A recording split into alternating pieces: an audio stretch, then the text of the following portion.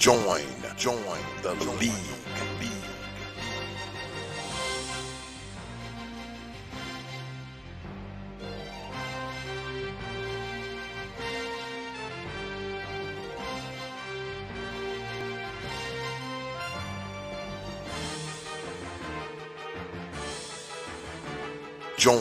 Join the league.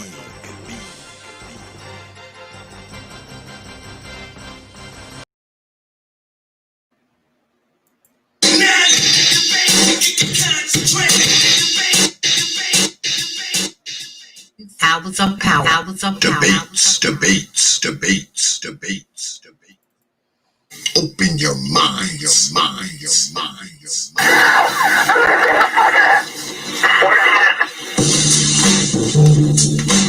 Hours of power.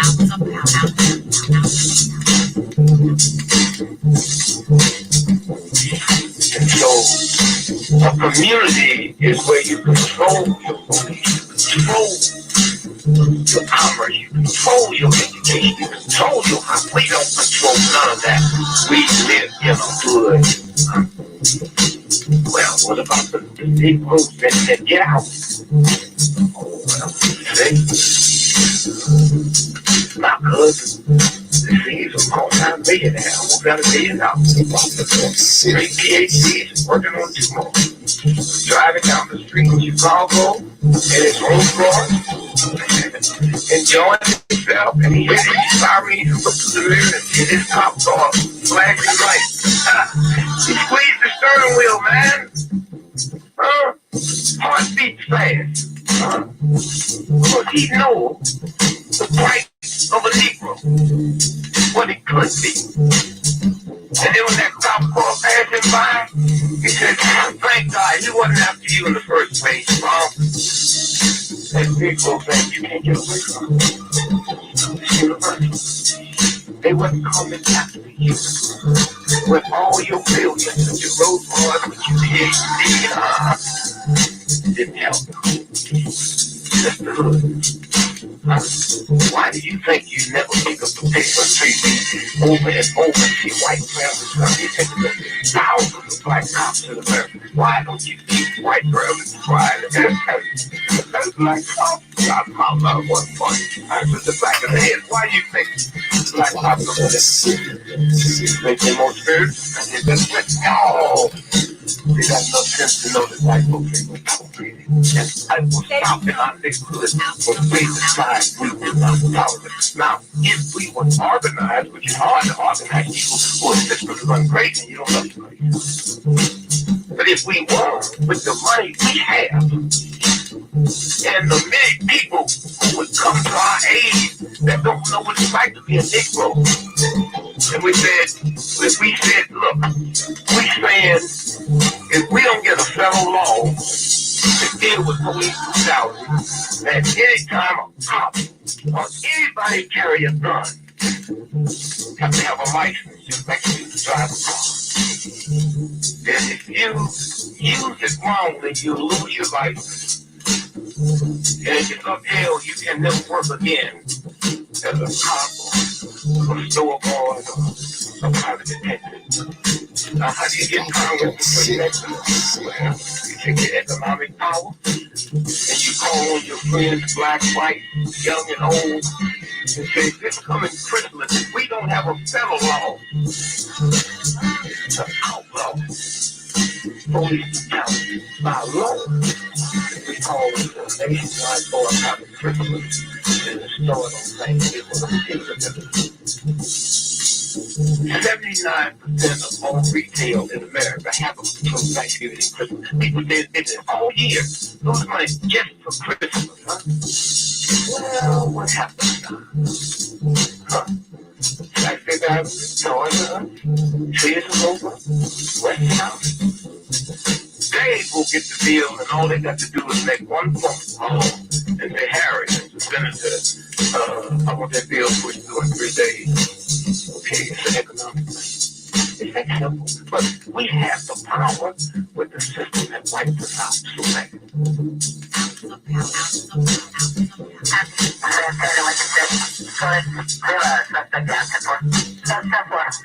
The officer's code for Open your minds.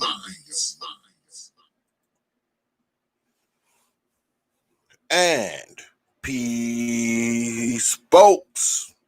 Welcome back to another edition of the Proper Thought Series right here on the old T.P.O.T.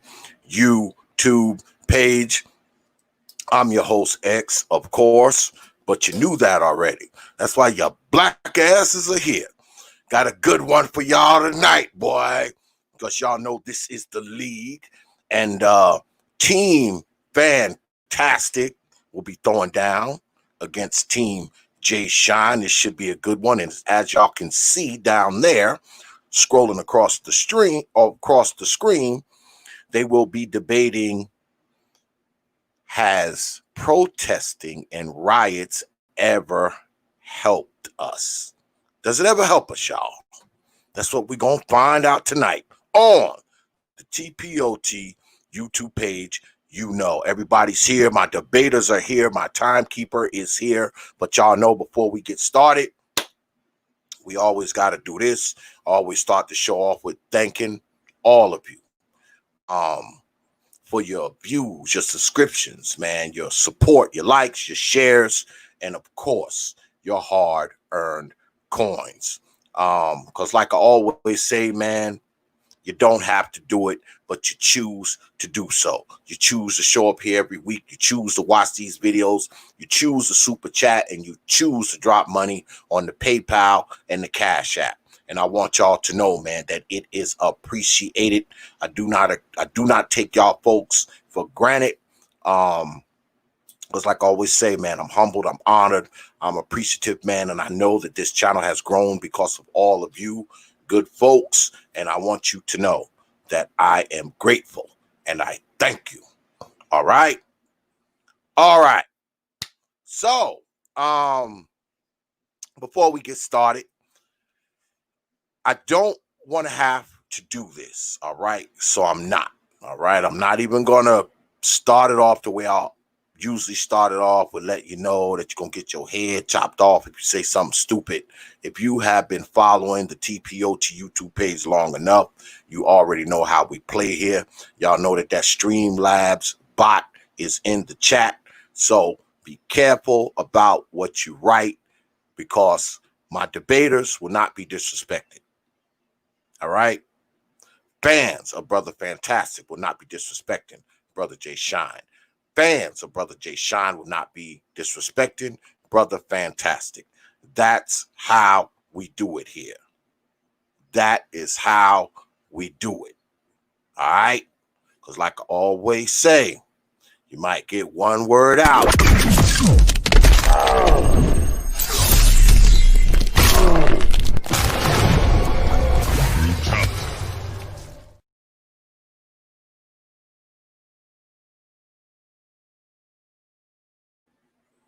Yeah, that's how we do it here. So just watch the goddamn debate.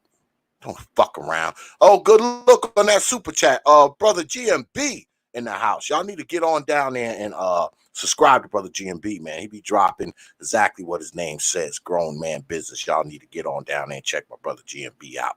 Y'all need to do that. So, without further ado, let me bring in my folks.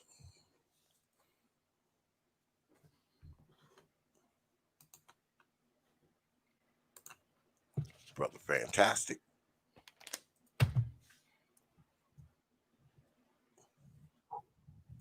Brother J Shine.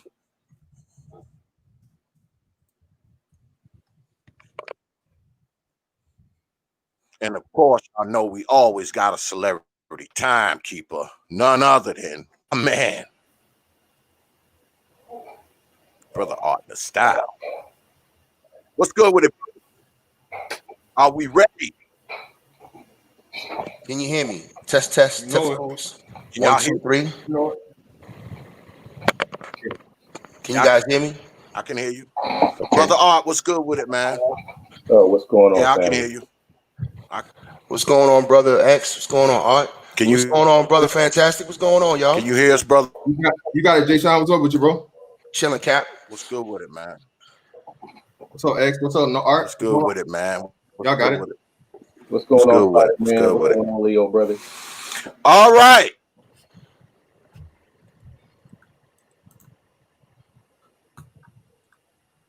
All right. Everybody can hear everybody.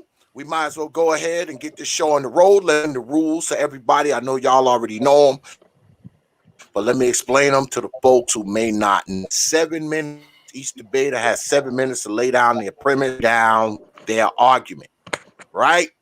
After that, we do something called the rebuttal round, where each debater gets 5 minutes. We do that for a little while. And then after that, we go into rapid fire. Rapid fire, there's no clock, there's no timekeeper. The debaters go head to head, mano y mano, 1-on-1. And then after that, we go into closing statements. And if the brothers have time, we go ahead and we take questions from the audience. And we also do a poll at the end if both debaters agree to the poll. All right. Tonight we are debating, does protesting and riots ever help us? I believe Brother Jay Sean is the affirmative on that. That means that Brother Fantastic is the negative. Therefore, Brother Fantastic will be going first. Timekeeper, can I get 7 minutes on the clock, please? Brother Fantastic, you up. Shout out to the guest, shout out to X, shout out to my opponent, shout out to the timekeeper, shout out to everybody in the chat. Let's hop down into business, man. So first and foremost, let me by all means again give more condolences to the brother George Floyd. That's what inspired this debate. Brother Jay Sean wanted to speak on the slavery issue, but he rightfully agreed to, being this is the current event, to speak on this. So I appreciate him for giving me the opportunity to, pose my thoughts on this, and he tried to, give his thoughts. And ultimately, more importantly than the debate and the ending of it, winner or loser, is hopefully a better understanding of how we can progress as Black people and actually figure this thing out to something that works for us. So let me hop into my points. So again, don't get this confused with me saying just lay down and let people mistreat you, abuse you, press you, all these things and so on and so forth. But unfortunately, as they say, when you don't know your history, you are surely to repeat it. And unfortunately, Black people, being that we amount for the population that we do, the economic standards that we have, the revenue and political power that we lack, it's very, very little that we've been rewarded with whenever we go into the civil unrest mode. As early as back as slave revolts to the 20th century, starting in the first Red Summer of 1919, up into the 60s, the late 60s, 67 to 68, the Watts riots, followed by the Rodney King riots, and today what's going on here for Brother Floyd. I think what's lost in all of this is the fact of the matter that we're so reactive to the tragedies and things that we may suffer as Black men, but we don't put enough time into thinking about the long-term effects of it. What I'll go to express and get into far more details is almost like clockwork. Every time one of these revolts happen, or these riots happen, even after a rightful revolt against, no doubt, oppression, mistreatment of the Black people in this country, we end up on the short end of the stick long term. What you see happen is there's initial knee-jerk reaction of placating and giving small concessions and things of that nature, but ultimately down the line, what we see is gentrification, further programs and things reduced in the Black neighborhoods, lesser monies given to Black businesses, unemployment rates and those things going up, which adds to the single mother and poverty and a lot of the other things, educational issues and a lot of the other issues at hand that we have as a people in this country. So again, please don't get it lost that I'm trying to, side with the white man or say we should just lay down and take it. No, by all means, I would never ever suggest, me as a BABG, that a black man allow himself to be disrespected by a race of people due to his race. But what I'm saying is we have to start approaching this more in a power structure. If you go and look at Dr. Claude Anderson and his powernomics dynamic, we've never really truly dedicated ourselves to that program, which is a very, very well laid out structure for us to follow and possibly get some type of footing in this country that we, again, are one of the original big three. It's, white Americans or Caucasians, Native Americans who've been reduced down to, I think, somewhere within the 5% range of their original thing. I think it's like 2 million Native Americans left in this country. And then us we've been stagnant at 13% for, I think, over the last, 15 years or something like that. And we've been surpassed, unfortunately, by Hispanics in this country who've come along to surpass us politically, economically, and when you look at the other immigrants such as Asians, Arabs, Africans, we've been surpassed by them economically, education-wise, and as far as getting businesses and all these other things. So we have to find a way that actually works.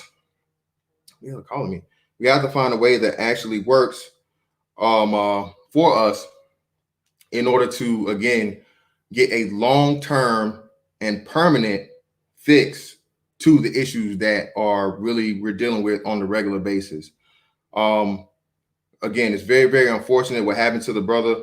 And I do believe that there is something that we need to do in order to combat it. But by all means, we need to figure out something that can help us for the generation after us, the generations after that don't just result in us tearing up our own property, making more draconian laws and things be signed into order right down the road or right soon thereafter. And again, a lot of these much more long-term and detrimental effects happening to our own communities and our children and everything else in between. So outside of that, please, again, I know this is going to be a very, very, sensitive subject for people or whatnot, but don't get it lost and don't get it twisted as I'm just saying, lay down for the man and just take it. No, I'm not suggesting that. I'm not saying that in any way, shape, form, or fashion, but I am saying my goal here is to point out how this thing has pretty much literally almost, repeated itself like clockwork. And when I show you the correlation of the timing in this, it will truly be mind blowing. So all in all, thank you. That's my opening statement, and I'll pass it on to my opponent.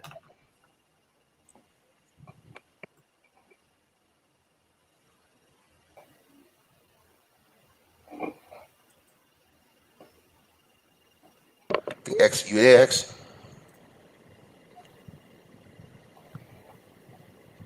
All right. Okay. Can I get 7 minutes on the clock, please, timekeeper? Brother Jay Sean. All right. Well, peace to the family. Peace to everybody in the chat room. Peace to everybody watching. Peace to my opponent, Mr. Fantastic, and a salute to Art and X for facilitating this debate. I actually believe, based on the history of America and given our situation, that protests and at some point riots are necessary. Why? Because when you're in a subordinate position, because that's who riots. People who are in a subordinate position, people who are rich and have a lot don't riot. Well, at least they're not supposed to, which is something I'm going to point out later on to show you the contrast in behavior between the races in America. Rioting is something that has to take place when you're unheard. Recently, we had protests of the most submissive nature ever, called kneeling, and a lot of people probably watching. They made fun of it, but we know a lot of people in the dominant society made fun of it. It was a nuisance. People were reprimanded. People were told to shut up. They were told it was disrespectful to the nation. It was all kinds of stuff. And that was just taking the knee. Now people are turned up because they're tired. That was taking the knee, it was a fad, high school kids were taking the knee, soccer teams were taking the knee, everybody was taking the knee. And that protest was called disrespectful. And it was harmless. It was peaceful. We had a man named Martin Luther King who believed in nonviolent protest. And all he got was violence in return for his violent protests. So at some point, other people were going to take it upon themselves to take a to take a violent response to what we call oppression, American oppression. American oppression goes back to the inception of the country. And it's something that it's not going to go away on its own, obviously, because if the Diamond Society wanted to fix it, they would have fixed it by now. I've had conversations with plenty of white coworkers about this issue over my 20 plus years in contracting and government. I've never been shy or hidden my position as a proud black man. I've always defended my position from a standpoint of black history, and I've always represented us well, being historically sound and bringing facts and truth to those debates. And one thing I can tell you is that they don't care. They don't care unless they're made to care. You know what I mean? And the only way to make them care is to disrupt their economy. That's the only way change has ever happened in America. For anybody, for women, for black people, for poor whites. The only time anything's ever happened or changed in America, unfortunately, has been because of protesting and rioting. In fact, that's how the country was founded. The country was founded on protest and rioting. It was called the Boston T.P.O.T. It sparked a revolution, a bloody revolution. And without that revolution, you wouldn't be standing here right now in this place called America. So the fact that we even having this debate, about America, is really interesting, because the country was founded on protesting. It was founded on rioting. It was founded on looting. The land was looted. The people were looted. And then there was turmoil in between white folks in the country, between the rich and the poor. In fact, even after this, the Revolutionary War, things still kept kicking off in America. There was still rioting and looting because you had poor whites in the country who wanted more. Remember, the first people who were allowed to vote in the country weren't all white men. There was only white landowners and business owners. Even poor white men had to fight for the right to vote. So the country has a long history of rioting and looting.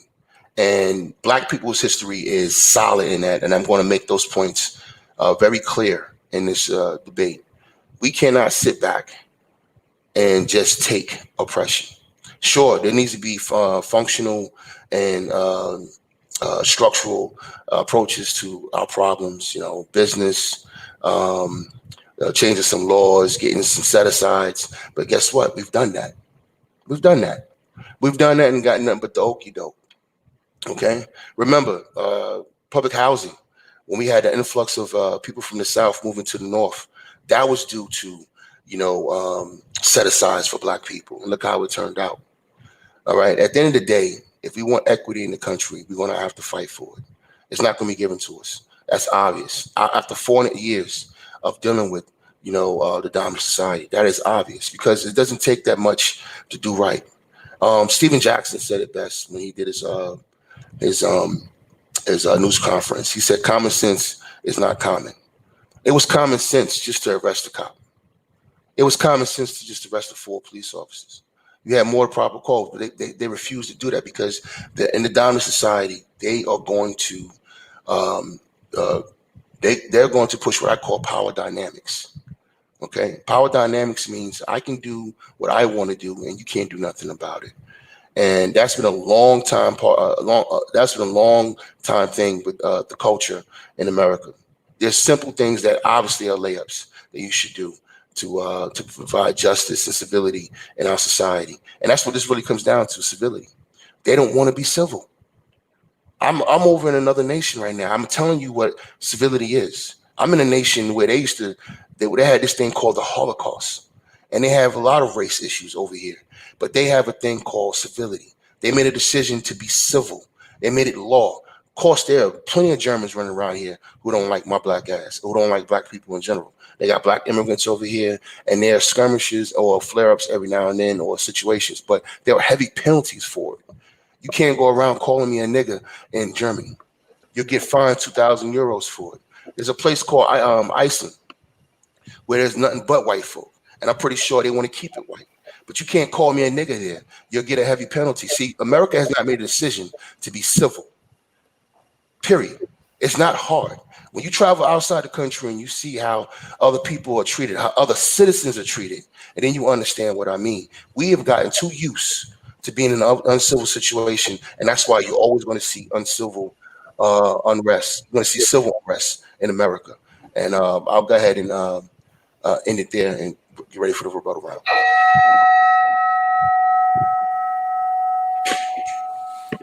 All right. That's going to end the opening statements. Now we go into rebuttal round. Brother Fantastic, you up. Can I get 5 minutes on the clock, please? All right. Of course, great point by Brother Jay Sean mentioning the late Reverend Dr. Martin Luther King, who was one of the catalysts for one of the biggest cases of riots in this country. In 1968, I think there were over 37 riots in 37 different countries all over the nation linked to the assassination of Dr. Martin Luther King. We all know that Dr. Martin Luther King taught a philosophy of nonviolence, but he later on alluded to some regrets to that, which he may have said, he did his people in, man, to sit back and take it. And by all means, I'm on that accord. I am not of the Reverend King philosophy of just, always peaceful. But I am saying this, I am not for jumping to criminality and rioting. And mind you, I'm not saying that protesting is equal to rioting and criminality. But what you've seen, again, track record wise, is they go part and parcel. Okay. The peaceful protest always turns into rioting. Okay. And even when the black people are participating peacefully, whether they're opposed by racist, white supremacists, KKK, and those types, or as we see today, you have these co-opting political groups, as in Black Lives Matter, that come in and overtake the cause that's supposed to be for black people. This is why we're never getting anywhere with it, because we're always have this mixture of or dealings with the white person, whether it be them in opposition and they outweigh us, or they be in concert with us in lockstep and they overtake us. Okay. And then Black Lives Matter has been proven to be what? A pretty much alternative lifestyle group, rights group, more so than Black lives themselves. What happened here in 1968, and I'll just run you down a couple of them. You had the DC riots where 11 to 13 deaths were black people, $25 million in damage. What is DC known for? DC was came to be one of the biggest drug hubs in the 80s. Okay. You had the New York riots in 1968, the Baltimore riots, $13.5 million in damage, Cincinnati riots in 1968, $13 million in property damage. And what we've seen here and all these things is just for a little context. When you do the inflation rate, $1 in 1968 is equal to $7.37 today in 2020. So imagine multiplying 7.37 times 13 million, then 13.5 million, then 25 million. And again, those are just 3 cities out of the 37. Okay. And then, like you say, when you go back and you look at these things, Baltimore also, right? Again, majorly black city. DC, once major black city. All of these cities, what do you see happen? Okay. And now let's go back to 1919. In 1919, there was the first Red Summer that we had come up. Actually, here where I am in Norfolk, Virginia, the naval capital of the world, we had black soldiers that came back from the World War I, who were trying to just celebrate, return of the troops. And, they were, again, interfered with by white racists and all these other things. But who, even when they were wrong, they were not wrong. They were not minding their own business. Again, when you have this white dynamic come up against you, the white person's side is always taken, okay? And you're always left with the blame. We're all the people that ends up losing. I think it was two people killed, 2 people shot, okay? All right. So, and then again in 1919, so let me give you a little frame here. 1919, 1968, and then now 2020. Those are almost 50 years in time to the date, almost somewhere between a 49 to 51 year period. So just think of how this history is literally repeating itself every 50 years. And that yields my time.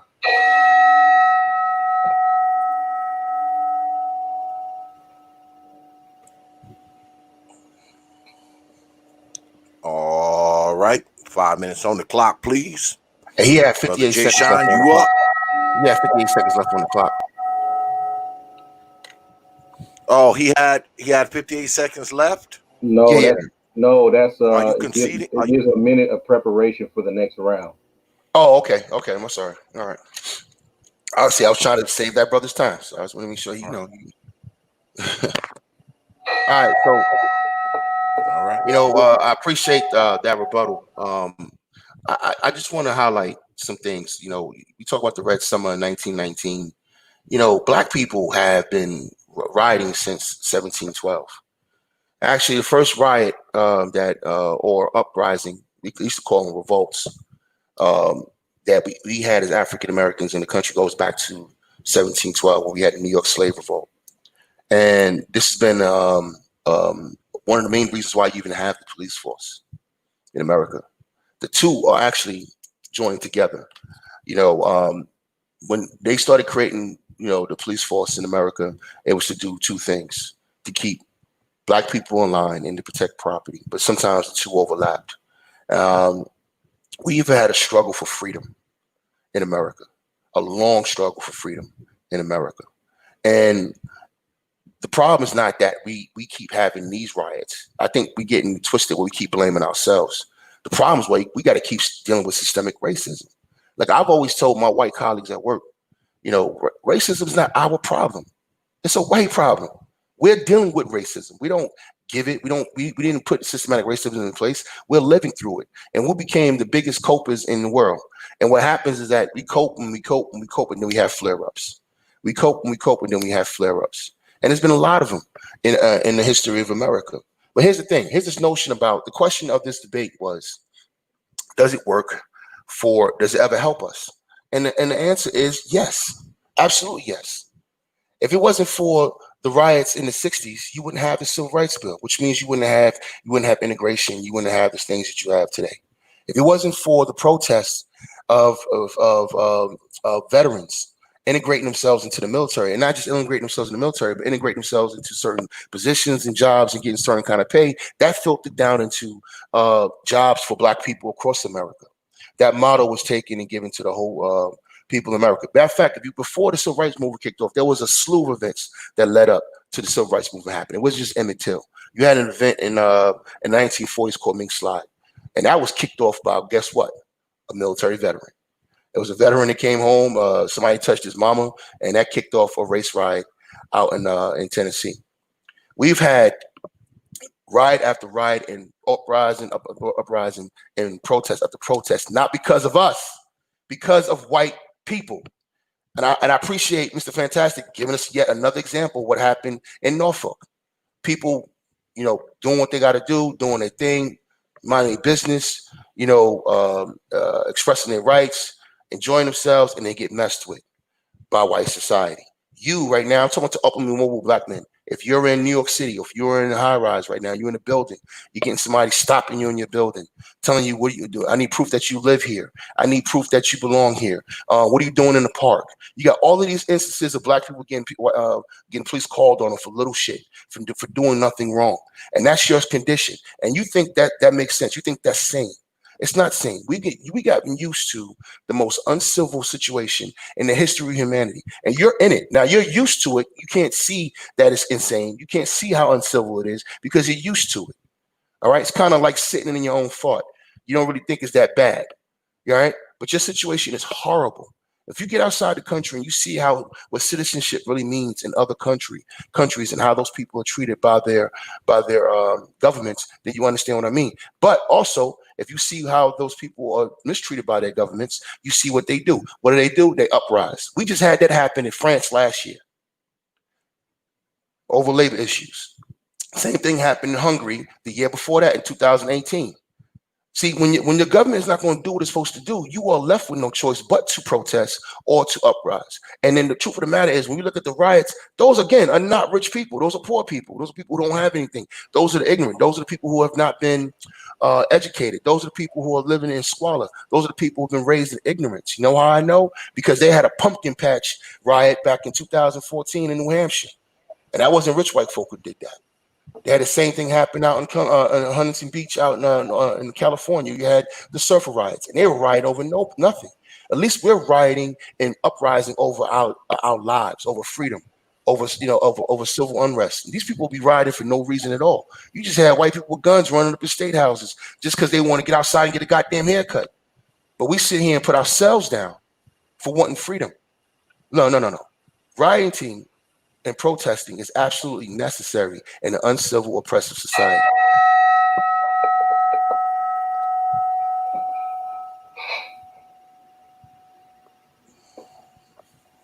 All right. 5 minutes on the clock, please, timekeeper, brother. Fantastic. You All righty. Damn, where'd that damn bell go? Hey, listen. It's funny again. It's funny but unfortunate at the same time that it always comes back to racism and this ending racism fallacy fantasy.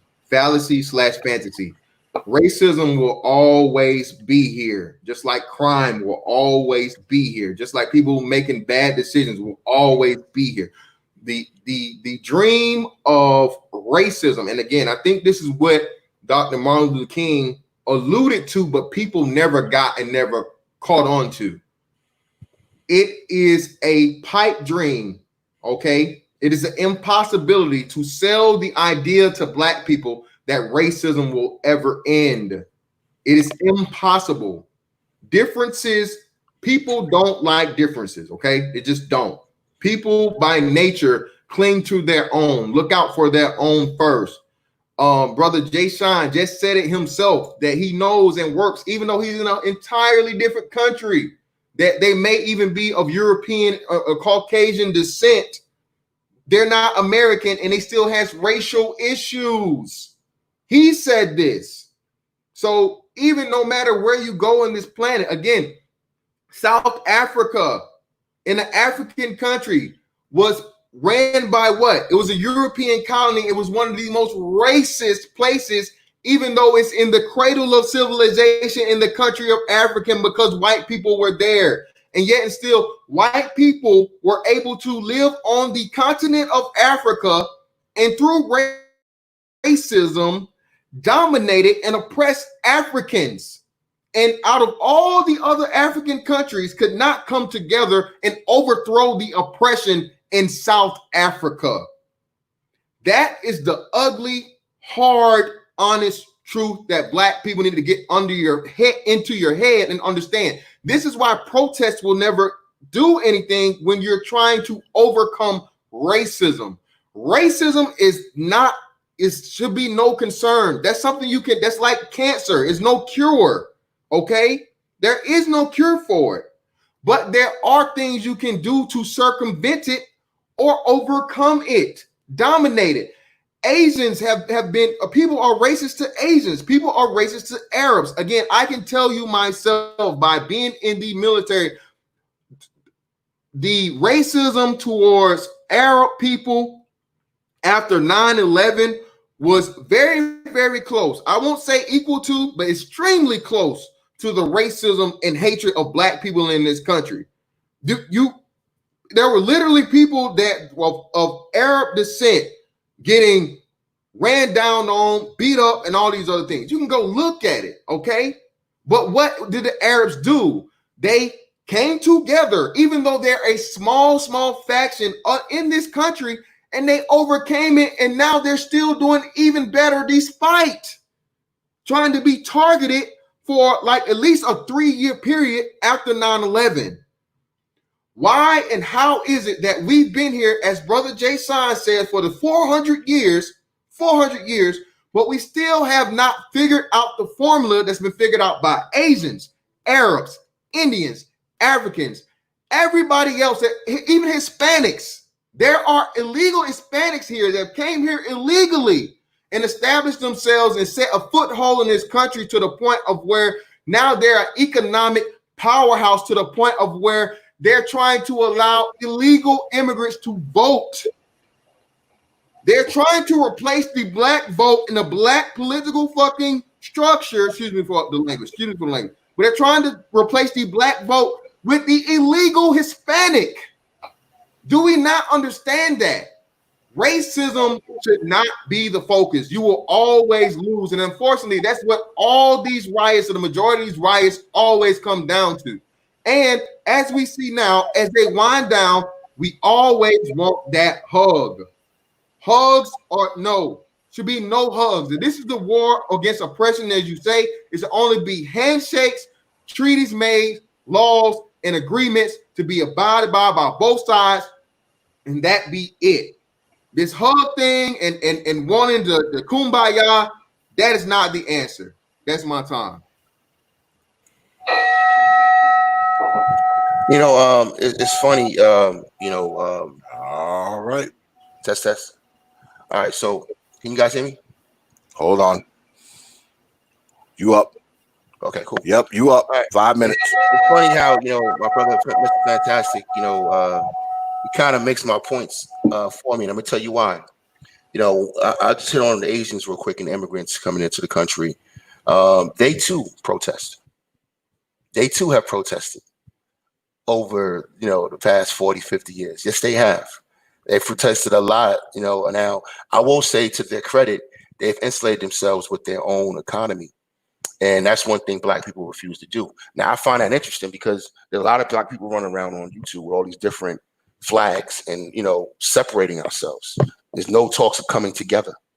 You know what I mean? These conversations we have, whether it's swirling or CISBM or, MGTOW, whatever the case might be, all of this stuff is about division. Now, we all know that we need to come together, but a lot of people are refusing to come together. And that's been the history of black people in the country too, especially since integration. Now, we just had a debate on this channel a week ago about integration. And ever since integration, the only thing we really got was access to non-black women. That's really only thing we really got out of integration. Now, what I'm saying is this. There are a lot of people who complain about protesting, but protesting actually got you everything that you have right now. You would not have the freedoms you have right now without protesting. That is just a fact. You would not have access to non-black women without the civil rights movement and integration. You wouldn't have the jobs that you have right now without protesting. You know what I mean? That came from integration. You wouldn't have some of the jobs that we were allotted back in the 1960s and 70s, even into the early 80s, until they flipped the script on us with affirmative action. That came out of protesting. Everything that we do have came out of protesting. So the question is, does it ever help black people? And the answer is obviously yes. You can't say it hurt us. Because the truth of the matter is, if you're living in squalor, you have nothing to lose. You have absolutely nothing to lose. Detroit was going to fail no matter what. As soon as they pulled the goddamn money out of Detroit, when they pulled the jobs out of Detroit, when they pulled the wealth out of Detroit, it was going to fail anyway because we live in a capitalist system. So without capital, you're going to fail. And the funny thing is, right now, you have gentrification happening at an alarming rate all over the country. I'm from New York City. That takes investment That same investment was not given to you, but it's given to other groups of people. That is a clear illustration of racism. So you can hide away from racism all you want. You're going to have to deal with racism. So if you're going to on one hand acknowledge racism, but then on the second hand say don't worry about racism, I don't understand how that even makes sense. We have to acknowledge our situation. We have to acknowledge what's going on with us, what we're dealing with, and how to go about getting over it. Now, protests and rioting are temporary. All right. After the protesting is done, after the rioting is done, are we going to come together and figure our way through? And the answer is going to be for us, no, because the truth of the matter is most black people don't want to work with each other. They just don't. They don't want to work with each other. Now we're talking about police brutality. We're talking about murder. If there's anything to turn up over something, it's that. You cannot touch any of those other groups that Mr. Fantastic outlined. You can't go out here and physically abuse and brutalize the Asian community or the Jewish community or another community without them turning up. They turn up over bullshit. Like I said, they were turning up over haircuts. All right? They were turning up over haircuts, man. They were turning up over the social distancing orders. That's what they were turning up over. Now we're going to sit here and admonish ourselves for turning up or protesting over murder. We're talking about life and death. Now it might not happen. I'm sorry, it didn't happen to you yet, but it might happen to you one day. And you're not going to feel that kind of way. You're not going to feel like, you don't want something, you don't want people just to be peaceful and nothing to come out of it. You're going to want something to come out of it. And the only way that's going to come out of it is if you raise your hand, you get out in the streets, and you protest. Because the truth of the matter is, if they wanted to do right, they would have did right by now. Now, going back to Germany, yes, I highlighted there is racial issues and racial sentiment. There's racial sentiment all over the world. My point was that they don't treat people the way they treat people in in Europe like they do in America. Why? Because they've decided to be civil.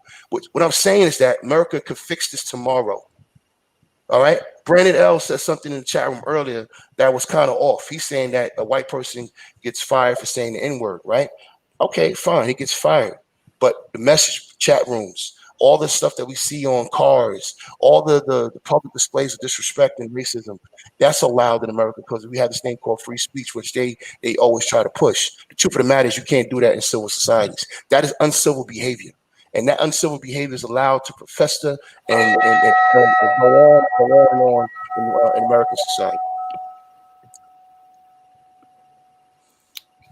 All right. 5 minutes on the clock. Timekeeper. Brother Fantastic, you up.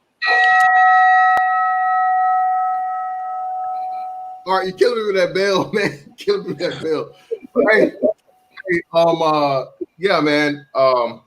So my point is right. Let's make sure I stay on topic. I don't want to, drift off too far into the weeds. But I will correct him on one thing. He said that protests gave black men rights to non-black women. When last time I checked, Loving versus Virginia was a white man winning the right to deal with a black woman, not a black man having the right to deal with a white woman. Okay. Because even once Loving in Virginia happened, versus Virginia happened, black men still weren't safe to be seen out in public with white women. Okay, so let's correct that first for the record. All right, now secondly, like you said, let's get back to the topic. And again, the question here is, can you show me where it has benefited, protesting has benefited black people long term? And like I said, no, it has not. Again, everything that Dr. Martin Luther King fought for, and regardless of the riots and things that happened in response to his assassinations, which were rightfully understood, okay? What was the long-term outcome of those riots? Washington, D.C., gentrified, one of the biggest black crime epicenters in the country. Same thing with New York City in the 70s. Same thing, 70s and 80s, crack era. Same thing with Baltimore. I believe for the longest, Baltimore was the murder capital of the country. Bodymore Murderland was what they used to call it at one point in time. And what do you see here? Again, we're looking for long-term outcome and results after quote unquote protest. And again, I understand, even though protests, rioting are two separate things. Again, as I said in my opening statements, unfortunately, when it comes to us, it is part and parcel. And for whatever reason, we only choose to destroy our own neighborhoods, our own black businesses, disenfranchise ourselves, and again, not understanding the long-term effects of our, immediate knee-jerk emotional reactions. I'm not saying that the protests are an issue. That is an American right. My opponent has been right every time. This country was founded upon civil unrest and, hey, fight the power. Hey, we are being unjustly taxed. We don't like these laws. We don't like having to believe or deal with religion this way. We don't like things, so we're going to protest against it. And if we physically have to fight for our rights, we'll physically fight for our rights. But what the difference between that, and again, is you have to give the full context here. That was literally the birth of a nation that's still flourishing and turned out to be the most successful, arguably one of the most successful civilizations in the history of the world. Oh, what happened? Am I here? Am I still? Okay, cool. One of the most successful, I got you. Okay, one of the most successful civilizations in the history of the world. One of the most longest running dominations on the planet. Okay, when we look at black people's result, what do we have? We have the lowest earning of anyone in the country. We have some of the poorest educations. We have the poorest neighborhoods. We have the highest abortion rates. We have the highest obesity rates. We have all these negative things, man. We lead in all of the worst categories. So again, like I said, what has protesting truly brought us? When you bring up the Asians protests worked for them. Not only did they protest and they capitalized on it. And now the Asian is the highest, even higher than white people, while only accounting for 5% of the country population. They're the highest earners in the country. So again, we talk about protest. The question here again has it worked for black people? When you compare it to either the nation as a whole or you break it down into other races, no, there's no comparison. We have not won anything. And the epicenters of all these protests turn out to be the prime example and proof of that matter. That's my time. Okay. All right. So I'll wait till. All right. So, well, hold on a second. Hold on a second, brother Jay Shine. After this, we're gonna go into the rapid fire round. All right. Go ahead. Okay. 5 minutes on the clock. Timekeeper. Brother Jay Shine, you up. All right. So, we can talk about what's worked for the Asians and what has not worked for the Asians. I know one thing that did work for everybody who's come to the country after the civil rights movement, and that's the protest that we had. And that produced civil rights laws and affirmative action laws that benefited everybody but us. A lot of people who come to the country come to America, and they get to exist in America solely because of us and our struggle for civil rights. Matter of fact, to be a non-white person in America, is because of African Americans. All right, so a lot of people have benefited from the struggles that we went through, and I think we got to be careful with giving so many other groups so many props as if they from the mud. See, look, this country was built on our backs. I just mentioned a minute ago that the first black riot that we can go back to was back in 1712, the race riots in the slave rebellion in New York City, and a lot of these people have not been here that long. A lot of people that come to our country have been in the country 40, 50 years. And because of what we did, because of all the years, I'm talking about throughout the decades, not just the Red Summer of 1919. We're talking about the riots in New York City, the riots in Harlem. We used to have a place called Little Africa in Seneca Village, and we lost that in New York City because of rioting. Most of it looting and rioting by white people. But these battles between us and white people are long established. It's not just these 1 or 2 or 3 or 4 situations. We had a lot of them, and everybody comes to the country and benefits off of that, except for us. And at some point, we're gonna have to say, you know what? Our ancestors protested and rioted, and we got some rights out of it, but we need more. We need more, and we need more. And right now, we're just asking for civility, to be treated like citizens. You're a citizen in your own country. You should not be getting treated by the cops the way you're getting treated by the cops in your country. When I said my opening statement, I talked about civility in other countries around the world. When you get out of the country and you get to travel, you get to see how other people are treated, and you get to see how some other countries treat their people unwell. You know, you can right now they're going through it in Hong Kong, right? You know, there's civil unrest in Hong Kong right now, and they're getting a heavy-handed response from the government. But in a lot of places around the world, people do not treat their citizens the way Black people are treated in America. And that's what this is really about. At the end of the day, we could talk about rich Black people, poor Black people. It doesn't matter. We've seen too many Black people of all different stripes deal with police brutality. What happened to Stephalosha when he was in New York City? Remember him getting beat up? Remember the other Black athlete when they jumped him out in Ohio? See what I'm saying? These are brothers who got money. How about the Black police officers who are dressed down and get shot by their own colleagues? So we can't take racism out of this.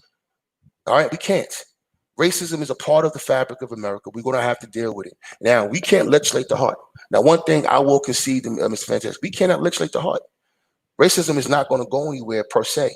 But as far as it being part of the system, as far as it being acted against people, that can change.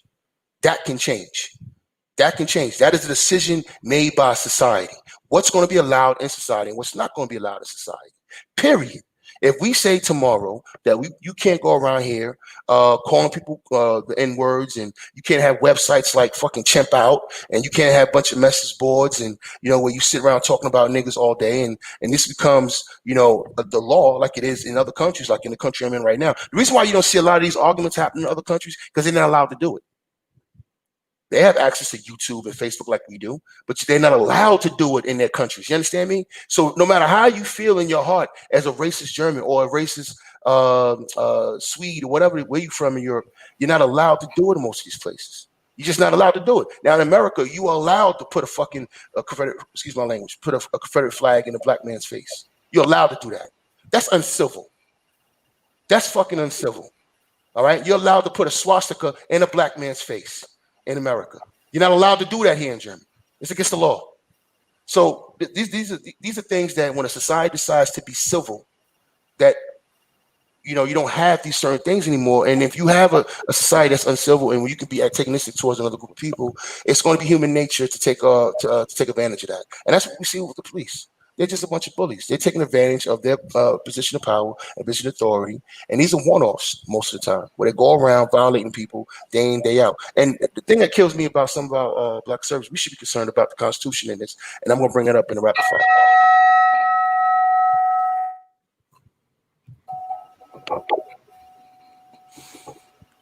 All right, now we are entering into the rapid fire round where the debaters go mano y mano, 1-on-1, no clock, no timekeeper, no nothing. But before we do that, I just want to bring y'all up to speed on a few programming notes coming at you.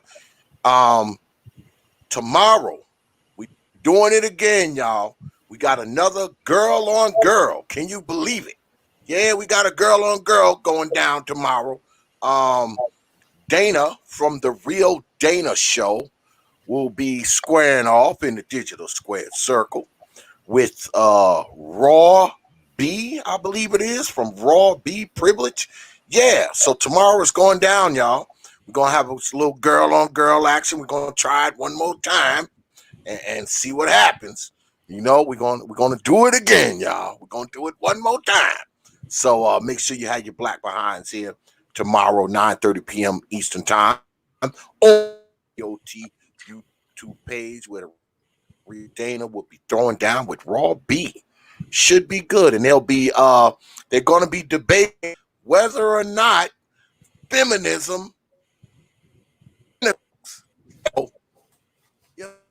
You Borg and You X. might want to be up for that one. I'm just saying. Say it So again. we're It's gonna get feminism. What? into the rapid fire round now. Did feminism benefit black folk? The girls will be debating that tomorrow. Should be good. But right now we're about to get down with some rapid fire. Like I said, the debaters go one-on-one with each other. No timekeeper, no clock. We left off with brother Jay Sean. So brother Fantastic, pull the trigger. This is All right, cool. All righty. So my opponent said he conceded to the point of racism will never get, pretty much be in, but he made a very, very good point about us not having to really have to deal with racism or racism being cool and okay. And I say still, I put that on us, because how is that there's an Anti-Defamation League here in the United States of America, but there's not the black version of the Anti-Defamation League? While we're doing all these protests and all these other things, we've had the NAACP, we've had the SCLC, all these different quote unquote black organizations. Why have none of them stood the test of time or actually set some type of actual structured thing along the lines of the again, Anti-Defamation League, as the Jews would have, as you said, for it to be even more egregious or intolerable for the N-word to be used or for racism to be practiced? Because we all know that, no one has suffered. And again, the Holocaust was a very, very tragic and horrific thing. But when you compare the Holocaust to chattel slavery in America, it's not even comparable by any means, shape, form, or fashion. I agree. So if that's the case, again, it still brings me to this point of what are we doing? Instead of doing the protest, why are we not structuring things and taking from something that's known to work from a group of people that suffered, but not at our level, and again, putting that into play here so we can get that final economic, political, and power structure to, again, be able to surpass or circumvent racism. Because as we know, anti-Semitism still exists, sexism still exists, classism exists. All of these things exist, but what other groups of people seem to do is they're able to implement, whether it be laws, whether it be economic structure, whether it be, like you said earlier, just a togetherness and an understanding and a cultural code to where they're able to overcome any other group that would try to oppose them and keep them oppressed or keep them down. Actually, we agree on this point, because our problem is coming together. That is definitely part of the arithmetic, no doubt. But we've had black organizations and black legal counsel get laws on the books or get laws introduced or legislation introduced, but you have had a consistent pushback from the dominant society. When you sat here and said just a minute ago, the Holocaust was very, there was a small, snapshot in history versus our long history and struggle in America. You're absolutely right. And what that also highlights is the other side. There's been a long history of white society working against black society since Reconstruction. All right, they go out their way. It's like, I was reading an article the other day called "The History of Hate in Indiana: How the Ku Klux Klan Took Over Indiana's Halls of Power." Now, this was an article that was put together by a news organization, and this is not a black publication at all. This is put together by a guy named Jordan Fisher. He went through the history of Indiana, and it shows how the Ku Klux Klan took off their hoods and became the judges, became legislators, became the councilmen, the clerks, and he saw how it was systematically done in Indiana, but then also alludes to how it happened in other parts of the country. This is something you just can't overcome by quote unquote being together. There's so many instances where black people did what they were supposed to do all around the country and tried to move into different neighborhoods, got their houses burnt down, and had to deal with racism. Okay, Their kids got beat up. Their kids got messed up. Even more recent with Trayvon Martin, that was a gated community. Trayvon Martin was going to the store, and he didn't commit no crime.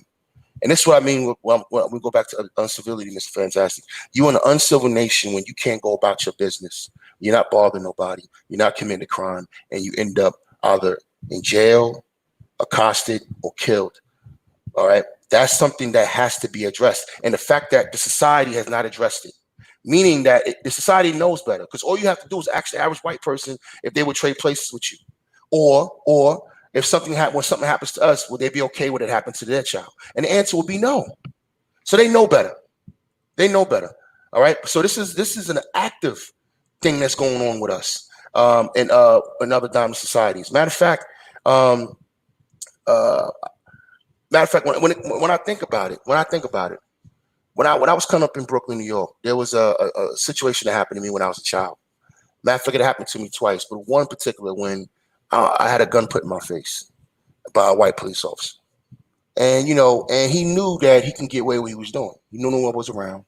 And this is what I mean by abuse of power. All right? Because everything boils down to power dynamics. Power is basically, I'll do what the fuck I want to do and what you going to do about it. And that's what this really boils down to. So when that man put that gun in my face, he called me a nigga. He looked at me in a certain way. He bit his lip. And he was like, yeah, make a move. Give me a reason. And I was goddamn like 10 years old, man. I was no threat to this dude. There was like 4 white cops there, but this is the situation that we live under. And that wasn't on camera. That didn't happen for the world to see. But now the world is seeing it because we have cameras and it's viral. And it's just funny to me that as black men that we okay with this. Not saying that Mr. Fantastic is okay with it. I'm just saying we gotten so used to it. This is actually not about me and you, Mr. Fantastic. As a group, we've gotten used to this type of behavior. We've gotten used to this type of treatment. And what's going to happen naturally, there's going to be flare-ups. There's going to be flare-ups. All right? There's going to be flare-ups when they can just stop doing what they're doing, but they don't want to stop what they're doing, so then we act out. And the reason why we act out because we're in a position of we're not in a position of power, and that's what protesting really is. It's being in a subordinate position and saying, I need you to stop doing X, Y, Z, or we need these rights, or we need these provisions that we're not getting and other people are getting. That's all protesting is. It's pointing out unfairness. You know what I mean? It's pointing out injustice. It's pointing out inequality, and it wouldn't exist if the other people weren't so visceral towards the black community. Being in America, it means to be anti-black. You see it coming from people of quote color, people who are posted should be on our side, right? People who are Africans sometimes from the Caribbean, even some people from the Asian community, some people from the Hispanic community. They're anti-black because being part of America is to be anti-black. It's the culture. It's the culture. It's been ingrained and woven into the culture. And there's only one way to get that out of the culture, and that's to fight back. We got to stand up and push back. We've put laws on the books. We've been civil in a lot of situations, and they have given us their ass to kiss. All right? They've given us their ass to kiss. And the truth of the matter is you have a lot of shit you have right now because of protests. So the argument is, does protesting ever help black people? And yes, it does. Has it given us everything that we need? No. Hell no, because we have an active enemy. You know what I mean? We have an active enemy who's going to keep making moves and keep doing certain things to keep us in a certain place, because in capitalism, at the end of the day, somebody has to lose. And we've been declared the default loser. All right? You've been declared the default loser. Go ahead, brother. You got something to say? Well, yeah. See, and I'm glad you brought the most important thing here. And capitalism. That's the wonderful thing about the American way. America is the epicenter of capitalism at its purest form. And again, all of these things you speak about, that's the solution. Again, I will hearken you back to Dr. Claude Anderson and his powernomics philosophy. One of the main things enable to empower yourself and ask, plead, all of these things, wish, hope, want. All of these things are everything that power doesn't do. Okay. If we were at the $1.3 trillion in spending power we have to say, hey, for a year, and it wouldn't even take a year's time. It would literally take only like 6 months for black people to finally get on code, just economically. If you can be RBG, you can be pro-black, you can be SYSBM, you can be whatever. But if you are a black person of African descent that's here in America, ADOS, FBA, however the hell you want to call it, right? All these flags. And we were to say, we are starting a black dollar today. We will not shop with Nike. We will not shop with weave shops. We will not shop with McDonald's. We will not do any of these things, and we will only support black businesses for a 6-month period of time. I promise you, America would give you any and everything you want. But because that takes too much responsibility, that takes too much discipline, that takes too much time and understanding to not participate in the thing that you claim is oppressing you. Because again, this is the funniest part. Asians have done it. Jewish people have done it. Hispanics have done it. Arabs have done it. They have that again. We have the proof of these things. My question again is how and why have we not figured this out yet over the 400-year period? I agree with everything you're saying as far as no. Again, very, very unfortunate, brother, for you getting the gun put in your face at the tender age of 10 by a fucking racist ass white cop. Hey, thank God you're still here. That's the only thing I can have. That's the only positive about it, that the motherfucker didn't, take your life. Unfortunately, you know what I'm saying? Fortunately, he didn't take your life. Yeah. But now that you're here again, you have the thing, and again, we have to start doing better. There are far too many black people doing and having court in the street, and they're not following up properly to have these cops reported, followed up by these, again, all of these NAACP and SCLCs and all these black organizations and group to come and say, hey, that guy right there put a gun in the face of a child, or that cop right there killed the child. We want his head, and until we do it, and like I said, I think it was, who was it that said it? I forget who said it. I heard someone say this, but the one time that we, and is proof of this, that worked the boycott in Birmingham, or the bus boycott, got me out of Alabama, yeah, got immediate things because why? You hit their pockets. If we were to come together just economically, forget the politics and everything else, we had an understanding of that. That would be the proper protest. But getting out here, walking down the streets, which again, unfortunately for us, has always turned into, and I'm not saying it's even our fault. As now, I would even say the majority of the looters, from what we be proven, because you got the videos. Yeah, you're right.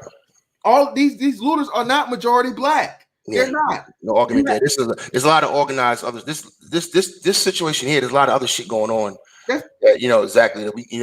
It's hard to even make this a black and white issue per se. But unfortunately, what's the tag on it? Black Lives Matter. Yeah. So again, America is going to see who as the cause and the reasoning for this. We're going to get the blame and be left holding the bag. And unfortunately, like you said, man, there's been a black federal agent killed in this thing, bro. There's been fellow protesters killed and shot by other fucking protesters. We're tearing down and burning down our own neighborhoods. My bad, go ahead, bro. You got it. I was gonna say, well, first of all, we're not really burning down our own neighborhoods too, by the way. Target is not our neighborhood. Okay. AutoZone is not our neighborhood. Okay, it's not our businesses. A lot of these businesses that are getting burnt down are not black businesses. There's some that are catching hell. There was a brother out in Minneapolis who lost his bar. So I keep my ear to the ground, but most of the businesses that are going up in Minneapolis and other places around the country are not black owned. Macy's is not owned by black people. I want to just dismiss that notion real quick. Unfortunately, uncivil unrest comes from uncivility. Okay. It'd be one thing to have this argument if the country was being civil towards our group of people. The country is not being civil towards us. Right now, there is a kneel on the neck challenge, in white society, where they're taking photos of kneeling on the neck of another person, making fun of the death of George Floyd. That, to me, is all you need to know about the country. You're not going to be able to walk these people, have a civil dialogue with them, and get a law out of them. That's not how it happens with them. It's never how it happens with them.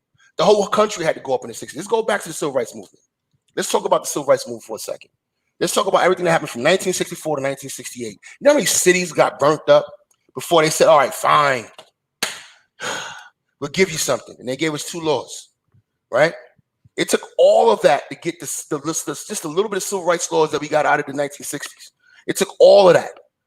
When we were marching peacefully, they didn't even give that to us. So it took actually the country going up for something to come out of it.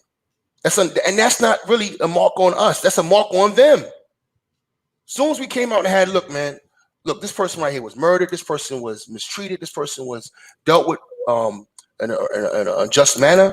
We have this thing called the Constitution.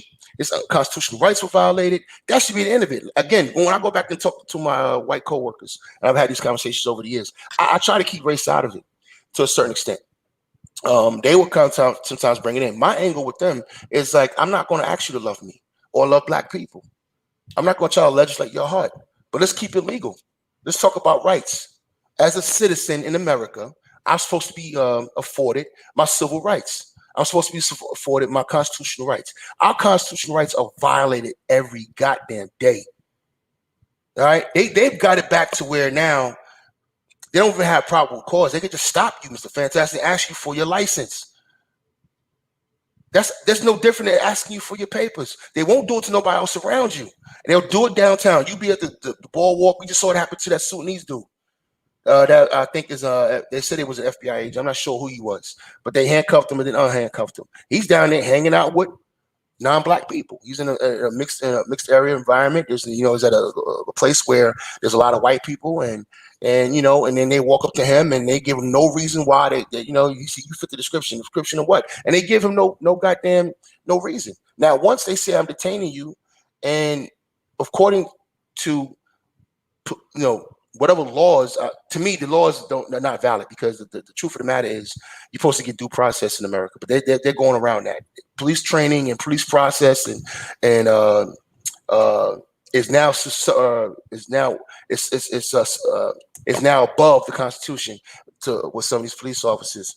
But I'm not going to get into that. The thing is that brother was minding his business. He wasn't doing nothing to nobody, and that's the country you live in right now. So you can be successful. You could be married to a non-black woman. We just saw that with old boy. He had a white girlfriend. Didn't matter. You know what I mean? It doesn't matter what background you come from. If they decide they want to step to you, they're going to step to you because it's a power dynamic. We're done with raw power at this point in time. And that's the culture of the country. So when I said earlier we live in an anti-black country, what I meant by that is that the country was founded on anti-black racism. So when people come into the country, it's woven into the policies. It's woven into society. So the blacks are over there. We treat them a certain way. We just saw this in Cicero out in Chicago, where you had the white Hispanics siding with the cops against blacks. These are gang members now. You see what I'm saying? You live in an anti-black society. That's just the end of it. I'm not going to sit here and even debate that issue, man. You have a lot of groups are against you. When a car girlie got killed in that stairwell, Asian community protested to get that Asian cop off. They wanted, like this guy killed the innocent man. So you live in a society that's against you, and because that's the culture. Now we're gonna have to change that culture in a lot of different ways. We're gonna have to do that. A lot of it's with us. We have to change how we treat each other and how we purport ourselves, no question. But as far as the legal and the structural obstacles in our way, that's something that's going to have to come through protests. You just mentioned, and I'll let you have it. You mentioned the Montgomery boycott. That was a protest. If you wanted to come together and spend our money and take out $1 trillion, that's a protest. All of that is a protest. You know what I mean? Everything that you just outlined is a protest. So you're telling me right now that we need more protests, you know what I mean, as black people to make things happen better in our favor. And I agree. Now, do we need more rioting? No. But do I believe rioting is necessary? Yes, because we're dealing with a very visceral, vile enemy. Because when you have young people, and this is the last thing I'm gonna say on this, when you have young people doing the kneel on your neck challenge, not only is that an example of how disgusting they are as a group, but it also highlights to me how we have younger white people coming up in America who are going to give our children problems. You understand what I'm saying? This is very important what I'm saying. When you have young people out here doing the things they're doing on TikTok or with these viral challenges where they're disrespecting us and making fun of our killings, That tells me that we have another generation of this coming. All right, this behavior is taught by them. This is their problem, not ours. We got to stop making racism our problem and blaming black people and coming down on them for protesting. We have a right to protest. In fact, in my opinion, we should be protesting more because what we live under is really ridiculous. It's absolutely ridiculous. That's why I employ people. Look, if you want to travel around the world, don't travel for pussy. Pussy comes with that. Travel for business and travel for what I call KKKations, to get away from the country for a little bit and get some other culture. You know what I mean? I know Sebastian, he like that's funny, right? I'm on a KKKation right now. I had to get out of the country. You know what I mean? So I had to get out of the country. So I was gonna kill white boys. That's good, man. Let's do that one, man. You can use it. I don't give a shit, man. Because it's real talk, man. I mean, look, I live in Stafford. My house is in Stafford County, Virginia, and that's Trump country. And I got into it a couple years ago with a white dude at Lowe's. And then I had to catch myself when I was in this heated conversation with this white man, like, why is he starting with me? He might be holding something. You see what I'm saying? He might have that goddamn it on him. You see what I'm saying? So I had to be smart and I piped down. I still called him every bitch in the world. And he was every bitch motherfucker in the book. But I backed off because I'm like, all right, before he knows he can't whip my ass. All right? He knows he can't whip my ass. I'm a 6-foot stocky dude. He can't whip my ass. He knows that. So he must have something on him. And he knows that. And I looked around and I saw myself surrounded by white people. And then I was like, you know what? Let me back off this situation. All right. Because I'm in a dangerous situation right now. All right. And I shouldn't be in that. I shouldn't feel that way in my own country, a country we've been in for 400 fucking years. And this is real talk. Now, when you get out of the country and you see how civil some other societies are, even if they might be racist, you go to East Europe right now. I mean, Eastern Germany. They're a bunch of Nazis running around there, and they got a resurgence of right-wing activity going on in Europe right now, whether it's Ukraine, Greece, Germany, Eastern Europe. So if your brothers travel this way, make sure you be careful. If you don't believe me, go online and look at it yourself. That's just some advice. But my point is, though, they can't do nothing to you. When I went to Berlin, me and my daughter dealt with a situation. My homegirl was working in the State Department. She was up there. My daughter went there for spring break last year, and we went to the steak restaurant, and we got treated a certain way. So we just got up and walked out. You see what I'm saying? We just got up and walked out peacefully. Nothing happened. But you're going to deal with these things in the world. What's not going to happen to you is they're not going to throw a goddamn Confederate flag in your face, and they're not going to call you a nigger. All of the shit you've seen happening on YouTube, on Facebook, in the streets of America by the dominant society is uncivil behavior, and it will be illegal in most civil societies. That's all I'm saying. Yeah, but this again, it brings us back to this, and again, this is another thing. The situation you explain now about Virginia is, I mean, black men definitely need to become. I'm sorry. Time out. Roscoe, we left the restaurant. We didn't eat anything. Okay. He said I still ate the steak. So we need to be more aware of our surroundings, as you did in that situation. But at the same time, I mean, you should definitely be, fully taking advantage of your Second Amendment rights, because by all means, I understand what it's like when, hey, buddy, hey, pal, a white dude just all of a sudden, gets extremely, extremely bold. I know what time it is, but I don't have to worry about backing down to any of that shit because, hey, I guess we're going to turn this into a Western because I got that on me at all times. So that was my first suggestion. Secondly, when we get into the thing again, brother, you're helping my point, because again, you're never going to escape racism. You say you and your daughter were at a restaurant in a whole nother country, but because you're an American black person, they pretty much gave you this nigga no tip, attitude, right? So where you're going to get that understanding, hey, you're not going to get my hard-earned money, you're not going to get my business, I'm going to go elsewhere. Again, you're teaching and you're helping a lot of my points by implementing a lot of the practices that we need to start doing as black people and having to understand it again, which ties into what the number one thing here in this country is going to be your dollar. The protesting thing and no, I wouldn't even call that a protest. It is a practice. This is the problem. We're doing more protesting than constantly implementing a permanent practice. We're doing the wrong P's. Okay, we have the wrong P on our plate. All right, the P's on our plate should be practices and just persistence in persevering fucking the bullshit. Okay, we gotta do this to where we have to implement these practices to where this is the standard. If and when I didn't even know about this knee and neck thing, I would research it. But I mean, damn, if I had people, and I know you had been around this space, we got black people in this black YouTube space that will unfortunately give out personal information on other black people just for having a personal opinion of difference or who knows what reason. You mean to tell me we can't dox these knee on your neck people? That we can't have these people shown to every major corporation and Fortune 500 company, every mayor, every congressperson or city council member, school board, whether if they're underage and all these things. We just had that happen with the two white people doing the TikTok thing. I know this TikTok shit is getting out of hand to where today we're going to make niggas. You had the two, and what happened? They reported those people, they were expelled, and so on and so forth. And why are we not doing that? Because again, man, I think we worry too much about, we get caught up in the racism aspect of it and the disrespect and things, but we don't follow up. The most important thing is following up or reporting the issue or seeing the issue and doing something about it. And the follow-up, again, that's where the follow-up is the persistence. Okay, you don't just let it die down and let it go. We a black person will literally take the life of and kill a black person over a level of disrespect before they will follow up and go the hard, legal,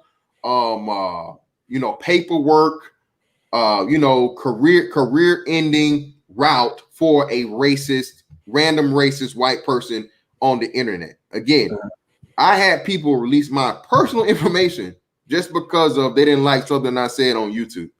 But we got a whole knee on your neck challenge going. Where are those people doxing those people? You able to dox me? How about you go find little Becky and little Jim Bob or whoever the fuck he is and dox him? Yeah. Again, this is the problem we have in understanding of that togetherness that we lack, and people really don't care. Unfortunately, that's why this a lot of this outrage is fake. A lot of this stuff is temporary. And when we get into the numbers of this, unfortunately, the numbers just don't add up. Yeah. I know we have these instances, and we got to understand too, man. We're being used as pawns by the media. Okay, the number of black people that are arrested, killed, beaten, and all these other things are not big enough for it to be, hey, let's burn the city down. I disagree with that. I disagree. Well, you can look at the numbers yourself, and I'm telling you, like I said, not when you come to murders or black people being killed, it's less than 1%. When you look at the arrest rate, it's not as high as white people, and I think it's maybe even with Hispanics. Arrest rate or total? Arrest rate. No. Well, that's what I'm saying. You can't use and people you can't use the per capita. The per capita is not an accurate number to use again, because white people outnumber you 6-1. If white people outnumber you 6-1, you're always going to have a higher per capita rate. Okay, that's a trick that a lot of pro blacks like to use and say, oh, they're over policing. Well, they're always going to over police you when you outnumber them and you do the. Let me ask you this, Fantastic. Do you think there's a lot of drug use in white society? Oh, yes, of course. Do you think they smoke weed and pop pills and do all this stuff? Of course. I think they do that, and they got a more diverse palate when it comes to drugs than we do. Oh, most definitely. The majority of drugs is consumed in this country. Are vastly consumed by white people. So if we're going to use your position on not using per capita rates, okay, fine. Let's not use per capita rates, because in this situation where we talk about drug use, they say we all use drug use at the same level. So white people outnumbers 5-1. Shouldn't they be in jail 5-1 for drug use? You see what I'm saying? You see the point? You see what I'm saying? This is the disparity in American culture. That you are the prey. So now, if white people really wanted to make money, if white cops wanted to really get arrested for drugs, all they gotta do is police their own communities. but they are not here to police their communities. They're here to police yours. They're Well, here to police you. well, Now, well, you know what I mean, they're to police you in your community and outside of your community, and that's but why we have, but you control that. Hold on, 40% of black men who are in jail right now are in jail for non-violent crimes. You just had an opioid epidemic across the country. Not look, black people live all over the country, right? So in the 80s, when we had the crack epidemic, we had black people in the hoods, and then you had some black people in suburban America. The crack epidemic primarily was in the hood. So these are specific areas in the country where we had a crack crisis, a crisis of drug use, right? So now you have a crisis of drug use throughout America. But I don't see this sweeping, arresting and incarceration of mass incarceration of white folks. You know what I mean? I just don't see it. Now drug use again is a problem that is going through all through society, and again, the response to it is way out of balance. So if you want to sit here and talk about the arrest rates and the killings of black people, look, more white people are killed in America by the cops than black people in total numbers, right? But also white people are the ones that shoot at the cops the most. All right, that's one thing that they don't even talk about in white society that much. They always make us the biggest threat, when the biggest threat to a white cop is actually another white person. The white person go blow a other white person's head off real quick. Well, they actually don't, though. That's what I'm saying. Again, that's why I say that's a media misconception by black people. We a media manipulation misconception that black people allow. That black people allow. We've had a string of mass shootings in this country. And unless the mass shooter kills himself, that mass shooter is taken alive. Brothers are not surviving traffic stops. Okay, and the same thing with white people. Again, what I mean, I don't know. Again, hold up, and again, I mean, I can't. It's like, I mean, white people are killing an armed white person, or killing a white person with a knife, or killing a white person who runs out of his house, high on some shit, and they kill him. That's all right, fine. But show me all these white people who are dying at traffic stops. And again, that I really could. Like I said, I mean, Tommy Sotomayor just showed a video of a white dude that had something similar done to him, that at brother George Floyd, and we never heard of it. You know why we didn't hear of it? Because white on white, or white people getting killed by police, does not sell. It doesn't play the race card. Again, I say it again for you, brother. Media manipulation, okay? That's what we're allowing, okay? Mass media manipulation of black people. That's what we're allowing ourselves to always end up in this protesting situation in the current day. By all means, a 10-year-old white boy in the city is getting guns put in their face by white cops. You're not going to convince me of that. Well, I mean, I'm pretty sure. You're not going to convince me of that. Wait, I want you to think about it. Let's not make it personal. Let's forget about Jay Sean for a second. Let's not make it personal. Because that happens to a lot of our young youth, and it happens in the dark. Well, they will put a gun in the face of a boy. Yeah, but okay, of a child. That's not practice. That's not even policy. That is hatred, bro. Hold on, brother. Hold on. I might agree with you. I really don't. Tamir Rice was 10 years old. So yeah, unfortunately, yes. But at the same time, for every Tamir Rice, there's the young brother that was gunned down in Chicago. And again, we didn't riot for that. We're talking about black on black crime again.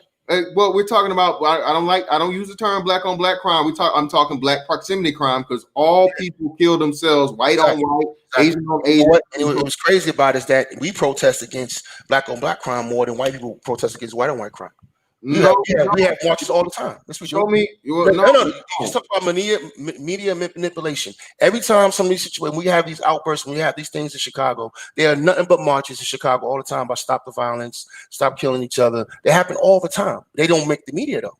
Okay, is that a protest, or is that just, again, a march is a protest? Are you harboring terrorists and allowing terrorists to stay in your community and terrorize everyone and put everybody's life at risk by having no snitching policies? Fuck the police policy. Is it no snitching, or is it self-preservation? Because I'm telling you right now, if I go to a cop and rat on another black person, I live in Chicago, who's going to protect me once I give that statement?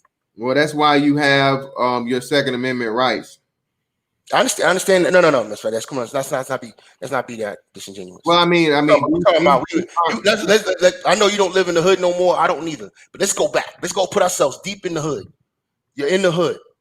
You working 9 to 5, day in, day out. These cats out here wilding out.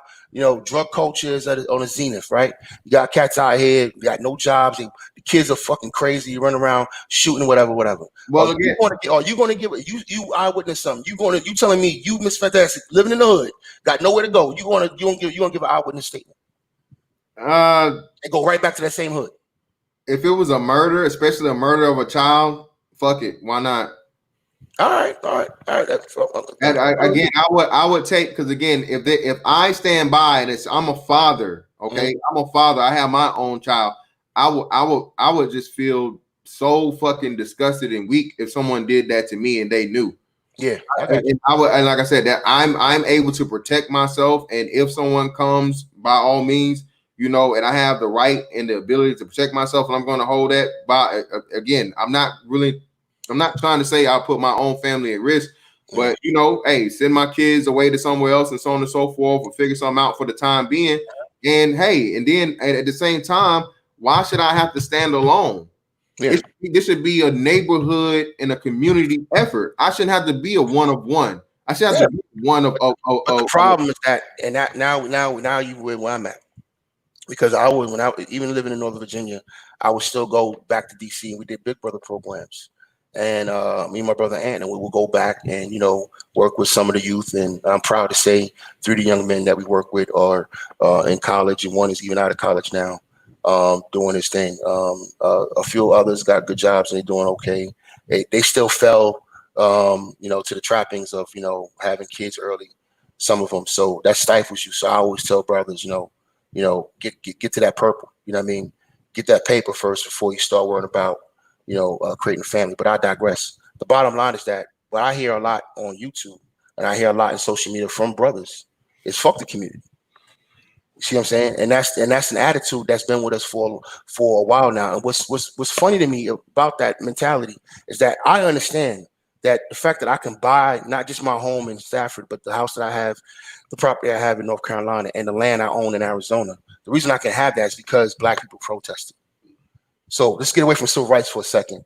When some of our brothers came back from World War II, and they're the ones that protested and then went into the courts, and they did demonstrations to push back against what we used to have called racial covenants. And what was the response from the white dominant society after racial covenants was outlawed? Redlining. All right.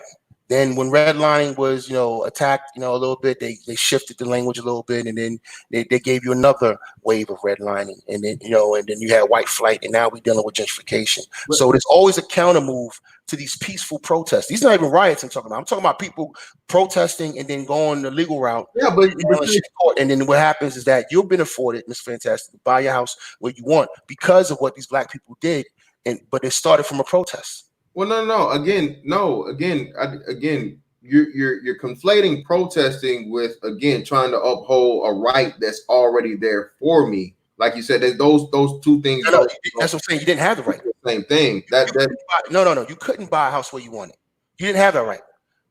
Legally on paper, constitutionally, you're supposed to have the right, but that's how power works. Power is like, I'll do what I want to do, and what the fuck you going to do about it? That's how it works. You are right, but again,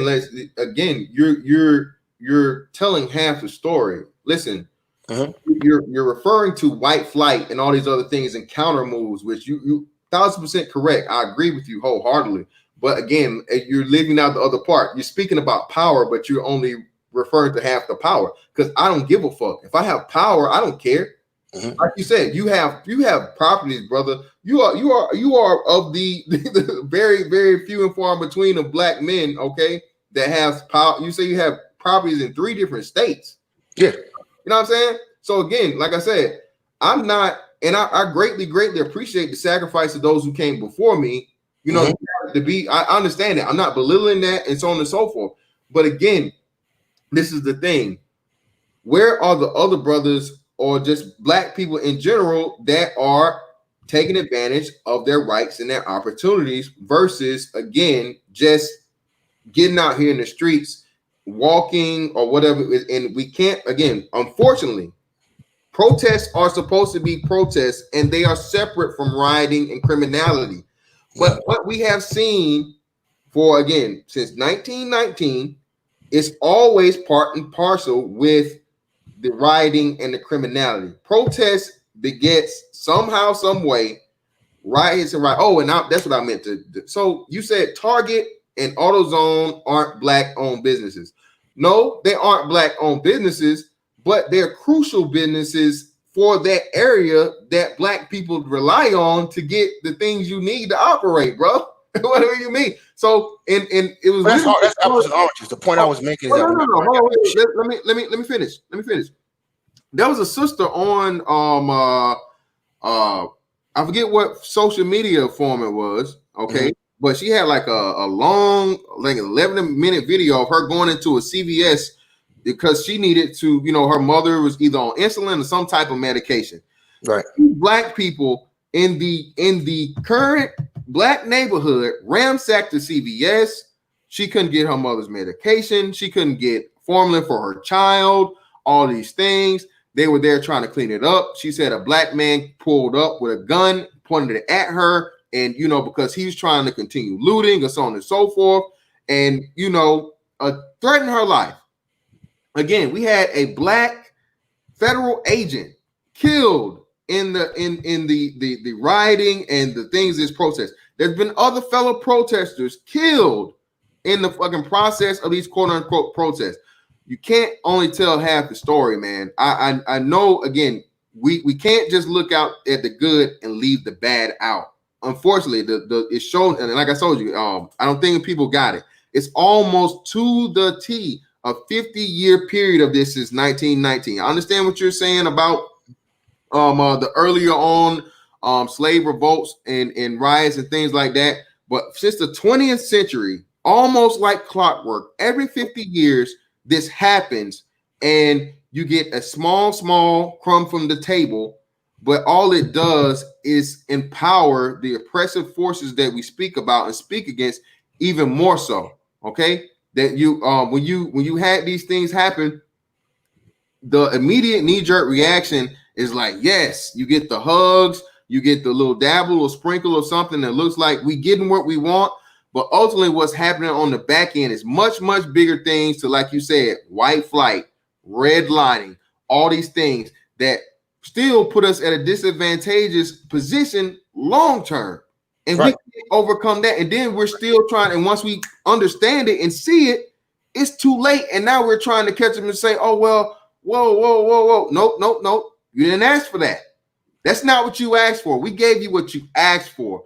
And I think that's the thing, man. We're a lot of black people don't see the bigger picture close enough, and they only focus on the protesting at hand versus looking down the line, generations beyond today. Okay, this ain't just for our children. This is for our children's children, and that's what any and every other demographic has done, especially white people done it in this country to establish themselves and maintain their dominance of being the fucking dominant race in this country, not to mention just lawmaking and numbers. But again, it's not just about the numbers, because the Asians defy the numbers argument, the Arabs defy the numbers argument, a lot of these immigrants defy the numbers argument. We have to get out of just walking and marching down the streets and begging and asking for things, and again, putting these groups together, these think tanks, these legit and fucking guaranteed organizations together so that we may get somewhere again permanently. You know what, Master? You sound like me right now. You sound like me. That's what I'm about. I'm about a black future, man. I'm thinking two or three generations right down the road. Unfortunately, to your point, and this is where we're going to absolutely agree. And I'm not being smart. I'm not being facetious when I say this, but there are a lot of people running around YouTube right now only thinking about themselves and right now.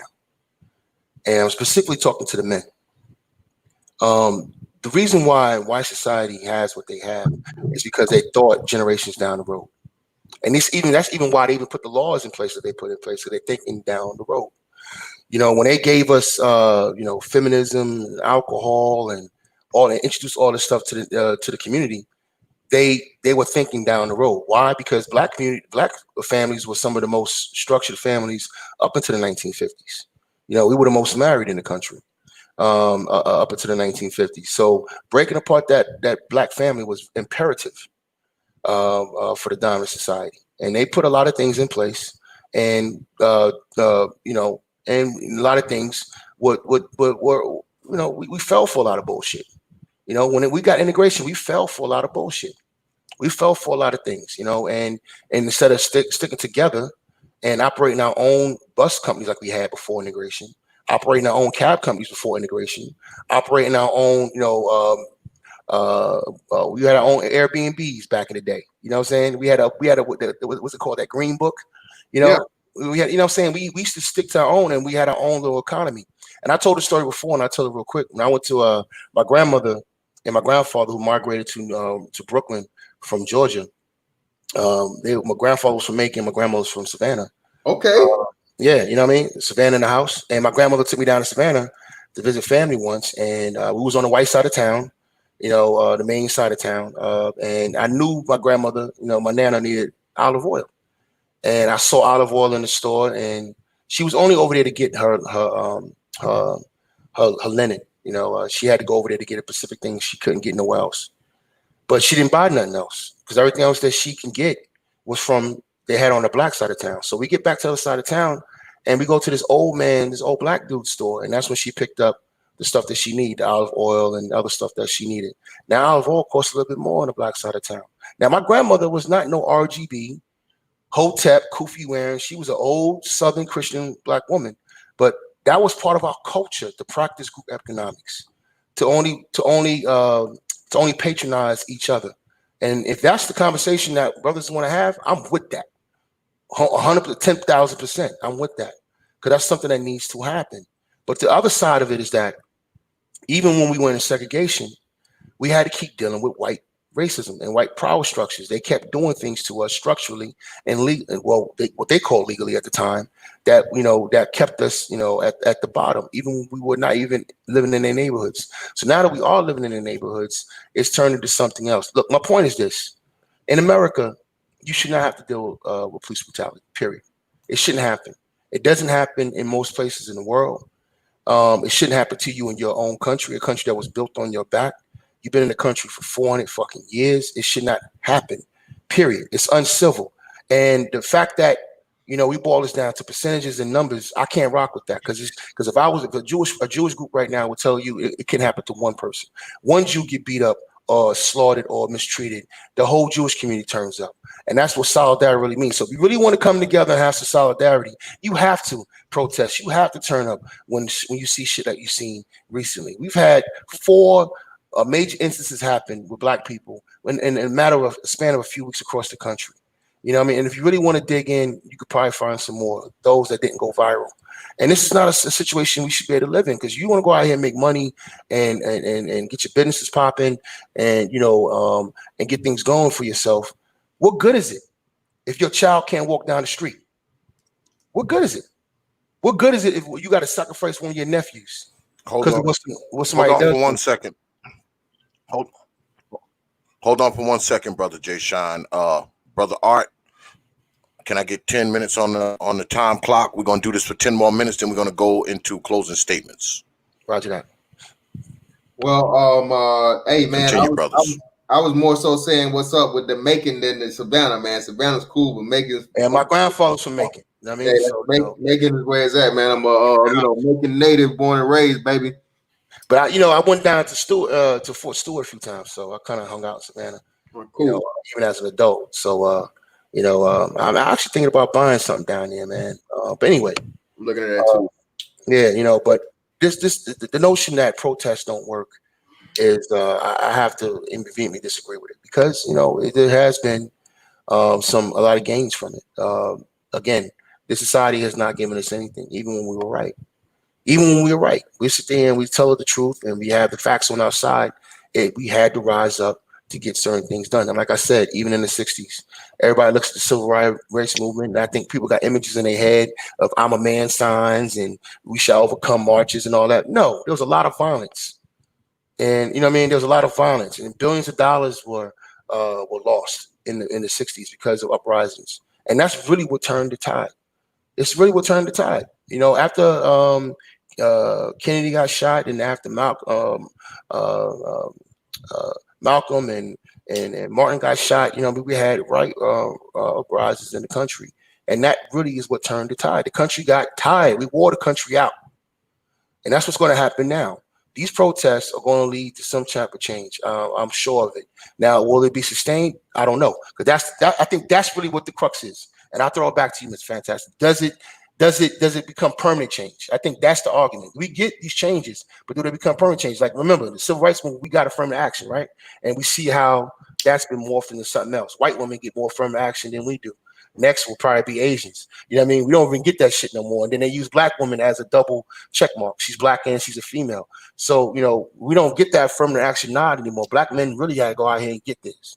But we did get something out of the situation back then. But then over time, it gets watered down, right? It gets replaced with something else. So I think the argument is, does it have sustained change? I say no to a certain degree, but yes to a longer degree, because right now we're on YouTube doing our thing. Right now we're living lives. I have a job in government because of the protests of the 60s. I have certain workers' rights. You do too. And some of our blue collar brothers out there have workers' rights because of the protests of black men back in the day, not just in the civil rights movement, but the black men who revolted at shipyards, going back to the Navy culture. See, now I'm trying to pander to you. All right. There have been shipyard protests. Remember that, when we had black men working on one side of the shipyard and white men working on the other side of the shipyard, and then you had no black men in management, and then there was discrepancies in who got paid what. Those men protested, and sometimes some cases had violent altercations with the white workers. This is what the country is built on. But out of it came a better situation for us. All right, because now you have us getting getting the pay we're supposed to get. A white garbage man next to another black garbage man, they usually get the same pay, in the same company. We don't have those outright racist discrepancies anymore. All right, because of protests, because of unfortunately violence, and this is because of the enemy we're dealing with. Now, I put something on the screen real quick. I just want to share it. Can you share my screen real quick? It's just a photo. There's nothing deep to it. It's just a photo. That's what I was talking about. And that's the country we're in right now. So we don't have to go back to 1919. We don't have to go back to 1950. We don't have to go to 1960. This is the mentality of the people that you're dealing with. All right? This is the mentality. This is how they see you. This is how they feel. George Floyd is not somebody they know. George Floyd becomes a fucking stand-in. George Floyd becomes a symbol, all right, to the dominant society. And they go around and make fun. And there's hundreds of these pictures right now. This is vile behavior. You cannot go to these people right here and have a conversation. All right. You know what I mean? You just can't have a civil conversation with these people right here. That's not going to happen. My only thing will be, why would I want to? Again, I think you're alluding to one of my points I made earlier. Black people have this addiction to wanting to have the conversation, wanting to figure things out and work things out, asking for civil rights and all these things. And so, no, I want equal rights, not just civil. I'm saying I want my own thing, to be able to do my own thing, my own way, as you said yourself, the American way. All right, you're asking to be on a level playing field when we know, as human beings and adult men, especially adult black men, there's no such thing as fair. Okay, black, again, we're asking for the fallacy and the fantasy. The fallacy and fantasy of the end of racism will never ever happen. Okay, it will never happen. So what's the difference between this and the postcards they used to use of black men being hung with children, white children, and people, holding the legs of black men hanging from trees? This is just a remake or a remix of something from 100 years ago. This is nothing new. And again, my question would be, and my challenge would be, where's the RBG? Where's the pro-blacks? Where's the hoteps? Where all these, the cracker with 3 Ks and the America with 3 Ks people? Why are these people not doxxed? Why are they not fired? Why are they not being promoted for a hate group or reported for that and all these other things? We got people trying to turn the manosphere into a hate group just because the thinking male space into a hate group just because we disagree on things, just because we have a certain opinion about, the black and male and female dynamic. They're trying to turn this space into hate group because of what we speak about. Mm-hmm. But again, where are these people? Where's the brothers? Oh, it depends where you look. It's fantastic. If you they're want not, to find there. They're there because the websites are there. I mean, even Tariq Nasheed has 2 websites dedicated to putting out racist white people. Okay, well, Tariq Nasheed still has a thing to where he roasts more black people than he does. No. That's not shift. That's not shift the point. You asked a specific question. You said, "Where are the black people putting out the white racists when they do certain things?" Yeah, I just gave you an example, and you try to shift it somewhere else. You can't play both sides of the fence, brother. You can't be the moniker of holding the white man to the standard for racial behavior. But as soon as you get mad at your brother that you need to overcome the oppressor, you throw him under the bus too. He's a coon, he's crispy, he's this, he's that. His black features, his blackness is the problem and the curse that you focus on. That's not the point I'm trying to make. That's fantastic. You're making this about Tariq right now. My well, point you brought him up. I brought it up, brother. It's a debate. You brought him up. I got to count. I brought up his website. Now, his website is not manned by him. There are people. Hold on. There are people putting stuff up there. That means there's activity going on, right? He doesn't go out and get all the stuff by himself. He has his name attached to it. That'd just be like me. Microsoft is trying to separate it from Bill Gates. Where's the RGB? Where the pro blacks at? I gave you one example of black people coming together and putting out information. Okay, well, cool. Right? I'm not going into his. So let's just leave Tyreek out of it. All right. So the websites that he has, that these message boards that he has, that black people come together. And they find information, they see things, and they report it, and they put it up there. Also, Phil from the Vlad Show, he has an apparatus. A lot of these platforms are places where people are gathering information. Just talking about it, what has that done? And again, just talking and just walking, just marching. No, you're moving, you're shifting the point. You said, when are these people being put on blast? I said, and again, okay, well, still, like I said, there's still the next step, and that goes back to the point I made earlier. Remember, it's the persistence. It's the persistence in it. It's not just the production or the I'm saying if they're doing it though, if you got Lisa Cabrera and Nicole's View and all these different platforms who do what you just said is not being done, then if I bring up these different places where they're doing it, don't ignore it. Okay, that's all I'm saying. So like I said, cool. I won't ignore it, but yet and still, like I said, I will expect them to be taking it to the next level then, and the vitriol and the same persistence and the way they come at other black people that they may disagree with. And you know what? For the most part, it has worked because look, a lot of these people who've done racist things like stopping people in their buildings or getting caught on film, that's black people, and black people making it go viral. So I hear what you're saying, but at the end of the day, we're still outnumbered, and we still need assistance from the Diamond Society to make things go viral as well. All right, can't just go viral in the black community, right? Yeah, hey, and again, as long as we're dependent upon the dominant society, then there's no way around that. There's no way around that. There's ways around it. Again, you've proven that. Me and you both have Asians, Jews, Arabs, and every other immigrant demographic prove that there are ways around it. No, that's not true. That's what you do. They go to the Dominant Society to get restitution. No, they demand it. They don't ask for it. They demand it. We're doing. That's what a protest is. Is that Bill? What happened? I heard the bell. All right. That's going to bring the rapid fire round to an end, folks. So now we're going to go into closing statements. We led the debate off with Brother Fantastic. So for closing statements, we will be leading off with Brother Jay Shine. Can I get 7 minutes on the clock, please, timekeeper?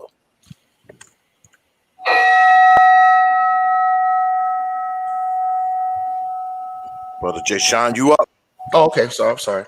I'm muting my own mic. Hey, and look. So this is an important conversation. I'd rather this be more of a conversation than an actual debate because this is not an easy conversation to have. We got a lot of issues going on with black people in America. And there are a lot of people doing what I call local protests. We got black people who are protesting each other.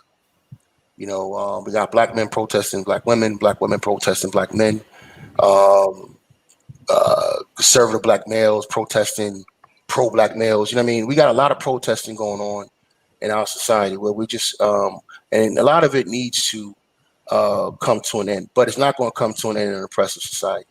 It's just not. It's not going to come to an end in a racist society. Well, as long as we take this coping position where we're okay with what happens in diamond society and what they do to us or what happens to other black people, we're going to continue to deal with the bullshit. I, for one, cannot sit here and be okay with extrajudicial killings of black people. It's been going on for too long. It needs to stop. We've asked in I don't know how many ways for this to stop. We had a kneeling situation with Kaepernick, and where did that go? There were a lot of the same black people who were saying the protests are not going to do anything, they're not going anywhere. They complain about protests right now, but they're the same ones who didn't even want to kneel with Kaepernick. So the truth of the matter is, and I'm glad that Mr. Fantastic made the point for me, a lot of it because we don't support each other. When a protest or movement starts, black people are not all in. And even guess what? Even when we had some of our biggest protests in the 1960s, all black people weren't in it either. A lot of black people were on the sidelines talking about, why are we doing that? Why are we doing this? This ain't going to turn out to nothing. This ain't going to mean nothing. And now we got a new generation doing the same thing. You know what I mean? You want to sit on the sidelines and judge what other black people are doing or what other black people are not doing. At the end of the day, we can't double talk. If you want to talk about collectivizing and being on code and having some camaraderie with each other, where we start working with each other and start doing certain things, or what you said, what Mr. Fantastic said, practices. Okay, that takes collectivism. All right, you can't practice rugged individualism and then have collectivism practices. This doesn't work that way. It doesn't work for anybody else. And I always find amazing that we use other groups of people as an example. And I say, fine, let's use them as an example. Let's look at what they do. Those other groups stick with each other. Black, Asian men, Asian women, Asian children stick together, regardless of what's going on in their societies. There's all kinds of fuckery going on in the Hispanic community. You know what I mean? There's all kinds of shit going on in their community. You know, there's all kinds of issues between Hispanic men and Hispanic women. But it ain't none of your business. Our business is out for everybody to see. And part of our divisions and part of our disunity is, it's at the crux of our issues. But at the end of the day, when you're dealing with a power structure that's been white for 400 fucking years, that's not going to come at a conversation. The end of it or any concessions from it is not going to come at the point of a conversation. It's going to have to be some disruption. That's the only thing they understand. That's the only way we haven't gotten anywhere without it. Unfortunately, we haven't gotten anywhere without it. Everything that you have right now, all these rights that you have right now, in the new black society came out of protests. I'm going to say it again. Everything you're doing right now, all the rights you have right now came from protests. So to say that does it ever help us, to me, it's not even up for debate because obviously it has. You know, Mr. Fantastic threw a nugget at me called Loving versus Virginia and saying how, a black woman and a white man fought to get around, interracial marriages and stuff like that. And that's true for Virginia. But interracial dating really didn't come into existence until after the Civil Rights Movement, when we were integrated into the country, integrated into society. And that's when those walls came down. Because there never was a national law. That might have been a case in Virginia, but that wasn't the case in North Dakota. That wasn't the case in California. That wasn't the case in Texas. So the fact that a black boy can get with a white girl in Texas is because of the Civil Rights Movement. And that's why I find all this interesting. Because you got a lot of brothers who run around here talking about cis-bem and everything. You wouldn't be able to cis-bem without protest. You wouldn't be able to even do the things that you do without the protests that came before you, without the riots and the fights that came before you. You wouldn't even have the ability to buy homes where you want to buy homes without the protests that came before you. You wouldn't be able to go to the stores or spend money the way you spend money without the protests that came before you.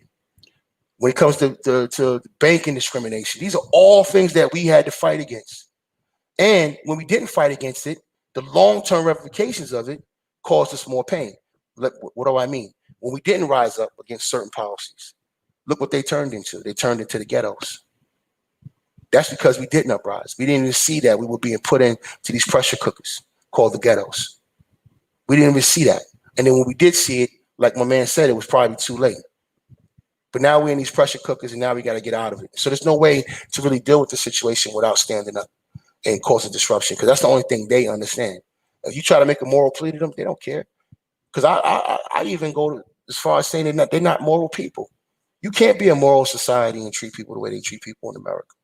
America is supposed to be the greatest country in the world, and as far as how it treats its citizens, it's not. It's not. That's why I tell brothers to get out here, see the world, see travel, and come home with a fresh mind. When you have a more circular view of the world and how things work, then you can see the different possibilities. And the possibilities I see in America is if we got together, got on code, and start doing some of the things that Mr. Fantastic talked about, some of the practices, which I agree with. We have to practice group economics. I think we should socially, mentally, and financially segregate ourselves. Doesn't mean you have to move back to the hood, but you can search yourselves out on the internet now. You can search yourselves out in a lot of different ways. You don't have to be in the same place to deal with each other. Matter of fact, this conversation is happening right now between brothers on different sides of the earth. All right, so we can reach out to each other, have conversations, have think tanks, have plans and meetings through virtual internet. We also can do business with each other. But at the end of the day, to say that protesting does not work is asinine. It's not true, because the history says different.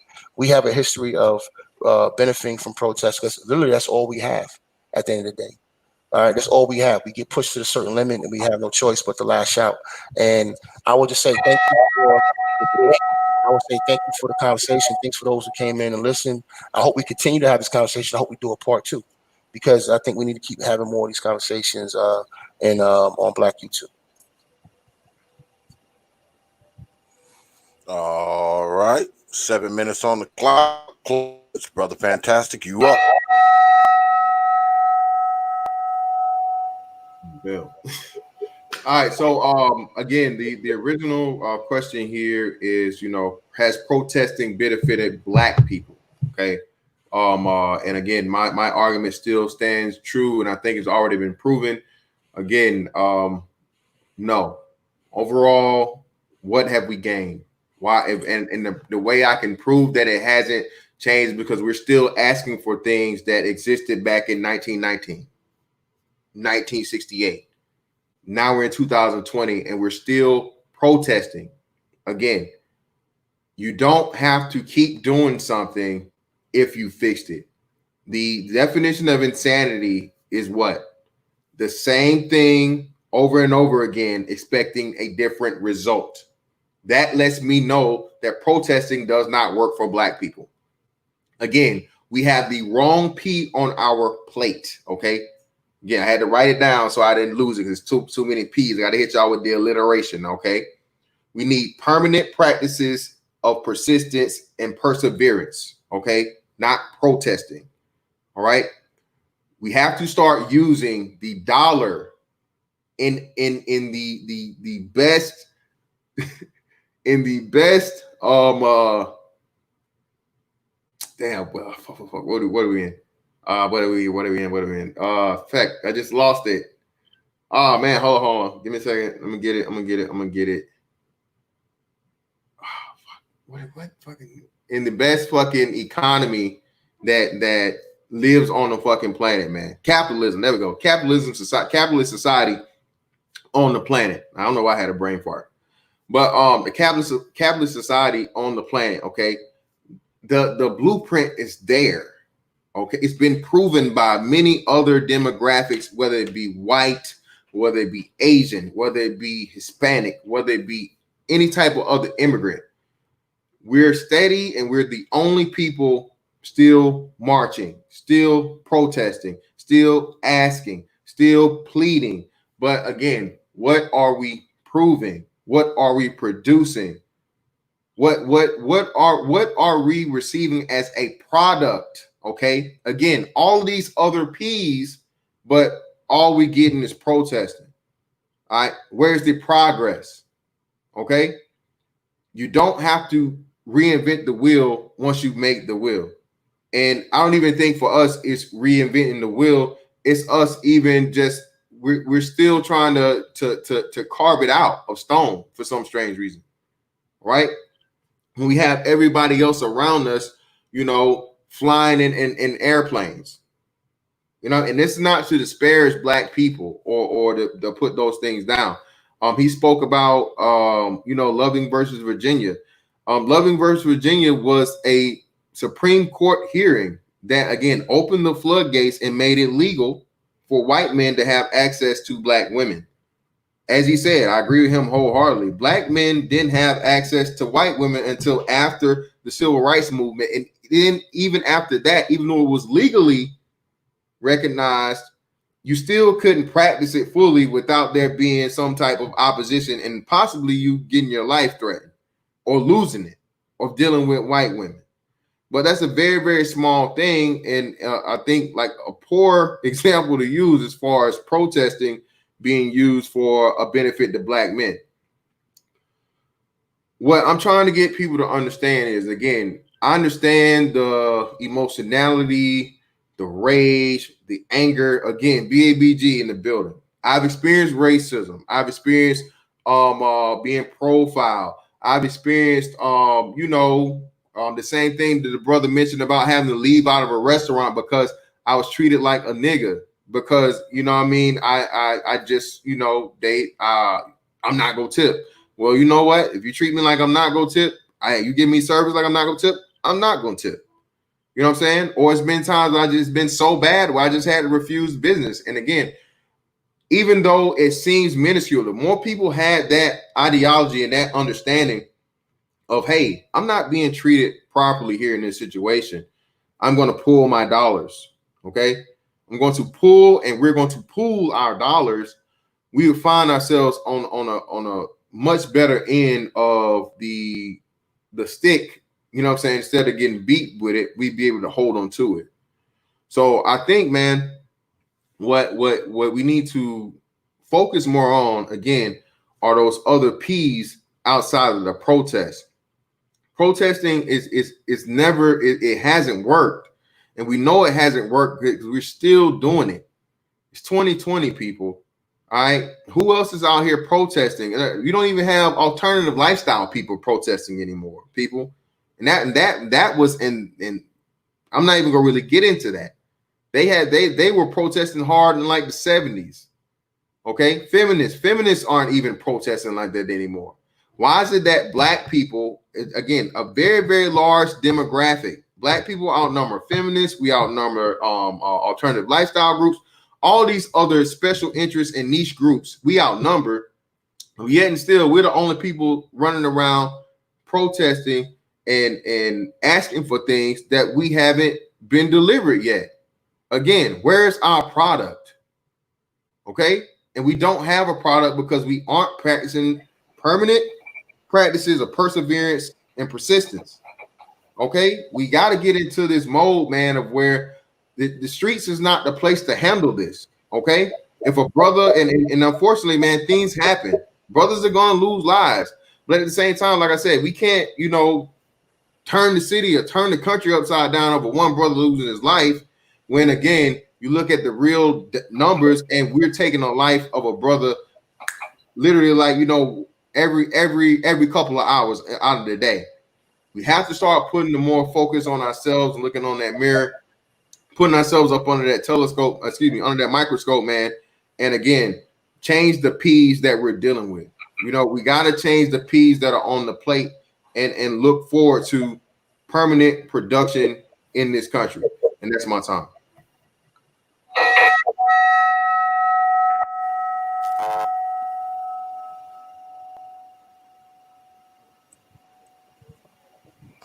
And that is going to bring our debate to a close. Good shit from both of the brothers. Y'all know that we usually do a poll at the end of it. Agree on the poll. Don't. So it's up to y'all. I mean, you can do it. I mean, Fantastic has. You don't need a poll. Fantastic's going to win because he got more people in the chat room. I mean, so we don't even got to take a poll. Shit, he won that. Poll to Fantastic. Hey, man. Hey. I'm not even going to suffer. Well, the way we do it, I got fucking pride, nigga. I'm just not have to agree. fuck out of here. Oh man. Okay, so if you don't want a poll, we don't do it. No, hey, he got the chat. We He don't got do it then. That's it. Yeah. We don't do it. No. So now then, we're not gonna do the poll. Uh-huh. So if y'all have, Can't hear you, boss. What you say? Yeah, you fell out, X. We can't hear you, bro. so We can hear you now. you want to do the poll, right? No, you we don't want to need do it. No, we don't need it. We good.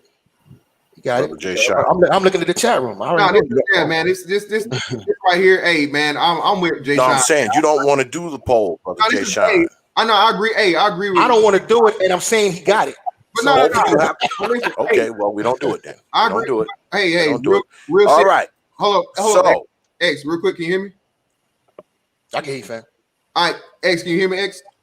I don't think he can hear you, boss. X, let me get this real quick. I agree with Jay Sean, man. That this really even isn't about a win lose and so on and so forth, man. This right now, this time is why I suggested this. That's why I suggested this topic. This conversation need to be had, and like you said, he said it best, even than I could. Despite the debates that have been made, this is about black men having important conversations and us having a better understanding of no matter what side you're on, no matter what you believe. Hey, man, this is a great conversation, and us pulling any and everything we could possibly pull to, again, man, trying to come to a thing of where we understand we need to move forward. So yeah, man, I'm not really worried about the poll or win or loss and no shit like that. I want to just reinforce what the brother said. We was going to talk about something else, but then I agreed to this because of the times, man. You know what I mean? Yeah, so man. I think it's important to have this conversation. I appreciate the brother showing up and having this conversation. And I know, look, there are a lot of brothers out here who I disagree with. Okay, that's cool. You know what I mean? I disagree with strongly, but at the end of the day, we're still black men, right? And I'm not caught up in fantasy land. You know what I mean? When I say I need Xanatos and I need the game changers and I need the other brothers MOTs who I disagree with, I mean that from a business standpoint. We need each other. You know what I mean? We are in a serious situation as black people, and then we're gonna have to have some real grown-up conversations. And that's why I even agreed to do the fucking debate league. You know what I mean? Because it's an opportunity to have ideas out there, where we can go back and forth and brothers can talk respectfully, you know what I mean, without yelling at each other and disrespecting each other, where we can just get our ideas out. My man got his shit out, and I got my shit out without no disrespect, and that's how things should be. You know what I mean? And that's why I like this whole fucking structure. You know what I mean? We're not going to agree, but I want to influence other people. I want to influence as many people as possible. And the crazy thing about it is that we agree about a lot of shit. You know what I mean? I think we get caught up in, these sides. We agree upon a lot of shit. I agree, on his practices. Even when I went at SysBem and I went through the tenets, there was a tenant I agree with. I will be honest with you on what I agree with or I don't agree with. When it comes to practicing, group economics and, acting as as one people and being a strong voting bloc, or having some think tanks where we can come together and put some policies together and some ideas together we need to put forth as far as planning our future. I'm all with that. Now we obviously going to agree on how that comes about. I just feel like there's certain things out there that are impediments to that happening. You know what I mean? It's not about dick policing or disrespecting other brothers or hating on other brothers. I'm looking at it from a business standpoint. You know what I mean? This is business for us at this point. I'm an owner of property, and I encourage brothers to go out here and get their paper, get their money, get their property, get as much as you can, but do it with a purpose. So I'll just say this one last thing to Mr. Fantastic. One of the main reasons that I'm over here in Europe is for the money. When I come back with a crazy bag. And one of my plans is, to buy commercial. I want to get into commercial real estate, and it's something I've been wanting to do for a long time. But I need capital. Unfortunately, unlike other groups, we're not aggregated where we can just go get capital from each other like other groups have been able to do. And the bank system don't really fuck with us like that. So I want to be able to be in a position where I can give my man, like say, Fantastic. He wants to open up a business. he needs office space. I want to be able to give him that nigga rate. You feel me? You know, kind of like how Jews give each other the Jews rate and stuff like that. That's what I'm about, and that's what I'm for. Because I'm built for war, so I'm coming home. And when I come home, I'm coming to do business. For any brother who wants to do business, and I don't care what your fucking ideology is. I mean, Taz asked a good question when me and MOT had a debate, and I think I needed I messed up by not expanding on that question. He asked me, why would I do business with MOT if he's going to take that money and go do something and practice a lifestyle that I don't agree with or whatever? And I said, look, man, the reason why I would do business with MOT is because he's a black man and he's hiring other black people, right? If we're working with each other, this is how this works, brothers. I'll take it out of blackness for a second. Let's look at a white group. So a white guy gives another white guy a contract, and that contract is over after 3 years. That contractor knows that contract is up in 3 years. He wants to get that he wants to get recertified. He wants to get that re-up on that contract. So a year and a half 2 years into the contract, I can come to that man that I gave a contract to and say, how you doing? How things going with you? How things going with your family? Hey, guess what? I got this young man who needs a job. You know what I mean? And you think that guy's going to tell him no? You're going to put him on. You see what I'm saying? That has nothing to do with ideology. No one talked about politics. No one talked about what they feel like doing. No one asked anybody if they were swingers. None of that shit matters. I'm in a position now where I can influence MOT and he can influence me. We can work with each other. Because it's business. That's why I say business is life and life is business. We got to get a business mindset. A lot of this shit that's going on with us is emotional. All right? We're going to have to get into a business mindset. And the other part of working with that brother and doing business with him is that it's a power dynamic. It's a punish and reward situation. So if that brother's doing something he ain't got no fucking business doing, same thing happened with Donald Sterling, right? Donald Sterling got out of pocket. He said some shit he wasn't supposed to do. Those little Jews set him down. You know what I mean? You got to go. You bad for business. See, that's a power dynamic. Because when you're in business with each other, you can punish somebody and get rid of them for doing something that's detrimental to the group as a whole. You can't do that with black people. Most black people work for other people. So we have no power. We have no ties to each other, really. We really don't. We have an emotional tie to each other. And that's why you see a lot of yelling and arguing and fussing on YouTube, because all we really have with each other is an emotional tie. Most of us work for other people.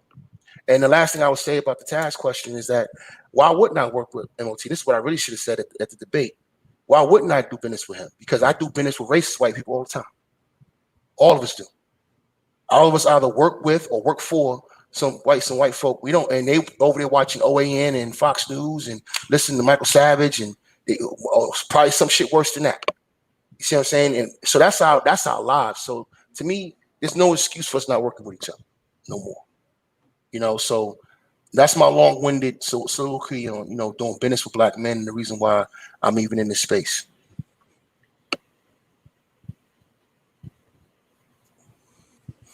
Let me shout out this $10 super chat. Good look on that super chat, Lady Elise.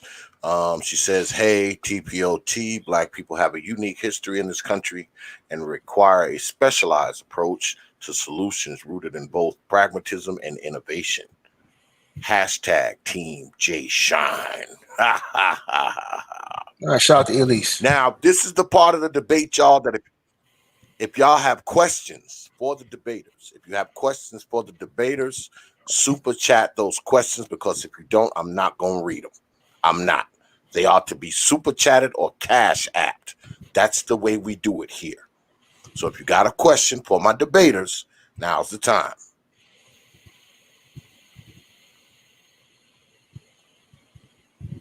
Now would be the time, folks. And I see a debate going on in the damn chat room too. Look like we're gonna have a little Team Fantastic versus Team BMT, because I see D Darrell and Brother MOT going at it in the chat room. Nah, that's as far as we're gonna go. Man. He done ran. He ran already. He ran. Oh shit! We need a break. hey, X, my team, man. We done earned a bye, man. We done came in this thing strong. You know what I mean? 2 weeks in a row. We need somebody else to step up to the plate in this thing. Yeah. I was thinking the same thing. I had Brother KIT, Brother Keep It Techie. He fixed me up a bracket list. So what I'm going to do, I haven't had a chance to take a look at it yet. I just got it tonight. I'm going to send it to everybody. And brother Jay Shine, I know that you have to pick 2 more people, right? Because 2 of your teammates dropped out, right? So you have to make 2 more picks at some point, right? Oh yeah. I'm gonna reach out to one of the brothers. One of our brothers, unfortunately, has to take a break from YouTube. And another brother just wasn't interested. So, we'll figure it out. We're gonna get some new teammates in here. I got a couple of people asking me already. So I got to figure out who we're gonna put on the squad. I need some good debaters. I need some people with some sense. Because you got some good teams out here. So I'll definitely get back with you this week. Yeah. Well, just let me know so I can update the list. Mm-hmm. Yeah, give me a few days so I can, update it, because I like everybody. Okay, I like everybody to know who's doing what and who's with who, and all that kind of kind of stuff. Look, man, I just want to just touch on one more thing again, if I could. Just give me 2 minutes. Look, we have a unique history, like Ely said, in America. In that time span, it's done a huge thing on our psyche. I was on BMT's panel about a week ago, and one of the conservative brothers asked the question, so how do we fix us? How do we get back to working with each other? And my opinion is that why I take the business route is because when you're dealing with money, it does 2 things. It shuts down all the emotional bullshit, the personal stuff. It's about getting that paper. So if I'm going to a business venture with Mr. Fantastic, I'm not worried about where he's fucking, what's in his mind. I'm worried about his performance. I'm worried about if he's going to hold up his end of what I need him to do so we can get this paper. All right. Or if we're in exchange, I need him to deliver his goods on time so I can go take care of my business. I think that approach will make us, 1, interact with each other in a proper manner, and 2, create a culture where we start not only depending on each other, we start working with each other. And we have to go the business route. These arguments, that emotional shit ain't gonna work. Black people all over the place mentally. I mean, they got different ideologies. Motherfuckers running around here with liberal ideologies. Some over here calling themselves conservatives. Some over here, they're on different stuff. Some cats running around calling themselves libertarians. I mean, we just all over the map mentally. People are Christians, Muslims. You know what I mean? So I think, one thing I like about the Nation of Islam, they'll do business with anybody black, and they won't put their religion in your face per se. And I think we can take something from that. We could take a little bit of what they do as far as how they interact with non-Muslims in the community, and maybe do that with each other across the board. Start working with each other, man. Start doing business with each other. Start using this space and the time that we spend on YouTube and start building relationships. I can have a heated argument with one of you niggas online, but if we talking about money, hit my email box. Hit that fucking email box. Let's do money. Money ain't got nothing to do with this shit. You know what I mean? Because you got a family and I got a family. And a quick example that I saw when I was a kid. I was in Brooklyn. I was probably maybe the 1 of 10 black kids ever to work in a Jewish store. And I was sweeping at a Jewish grocery store. And I saw this Jewish man who had an issue with another Jewish man. He didn't like that motherfucker. They did not like each other. And he owed the man money. And even though they didn't like each other, they got into a heated argument, he still gave the man his money. Okay? That's the maturity level we don't have to get to. Because if me and Fantastic owed each other money, right? Usually with brothers, if a brother owed another brother money and they get into a heated argument, they're used as an excuse not to pay back the money. You see what I'm saying? And we got to get off of that. Business is fucking business. Let's get down to handling business with each other. All right? On a regular basis, as much as possible. Let's start reaching out to each other and seeing who does what. All right. So, so I was glad to see. That's what's up. With Man Tomorrow, will you work with Brother Jay Sean? Yeah, he will. Sick lit. Yeah, he will. Man Tomorrow about his paper. He ain't stupid. So he's asking Man Tomorrow the question. My bad. I thought he was asking me. No, Man Tomorrow answered with another super chat with the next one. So, he did? Okay. Yeah. Oh, okay. Yeah, I mean, Man Tomorrow ain't stupid. You gonna get that paper. and then I think it's another one. I think Archie Lucky asked me one. X, want to read that one? Yeah, I'm trying to pull it up. The shit won't let me scroll up. My shit is fucking up back here in the damn control room and shit. All right, Hold I'll on, run I'm through gonna get it on the board. So yeah, the last one was Man of Tomorrow. Yes, I will always work with veterans regardless for the $10. Then we got Archie Lucky number 6, All right. Archie Lucky 7 for the $9.99 super chat. He asked me how long do you think this protest will last, Mr. Fantastic? And shout out to Jay Sean. Me personally, man, on average, these things usually run for about a week, I think, for the most part. Hopefully, I think we're at like the 4-day period now. So by this end of this weekend, I expect it to be over with. It's pretty much sprouted up over all the cities and things, and hopefully people take heed to the warnings of the president saying he has plans of coming up with bigger forces of the National Guard and possibly sending it in the army. I hope that people don't take it as a veiled threat, because they're listen, man, there's a whole nother separate set of rules once the National Guard and military personnel get involved. Okay, if you guys are mad and whatever, because and fortunately, like I said, they just charged all 4 police officers. So really, at this point, I'm not going to say there's no reason, but I would ask the question: is what more could you want? What more would you expect now that all 4 police officers that were involved were charged? So if there continue to be these spring ups and things, then I think black people need to step back and ask, hey, what's really fucking going on here?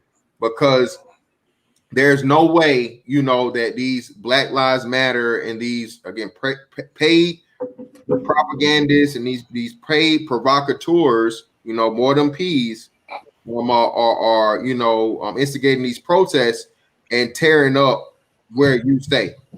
We got to put an end to this stuff, man. It's way too many casualties of this quote unquote unofficial war that we're going to be able to get back. You can't say we're doing all this for one black man's life, right?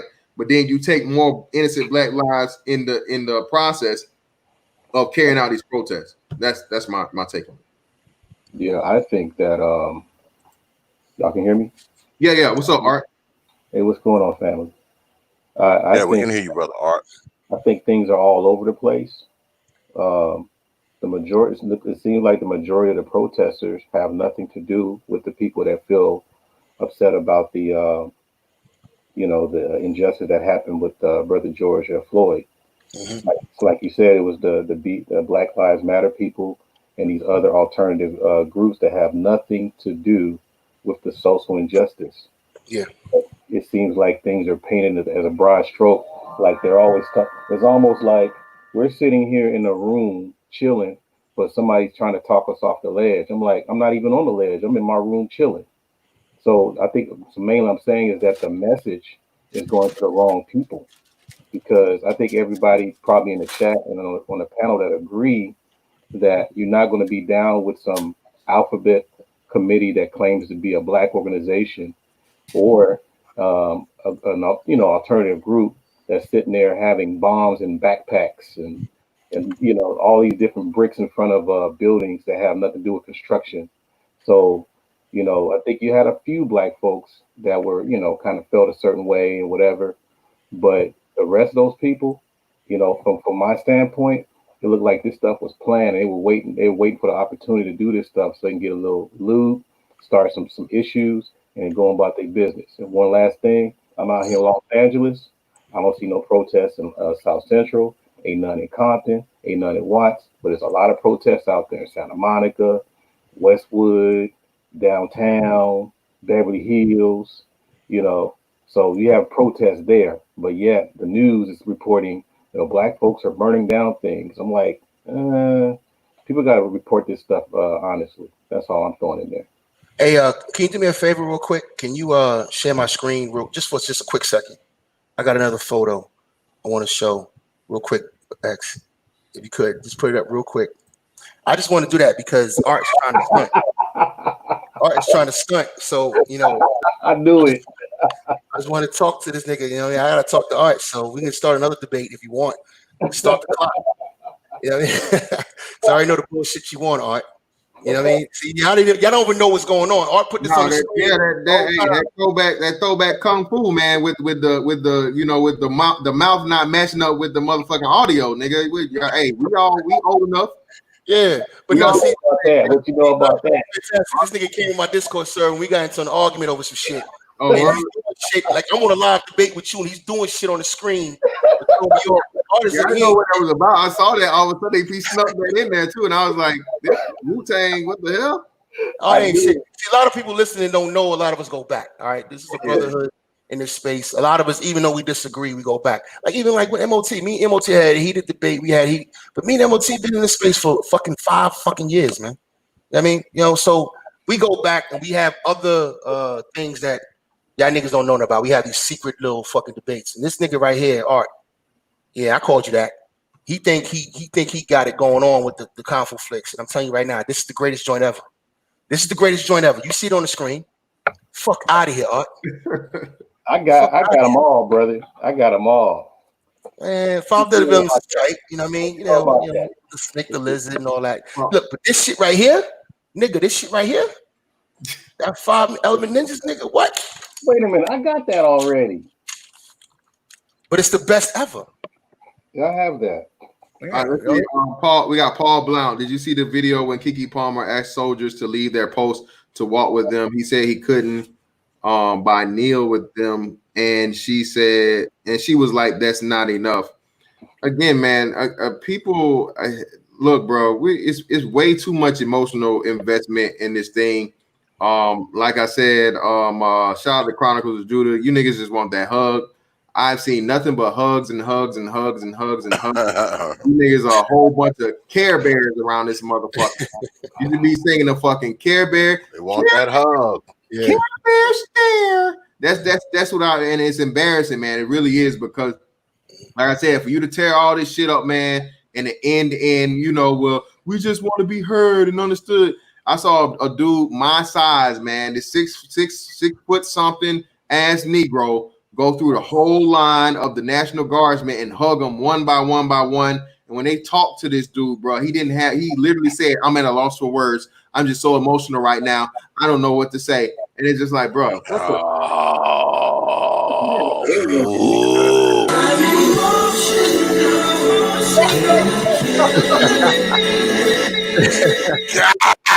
stop it. For real, man. Stop it. Again, man, like I said, bro, we gotta tighten up. And that's what I try to tell you, man. Like, it's the imagery that's put out there. No matter where you come from, man, or what side you stand on this, it's a thin line between protest violence and some shit, and then just like, hey, man, not even questioning your manhood, bro. I ain't finna be out here hugging no strange ass motherfucker that I allegedly got beef with. I just not gonna see it. I'll dap you up. You know what I'm saying? That's what it's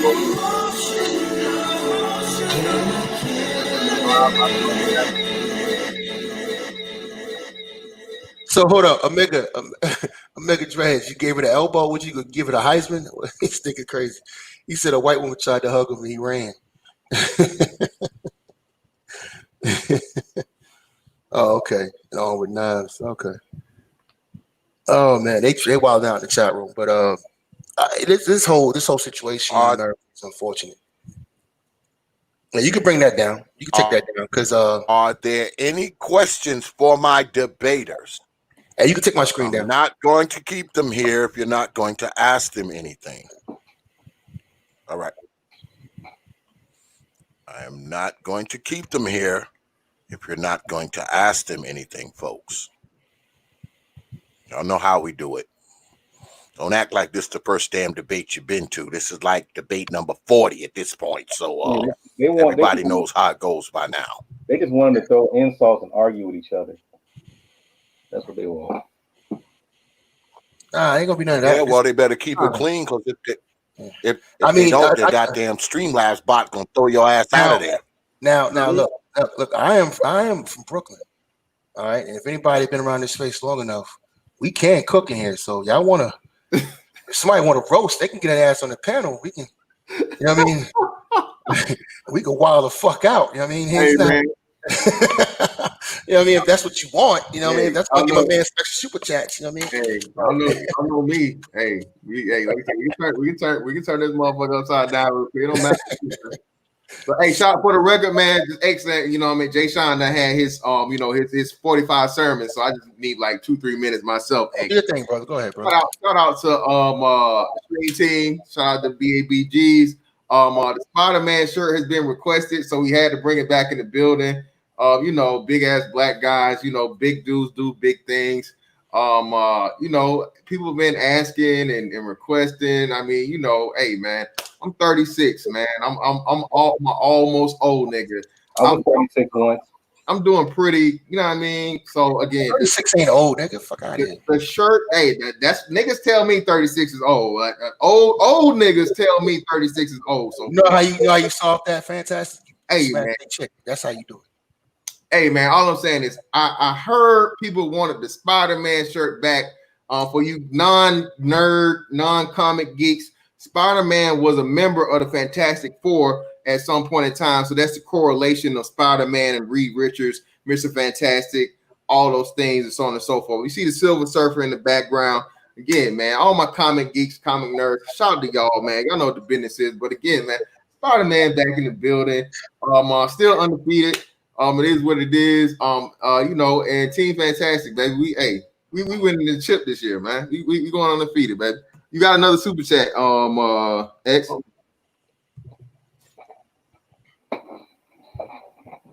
Do we now? Let me see if I can pull it up. Oh, good look on that super chat, brother Spiritual Logic, brother Hope. He says, Jay Shine, what's better, protesting to people who only gave black people anything to further their own agenda, or black people using the one thing we have called free will to learn and make better choices? Well, the answer is, there was a time, and I'm glad you've been having these debates on here. I'm gonna answer the question like this. There was a time when we were segregated. We were segregated.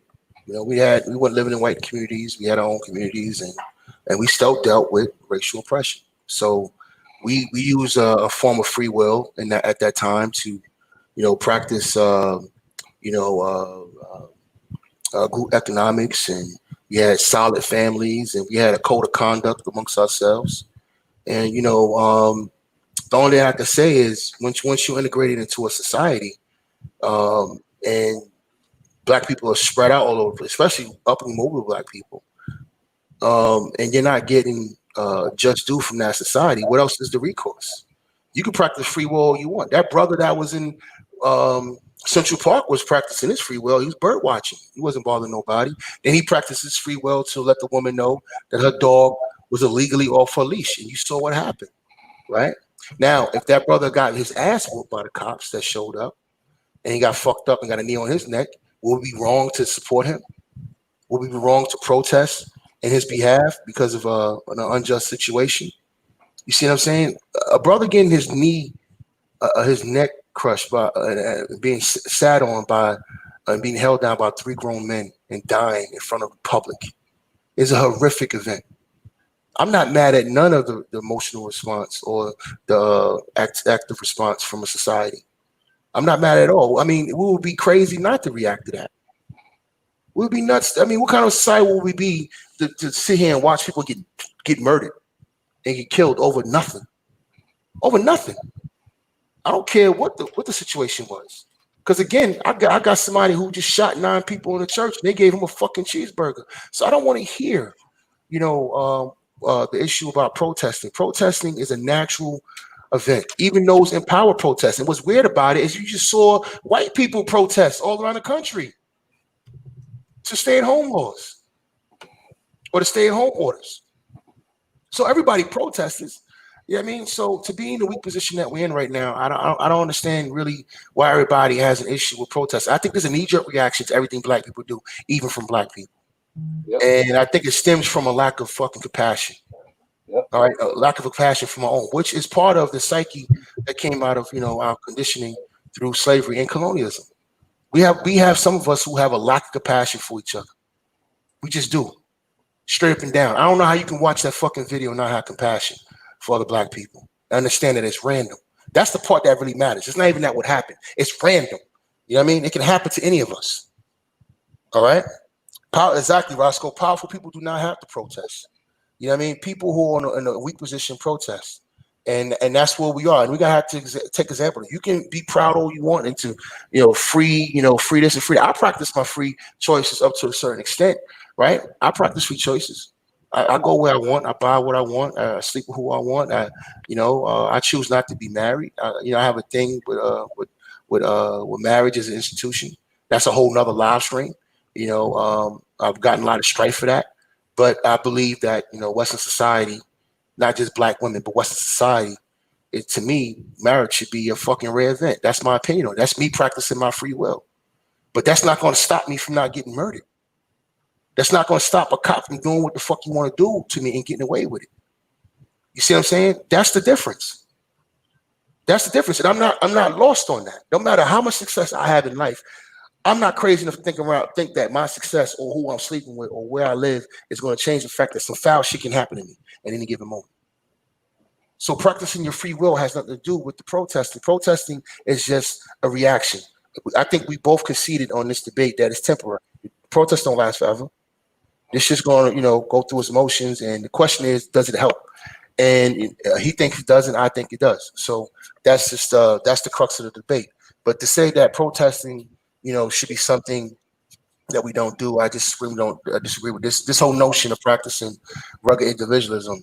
I don't understand it, because that's really what he's speaking to. Your free will and your free choices and all that means that I can do what I want to do. I make the choices I make, and that's why I'm living the way I'm living, and I got what I got because of my free choices and all that. And that's fine and dandy. At the end of the day, we're still a group, and you're going to be dealt with as a group, and you're going to be looked at as a group. There's no way around that. When that woman called that police on that brother, that was an educated brother that was out there bird watching. That wasn't Pookie and Ray Ray out in that Central Park. But she saw what she did. That's on camera. You can ignore that all you want. You can ignore it all you want. It still doesn't change the fact that that's your reality. Those brothers who are getting stopped from going in these buildings, those are brothers who got good jobs, who are making good money, who can afford to live where the white people live. And you see what's happening in 2020, in 2019, in 2018. And it's not cool, man. If you're okay with that existence, you can go ahead with it. I'm not okay with it.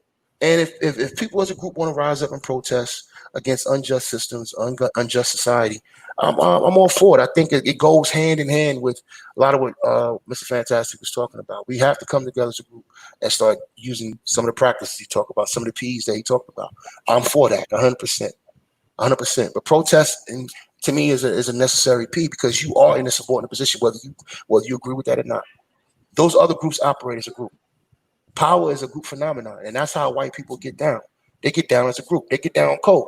Last example I'll give you is they have a video out there, actually two videos. A white girl coming out of the store with a bunch of clothes. She raided the clothing store. She's robbing the clothing store. This is a couple of days ago. The white lady on the news report says, I don't know if this is a worker there or not, but I hope they cape for each other. Another white person comes out of a fucking cheesecake factory, comes out of a store with a whole cheesecake.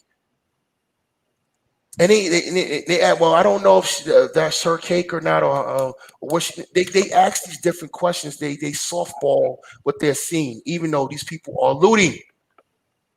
These white women are looting. But that's the society you're in, because they understand group dynamics and they cape for each other where we don't. You know what I mean? Now, am I saying we should go ahead and say, fuck it, you kill another black man, we should overlook it? No, we call out the fuckery. I'm all about calling out fuckery in our society. No problem. You know what I mean? But when it comes to dealing with other groups, you got to get back on code. Stop showing out for other groups. That's all I'm saying. You know what I mean? So practice your free will, but understand you're still part of a group, brother, whether you like it or not. Yeah, but I think we definitely do, quote unquote, cape for each other, man. And unfortunately, I feel like the caping is for the wrong people. Again, I'm not really gonna, get into the I'm not gonna do that. I'll just get out of there on that one. I disagree. I think we got some, look at the Brian Allen situation. You know what I mean? The streets, showed up for that brother. He ain't got no ties to the streets. Byron Allen. Yeah, Byron Allen. There were a lot of black people, a lot of ground roots black people showed up, to when he had his little court case recently. I'm just giving an example. Yeah, Well, again, and again, it's the reason behind that. That was because that was tied to the reparations angle. Again, it's self interest. Again, one of the things they you learn yeah. anything is that you have to. It's the Whiffums. What's in it for me? All right. What's people again? Nobody cares about something that No. The but for that decision really was about these multimillionaires and these billionaires being able to bring discrimination cases at a high level, and he was bringing a case of discrimination at his level of his businesses being discriminated against. And there was a lot of people who should have been there from the beginning, like Diddy and people who are in media should have been there for the beginning. But when he needed grassroots support, he came to grassroots support, and the grassroots gave him support because it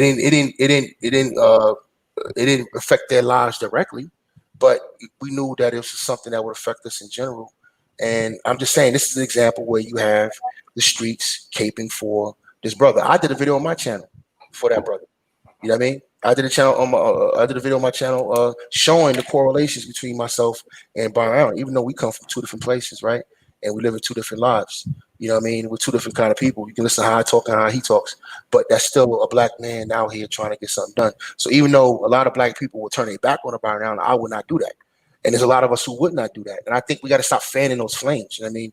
Yeah, there's a lot of times where we cape for Pookie and Ray Ray, but the people who really do that are the other Pookie and Ray Rays and the Bukishas. You know what I mean? They're the ones that do that. They're the ones that come out and have the candlelight vigils for, those brothers. I got a video on my channel talking about fuck Chief Keef because some brother, one of his brothers got killed and they made a mockery, and I go all the way in that shit. All the fuckery that's going on in Chicago. I even went as far as saying that Father Flago is more of a brother than Chief Keef is. You know what I mean? That's how far I went into that fuckery. So calling out fuckery is one thing, and people supporting the fuckery, I get it, but I don't think it's us. I don't think it's the working class black people.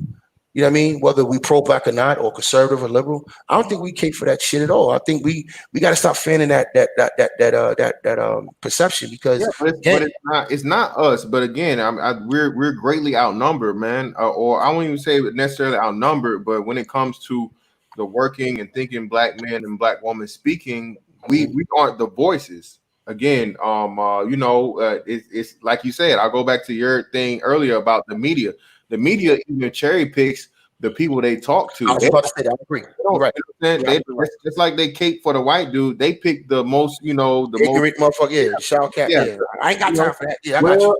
Well, I don't really know what be going on, but the worst of the worst again to represent it. And again, if and when we had an understanding of that, man, and we had an agreement with those people, and that that'll take a whole lot of work, I understand, but that's what we should. The hardest shit is what we should strive for. To where it's like this person understands, hey, I'm not qualified or I'm not here yet. There's a brother over here that's much more astute. He's much more aware. He can give you a much better technical breakdown or so on and so forth, explanation. So why don't you speak to him, man?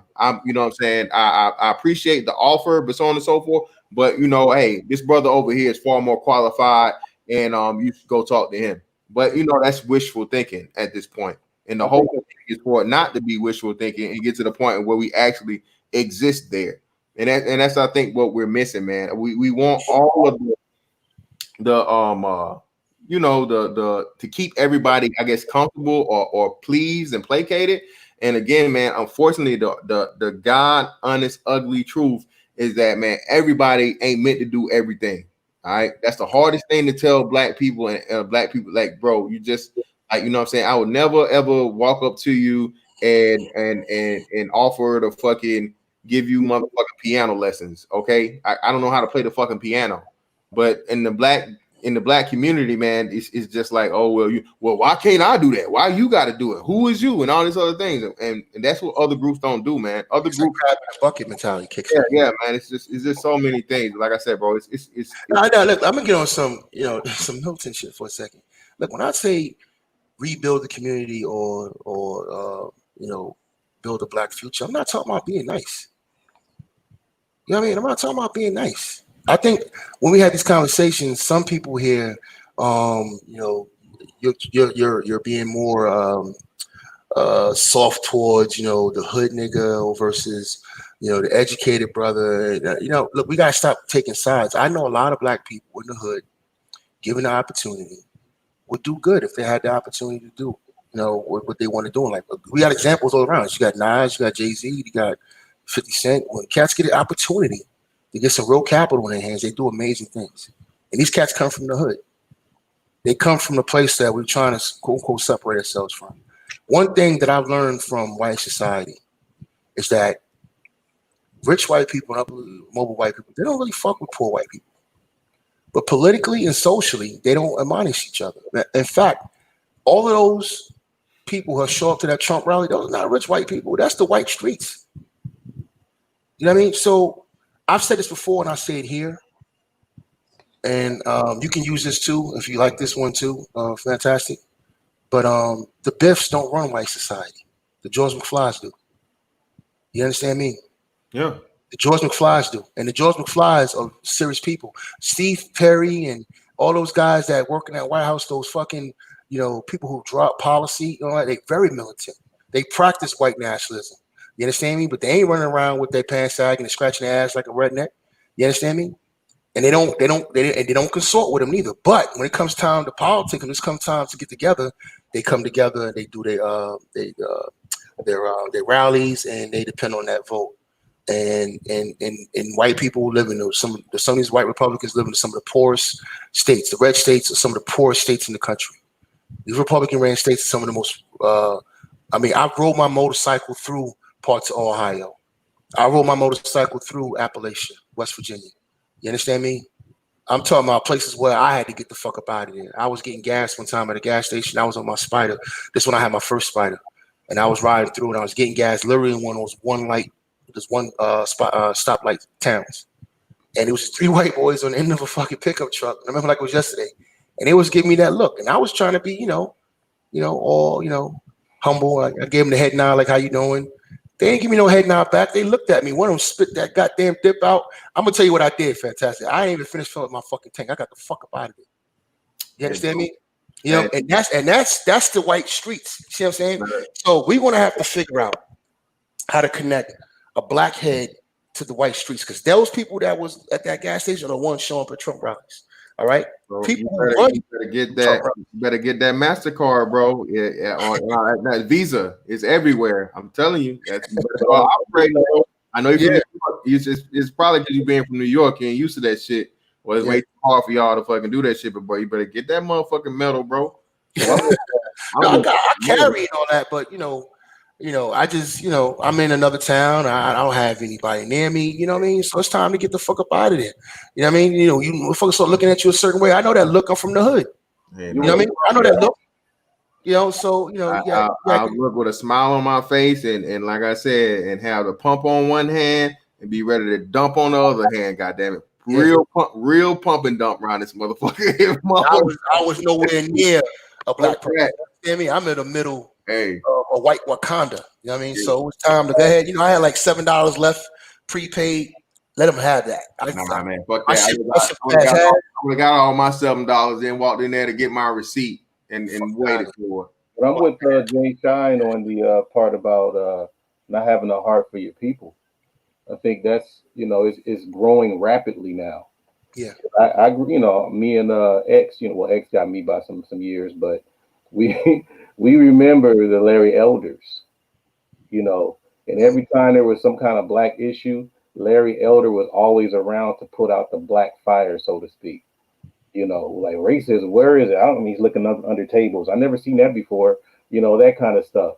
And then, you know what I'm talking about, X? We used to watch. Matter of fact, I remember. Shahrazad took him to task on the show before too. She gave him that work. But the thing that I think we're really missing is the benefit of the doubt for our people more than the other people. We don't know the case, we don't know what's happening, but we're always saying, yeah, the black person must have did something wrong. We're always going there rather than really understanding that people do lie. People do twist their systems and twist their policies. So, because I know, I guess y'all use Pookie and Ray Ray. Not always Pookie and Ray Ray get in trouble or get unjust things done to them. It's a lot of us, even women, black men, black women, even the elderly. So Absolutely.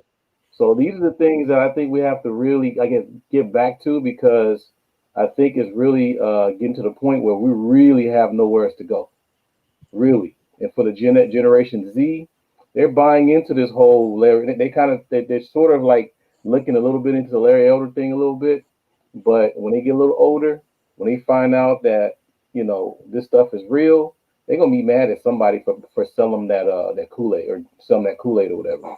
They're gonna Well, be very upset. all right, my only thing would be, and like I said, I'm not for the, like, racism don't exist by any means, shape, form, and fashion. I don't agree with that. I don't prescribe to that at all. But for it to be like, it can't be, extreme one way or extreme the other way. It can't be racism that don't exist, and it can't be everybody's racist. You know what I mean? And I think that's what the media, again, mass media manipulation feeds to us, and it's too many people that prescribe to that prescription, you know what I mean, and take those pills. So it's like, we have to really start being more realistic and dialing this thing down, and again, getting surgical with it, and teaching these young brothers and these young women how to think and actually address true racism versus just media sensationalism, or and ask why. So why am I being shown this? Because again, Mhm. it's very, very unfortunate. It's very, very, tragic. It's very, very, downright, evil, and a lot of other things. But if you look at this, man, again, we've been fed, and I'm saying fed. We've been fed 3 back-to-back cases of Black Death. All right, that the media pushed out here for us to see and everything, and hey, see this, and that is triggering and traumatizing. It's and the one with brother Amon Aubrey, we saw that death. We saw and we actually saw the death of 2 black men in the last 30 days time. We saw the Amon Aubrey get shot on camera. You didn't actually see him take his last breath, but we saw the pretty much the death blow. And then we saw brother George Floyd. Literally, you saw him take his last breath and die on camera. Again, man, that's why I tell y'all, bro, you really, really got to guard your spirit, your mind, it's a reason why they say a lot of these things. I know y'all don't fuck with religion and so on and so forth. Hey, that's your thing, that's your business. But it's a reason why they say the eyes are the portals to your soul, man. All right, and it's a lot of things that, like you said, if you already don't have a strong um understanding of what's really, really going on in this world. And I know it may people will call you sociopathic, or you don't have emotions or things like that. But I'm telling you, man, the unfortunate truth about a lot of things is, bro, that death is one of the only guarantees in life, man. You're gonna leave here one day, and some people leave here a lot more fucked up than others. But we can't, as a race, rally behind one death because, and it's what I mean, because it's white people and or the police involved. And the majority of these deaths that happen with us, we're not trying to curtail those or change anything with that. So, like I said, we need is, if you're really going to overcome this, we need as many of us as possible. So you can't go after the 1%, man, and negate and ignore the 89 to 90%.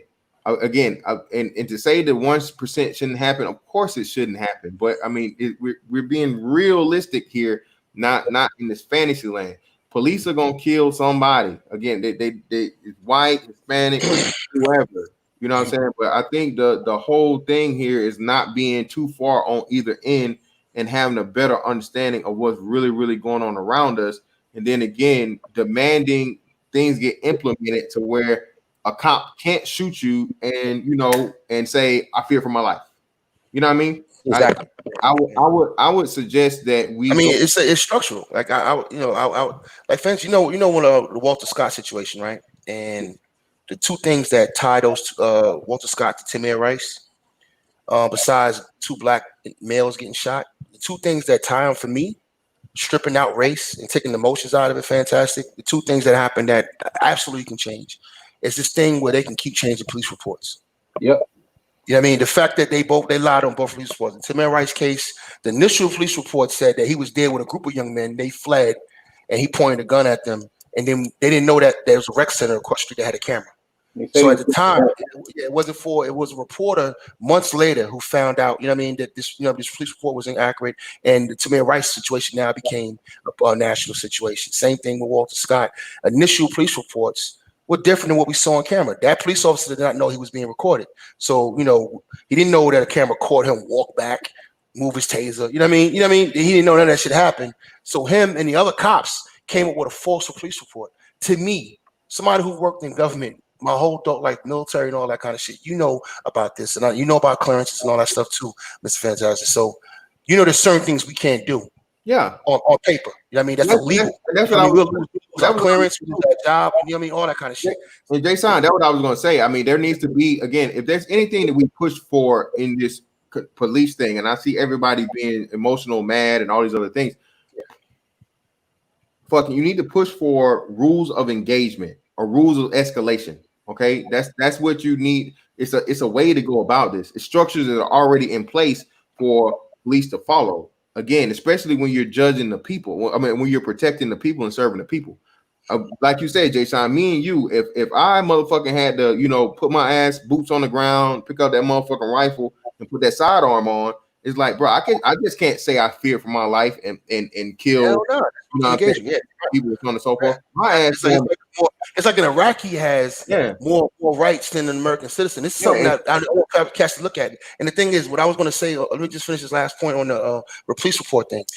I want to say, I think, and it's just an idea from me to you and anybody listening, I think it should be a federal crime to lie on a police report. I agree. If it's found out, if a cop could lose his job for just doing that, I'm talking about systematic change. This is a systematic change. Not just lose his job, Jason. Like I said, that'd be perjury. Again, this would be automatic perjury because this is something that would be used against you in a court of law since it's a criminal charge. So that's automatically perjury charge. And like you said, it's to be very cut and dry, point blank, simple. Period. Hey, if it's found out you're lying and falsifying a fucking official fucking legal document, and that could possibly cost someone years of their life, you know what I mean? I mean, a lot of places now are against the death penalty, but cause somebody to lose years upon their life or their entire life in prison just because you wanted to lie on a police report and it's proven that so, you should be fucking prosecuted to the fullest extent. A lot of cases like that. Though. All right, so but shouldn't that has to be changed. That has to be changed structurally from the top, though, because if you got cops on a force and they feel like they can get away with changing reports, that means that that's part of the culture within that precinct, within those barracks. That means from the top down is bad. The top down is bad. It's not just that the top down is bad. It's that there's no consequences for it. There's no penalty. So you still have to show. You know what I mean? If it's a gray area and it's open area as to where I don't believe you should be able to say I feared for my life as a police officer. If people really care, black, white, any and everybody, because the whole thing here is like, hey, it's an abuse of power and police brutality. Not taking away from Brother George Floyd or taking away from the black experience. I'm not saying that. But this is something that, again, is like child support for men. Black child support don't just affect black men, it affects all men. This is the same thing with the police state. Okay, police have gotten way too much friendly laws, and there are fewer consequences. What you should be doing is telling your mayor, because your mayor is going to make your local ordinances and laws and things, and your governors are going to make your state laws and things, and tell them, hey, if you want to fucking stay in office, you need to change this as far as the fucking legislation goes for policing in this state. You know what I'm saying? Like, or the city ordinances. Hey, this in the city ordinance. Like, shout out to Jay Sean again. Like, bro, do you know how hard it is to own a fucking firearm in New York in like the seventh in the boroughs? That's why I'm not there. I love New York. Yeah, it's damn near possible. The only people that own guns there are the criminals. So when you disarm the people, right, and you take away the Second Amendment right through city ordinances and state law, to where you can't even enact your constitutional rights. What the fuck do you expect the people to do? You know what I mean? You have no chance. On the criminals, again, this is why I say you can't make more laws. People don't understand. Criminals don't give a fuck about the law. when you just make harder, the only people that suffer from more laws are law-abiding citizens. And when you take away the guns and things like this and so on and so forth, all you do is empower the fucking criminals. And on this shit with the police, again, when you leave a open fucking, hey, I feared for my life. The fuck? Yeah, I mean, crazy. how can you disprove that? That's the easiest thing in the world. You know, I'm glad that you cleared up the whole thing about not beating the "there's no racism" drum. You know, because that's yeah, like I said, no. I'm glad he cleared that up. Because and then the part that I'm going to back him up on is that when you get your information from the media, that's when you got to look at them sideways. Like, why are you telling this? Because you already know the media does not have the best interest at heart for us. Yeah. You know, it never had. So you always got to look at what happened with the situation out in Louisville. And thank God, our brother, the Judge Stevens over there, man, did the right thing, because they tried to charge this brother for self-defense. I'm trying to figure out. You got a castle doctrine, but then you got no knock laws, no knock, process. This is again when I'm talking about police procedure and police policy is superseding the Constitution. You have a God-given right and a constitutional right to defend yourself. No knock warrant should be illegal. You know what I mean? This should extremely. The people have allowed this to be implemented. And like I said, and this is what, and again, I know people don't want to hear this, but again, you get these laws enacted through rioting and things, criminality through protests. When you have these rioting and the innocent, collateral damage, this is what get these more draconian laws put into place. Same thing with crack era laws and the thing that Joe Biden, the crime bill Joe Biden wrote up, right? And Hillary Clinton supported. What?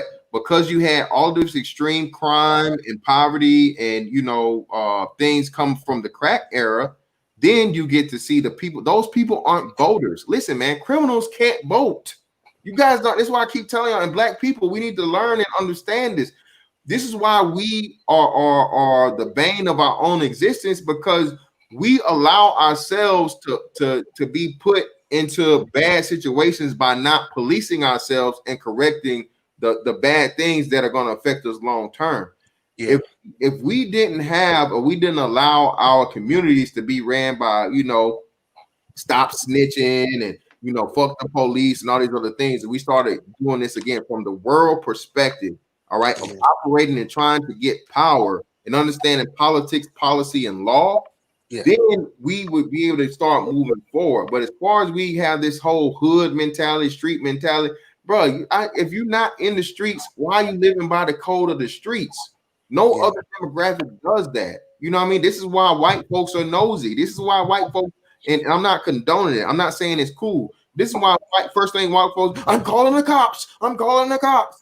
You know what I'm saying? And again, I'm not saying that we should do that, because again, we need to get to a much better space of where we're able to do our lowest level possible reconciliations with each other before we get the police involved, because we know every time a black man or a black person deals with the police, that's a much higher chance of it going left.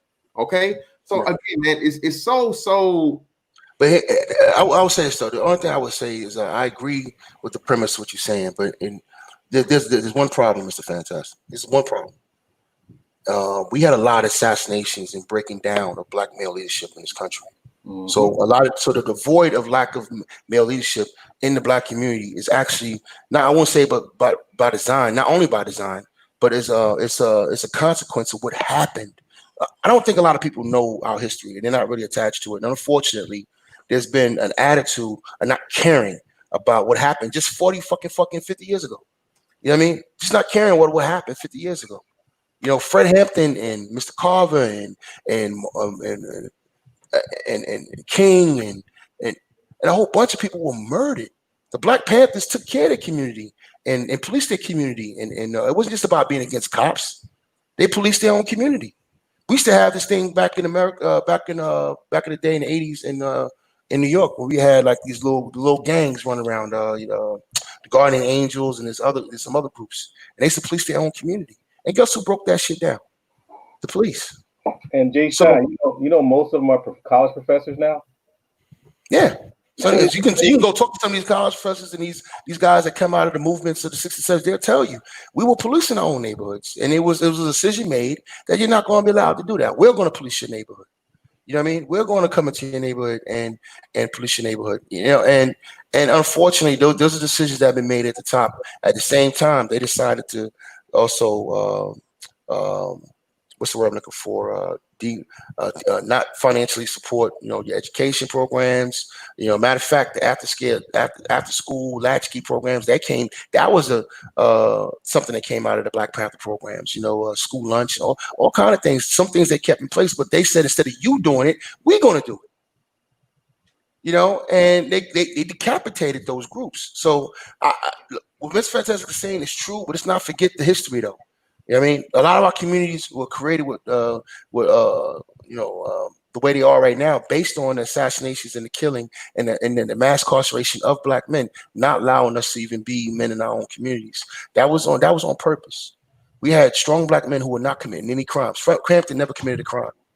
All right, you can't get any more loving and cordial and reasonable than a Martin Luther King. You know what I'm saying? But he got called every nigga in the book, every monkey book. He was called a communist. He was called a terrorist. You know what I mean? And eventually they killed him. So, Muhammad Ali just wanted fucking, fairness and equality. And he was every monster in the book. He was a terrorist. He was this, he was that. Now he's revered. Now he's old. You see what I'm saying? The bottom line is that let's not forget that there's been another actor in this. Do you realize 6 years ago, Ron Paul called Martin Luther King a troublemaker? Yeah. 6 years ago. 6 years ago. And that's how they feel to this day. They still got websites that just create that man and put him down. But my point is this, we have a serious problem on our hands. And I get the emotion and I get the position that Hawk is coming from. I don't disagree with brothers who practice self-reliance, who quote unquote pull themselves up by their bootstraps. The question is, do you have bootstraps? First, all right? First. Everybody is not going to make it. Everybody is not made equal. And the reason I say that is that the Biffs don't run white society and George McFly runs white society is because they recognize in their culture everybody's not equipped to lead. You know what I mean? Everybody in white society is not going to lead. You brought up another important thing too that I think we suffer from the most too. The save everybody mentality, Jay Sean. Again, they other groups of people know how to just write somebody off. And that's put them in where they belong. Put them, in the corner. Yeah, that's what I'm saying, man. And unfortunately, like I said, with us, I think we're more emotional than analytical and realistic, man. I mean, it's an ugly truth. But like I said, man, we're ran by the least of us. Again, or not saying ran, but I would say, my bad. Go ahead, Art. Why do you think that is, though? Why do you think that is, though, brother? Fantastic. You know why it is? Go ahead. You know why it is? Why is that? The reason why we won't write certain people off is because a lot of these losers and good for nothing and motherfuckers who never gonna amount to shit. A lot of those people are our brothers. They're our cousins. They're our uncles. They're our aunts. They're our nieces. They're our nephews. They're our kids. When you're Black, dysfunction is not far from you. That's just the truth. No one will say it, but I'll say it. When you a Black motherfucker, dysfunction is it's only a couple degrees away from you. We all got an old crackhead uncle. We all got a goddamn brother who in and out of jail. We all got a baby mama related to us. We all got somebody who owned the dope. We all got a fucking woman in our family who got 5 and 6 and 7 and 9 and fucking baby daddies. That is why we can't do it, because see, these people are us. These people are related to us. We cannot write these people off, because a lot of us, if we write these people off, we writing 25% of our family off, 10% of our family off, 5% of our family off. Hey, can I correct something real quick? Panther God. Trump is Biff, so no. Look, whether Trump's a Biff or George McFly is irrelevant. First of all, there's some points. Trump he's a graduate of elite college, or he has an elite education. He also comes from a rich family. He comes from a father that was a multimillionaire. So he was born into money. So he's in a different class, for one. But even if he was a straight drunk Biff sitting in the White House, he's a figurehead. You think Trump writes any of the policies? Hell no. That's why I gave you a name. I gave you to Steve Perry. Matter of fact, even with the brilliance and how smart Obama is, he didn't write none of those fucking economic policies. That was Larry Summers and the Goldman Sachs dudes. You see what I'm saying? What I'm saying, when the Georgia flies run your society, I'm talking about the people who craft your society. You have to get into what America really is. That's why I love being in government, for a simple fact that I understand how government works. The downside to that is that a lot of you don't. You don't understand what policy is. You don't understand the paperwork and how it works from the bottom up, how it goes up the ladder, how it goes up the chain of command, and how policy is crafted on a national scale that affects your lives at the local level. All right, these things is really thought out. We're talking about policy. Policy is written by those who know how to write policy. Trump does not know how to write legalese. Yeah. All right. Yeah. So those guys that put bills on his desk, those are the ones who are putting it together. You know what I mean?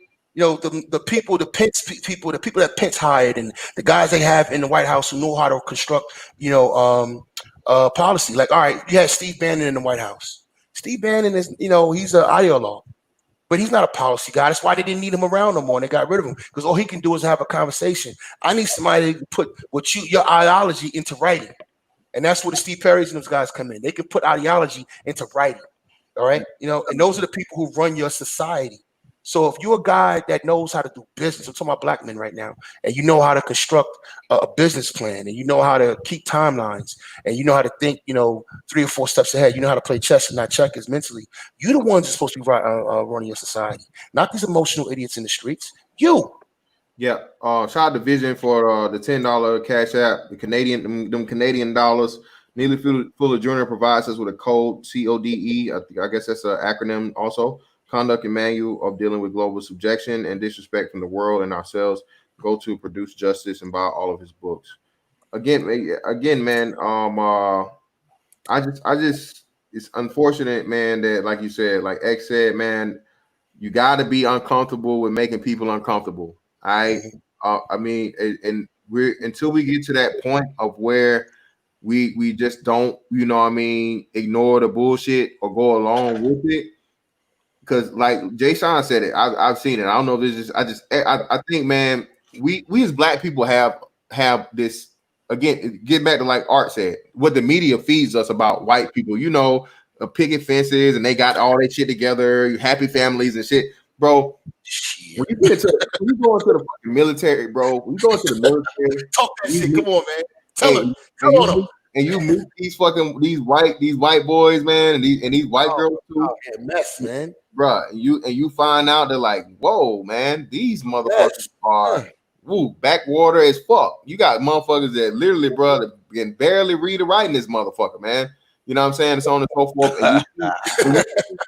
But for real, you see how, again, there are people that the class system of white people, bro. I've heard a fucking white dude call another white dude at the fucking job because they got into an argument. They got into, you're fucking trash. And that motherfucker said trash. Nigga, I grabbed my chest. I was like, I'm appalled. You know what I'm saying? It was so crazy. But, they know who they are. They're forced to know beforehand, hey, who and what you are. And you'll be reminded very quickly, you need to know your fucking place and stay in your place if you're trying to outstep your boundaries. Not to mean that you should denigrate people or so on and so forth and things like that, or try to, stun on niggas. I'm not saying that. But I am saying this, man. There's a separation of people, and and classisms and a lot of other isms and separations exist. And it's we got to get comfortable again with making people uncomfortable, man, and let them know what your role is.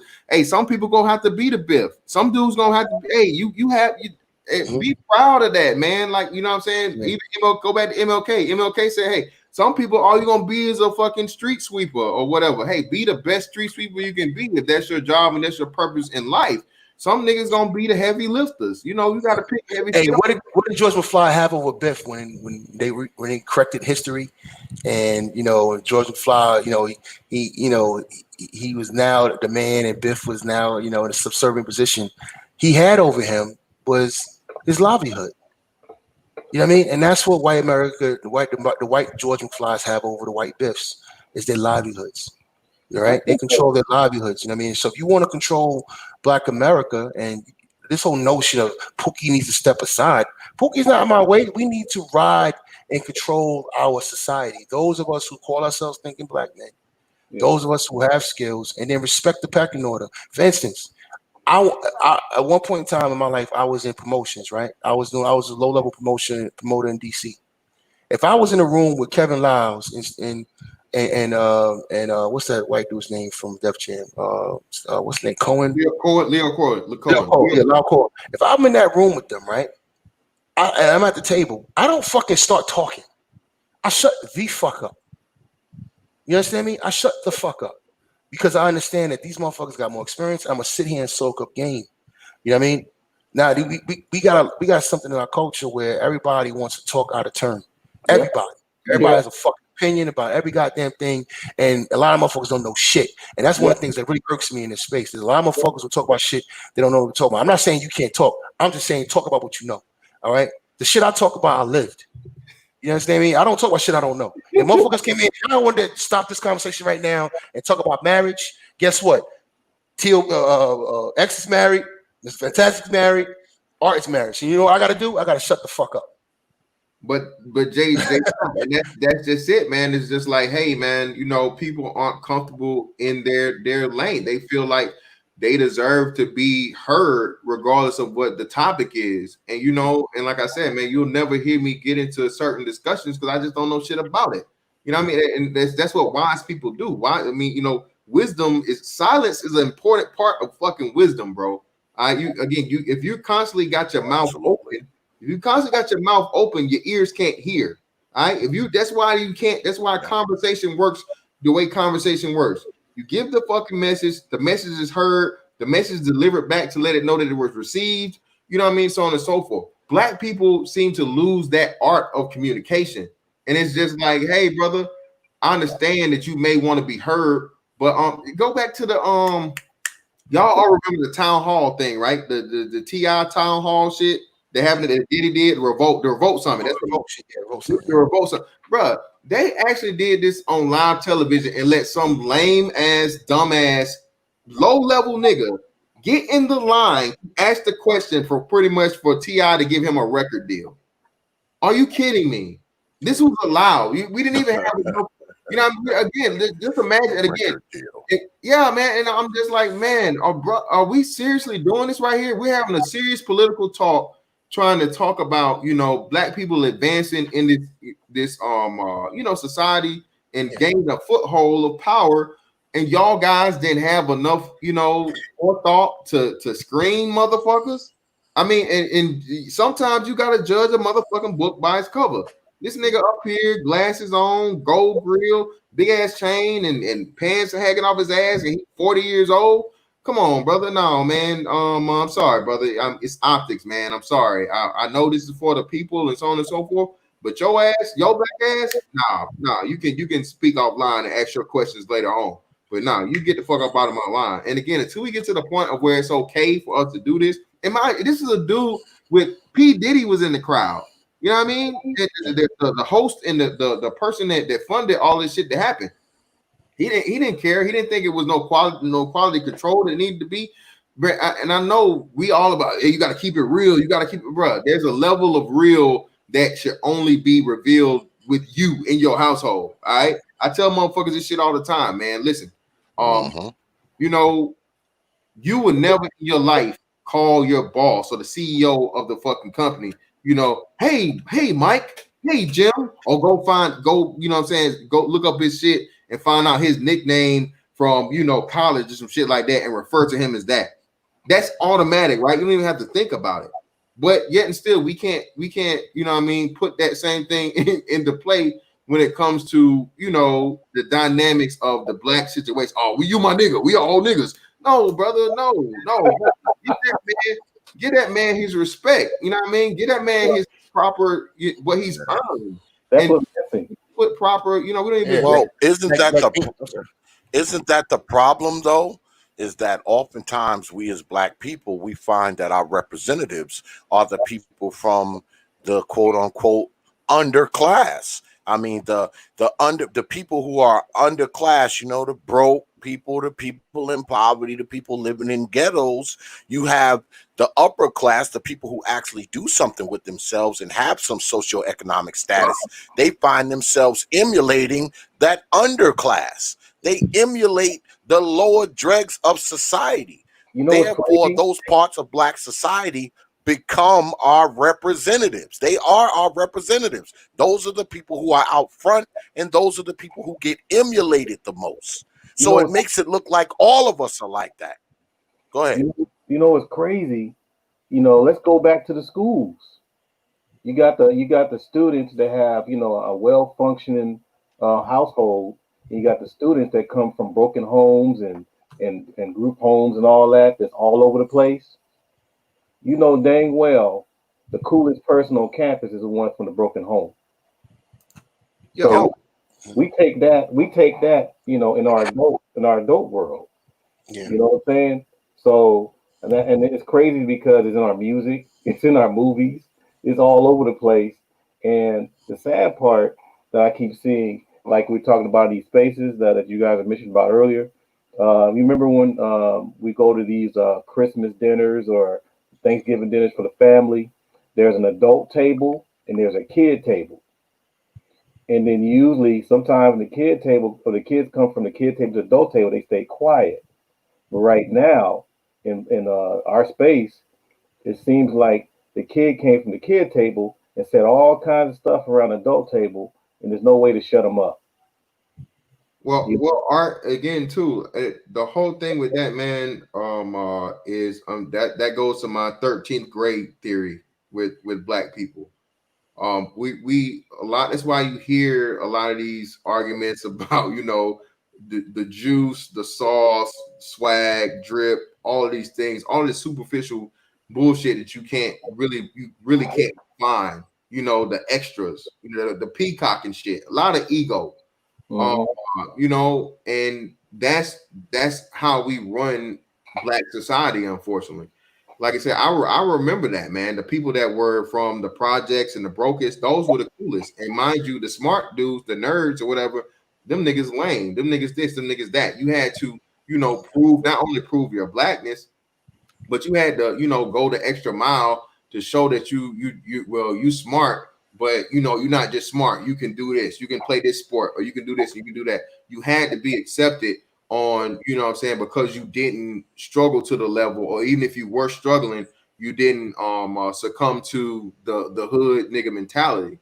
So yeah, man. Again, bro, I just really think, man, one of the biggest things we need to do is challenge a lot of these celebrities that we said too, man, and hold these motherfucking celebrities attached, bro. These people make millions and billions of putting dollars off our backs, and then all they do is regurgitate a lot of a lot of bad things for us that don't help our community, and we don't make them not just come through and donate to a boys and girls club, or come back to the city and do a turkey giveaway or a toy giveaway. Man, fuck them toys, fuck them turkeys, brother. Put some motherfucking guaranteed resources into the community, jobs, trade schools, all of these things, man. It's not enough of that going on, but at the same time, these same people will get out here and tell you, go protest. If you're not doing this, you ain't black. Oh, we'll pay for your bail if you get locked up and all this other shit, man. And not knowing that, hey, man, yeah, you paying for the bail, brother. But hey, you still got that motherfucking, what I'm saying, that charge on your record. And that charge on your record could lead to some shit that's far, far more, what I'm saying, what's the name, when they pull you over later on. Oh, that nigga was one of these protesters and he got so now what? You see what I'm saying? We don't think that far down the line.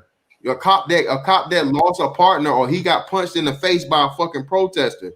You know what I'm saying? Everybody's showing that and they joking and laughing about this, but you got to stay in that city. You actually live there. You get apprehended for that, and then when he runs your fucking name because he pulled you over, shit could go real far left, or more so now. Fuck you. Get the warning. He's gonna write you up for the speeding. He's gonna write you up for the broken tail light. He's gonna look and search for every. He's gonna fuck up your day and ask to search the car. And if you don't allow him to search the car, now he's gonna bring the dogs in and make you wait for that. again, man, I'm trying to tell y'all, bro. These things aren't just that simple, and we don't think deep enough or far along the line to understand the real long-term repercussions of a lot of the shit that we do. Yeah, I like to encourage though, because I mean, some people think that a lot of older folks beat up the young on YouTube. My whole thing is, I can hear a Fantastic or Kuda, all these young folks all day. It's just when you start coming up with stuff that you just pulled out your ass, it's like a glass shatter. It's like, oh damn. But when when they start coming up with ideals and concepts and big dreams and or experiences, I mean, I can sit there. It's the reason why I can sit there and listen all day because I know that we have a future that's going to run and take its course. So I encourage people when you start getting these spaces and having a lot to say, make sure you have do some research first because I think that's one of the biggest problems that we've been having lately. Even some of the younger folks call out the younger folks on some of this. But yeah, that's what we Well, try. maybe they'd be better off if some of these celebrities, like Brother Fantastic was talking about, handing out turkeys and sneakers and shit like that. They need to be handing out some vocational training and some books and shit like that Yes, instead of and handing out like turkeys Ali and class, man. chickens and Like Ali class, hand they always hand go in out these some. goddamn these fucking schools, or even when they offer scholarships, and I'm like, that's nice, but what we need is a goddamn. I need capital. Yeah, man. I need Yeah. capital. Where's that fund at? Thank you, When I Jay get out of Sean. school, I can Yeah, tap into Jay this. Sean. Thank you, Jay Sean. And that's what I'm talking about, Jay Sean. These people, you just had Jay-Z and I think it was Meek Mill go on this campaign for prison reform. And I'm like, prison reform? I'm like, bruh, what the fuck why are we trying to save the motherfuckers that are already gone? Where's you guys, where are your programs for the young aspiring black boys to be in STEM? Where to get up, to bring black men up on reading levels. All these things that are fucking crucial, man, that we need to progress into this thing, but y'all are, because again, the hood, to please the hood and to keep us in that pathology of this is blackness, right? Supporting the fucking, the lowest of us. And again, yeah, oh well, how listen, man, listen. I hate that, bro. What's the percentage of niggas that are unjustly arrested? Is it 50%? Is it 51%? Is it 100%? No, it's not. Okay, there's very, very few motherfuckers that are in jail that don't deserve to be there. Okay, so let's stop trying to use the exception as the rule. We have to fucking say, hey man, if you fuck up, bro, you don't get head of the line privilege. We'll get to you when we get to you. Okay, we're not gonna necessarily throw you away as long as you can show that you have actually learned your lesson you're willing to fucking rehabilitate yourself. Shout out to Ramil, shout out to Turf Orca, shout out to any and every brother that's ever mad that slip up and they change their life around and they tell young brothers, hey man, this is the wrong way to do it. Okay, I lost years of my life trying to do nigga shit, being involved in the streets, so on and so forth. Just because you slip up don't mean it's just over with. So I'm not saying that, but I am saying this, man. You have to pick yourself up before I even think about helping you because I didn't help you fuck up. So why the hell should I help you make up? You see what I'm saying? And we have to start saying that we're gonna put the best of us first.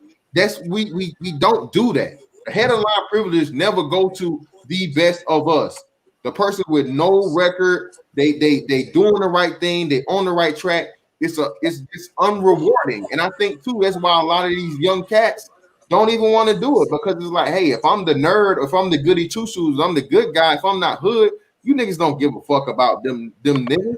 No matter what I do, I can't win. So why would I not succumb Hey, to? You know what I mean? I gotta slightly disagree with you on that, because Meek Mill and Jay-Z being concerned about people that they know. That's the world they come from. You see what I'm saying? My question is, you've had in America, if not, my memory serves me correctly, there have been black people graduating from colleges every goddamn year. Since I've been alive. I've been alive 42 years. And every year we've had black people graduate and go into industry, and we got all these black millionaires. Where are they when we need capital? That's my point. Um, The one thing I will say about the Meek Mill, I actually covered this. I did it in my video on my channel about this. It's a little bit more than just going to get uh, judicial reform for prison reform. It's about a works program, and they work with the state of Pennsylvania to create a program. So, because the state of Pennsylvania was having a labor shortage, especially since, and this is very smart on our part, especially since they were starting to crack down on illegals. Same thing happened in Illinois. A lot of illegals got cracked down on, and then that got jobs. So you had like two businesses in Illinois. Basically, 85% Hispanic flipped 85% Black because of the policies or the atmosphere that's been created by this new wave of republicanism. Same thing happened in Pennsylvania for years, and it happened in Alabama as well. But going back to Pennsylvania, where Meek Mill's from, they had a labor shortage. So they said, look, y'all keep putting these brothers in jail for nonviolent crimes, and when they get out, they go right back to the streets. So they got the instituted a training program, and they got with the Labor of Commerce for the state, and they had a big ass news conference about it. And so it wasn't just about an emotional prison reform. It wasn't about that. It was also about providing jobs and getting these guys back into society, which is something that should happen. We should have a program to get these guys back in society, because the reason why they were in jail or going that route they went in the first place, because they didn't have any really no economic paths. So we're gonna have to create an economic path, especially when some of these brothers already had kids. They got kids running around out there. So when they come back to the streets, we need to get them back into some work programs, and that's what they did. And I think Rick Rubin, Meek Mill, Jay Z, what's that dude, Kraft, and everybody that was involved in it. And I forgot the man that's the chairman of the Labor Commerce of Pennsylvania.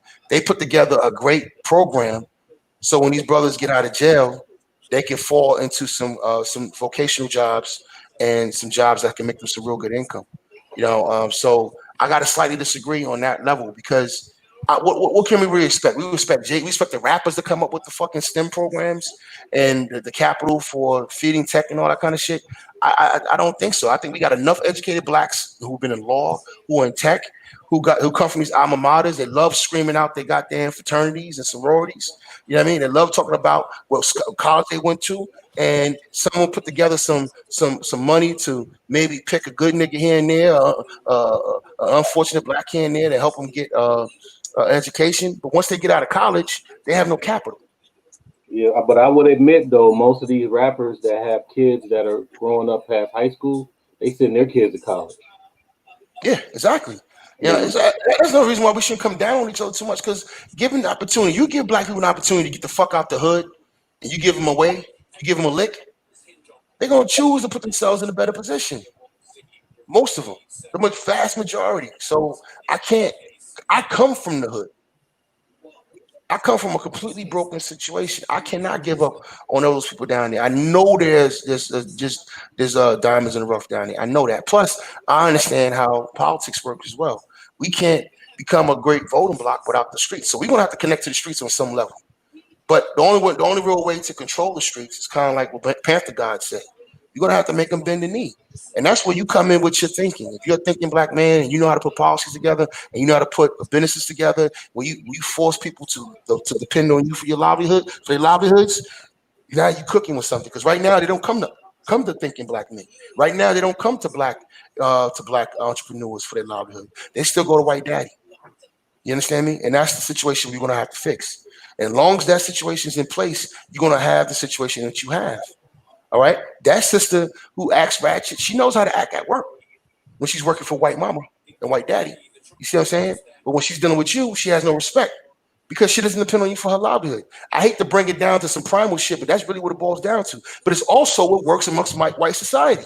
What keeps white society in line is the fact that most white people depend on higher white people for their livelihood. I don't know why that's missed. White people hire themselves primarily. They go to work for other white people.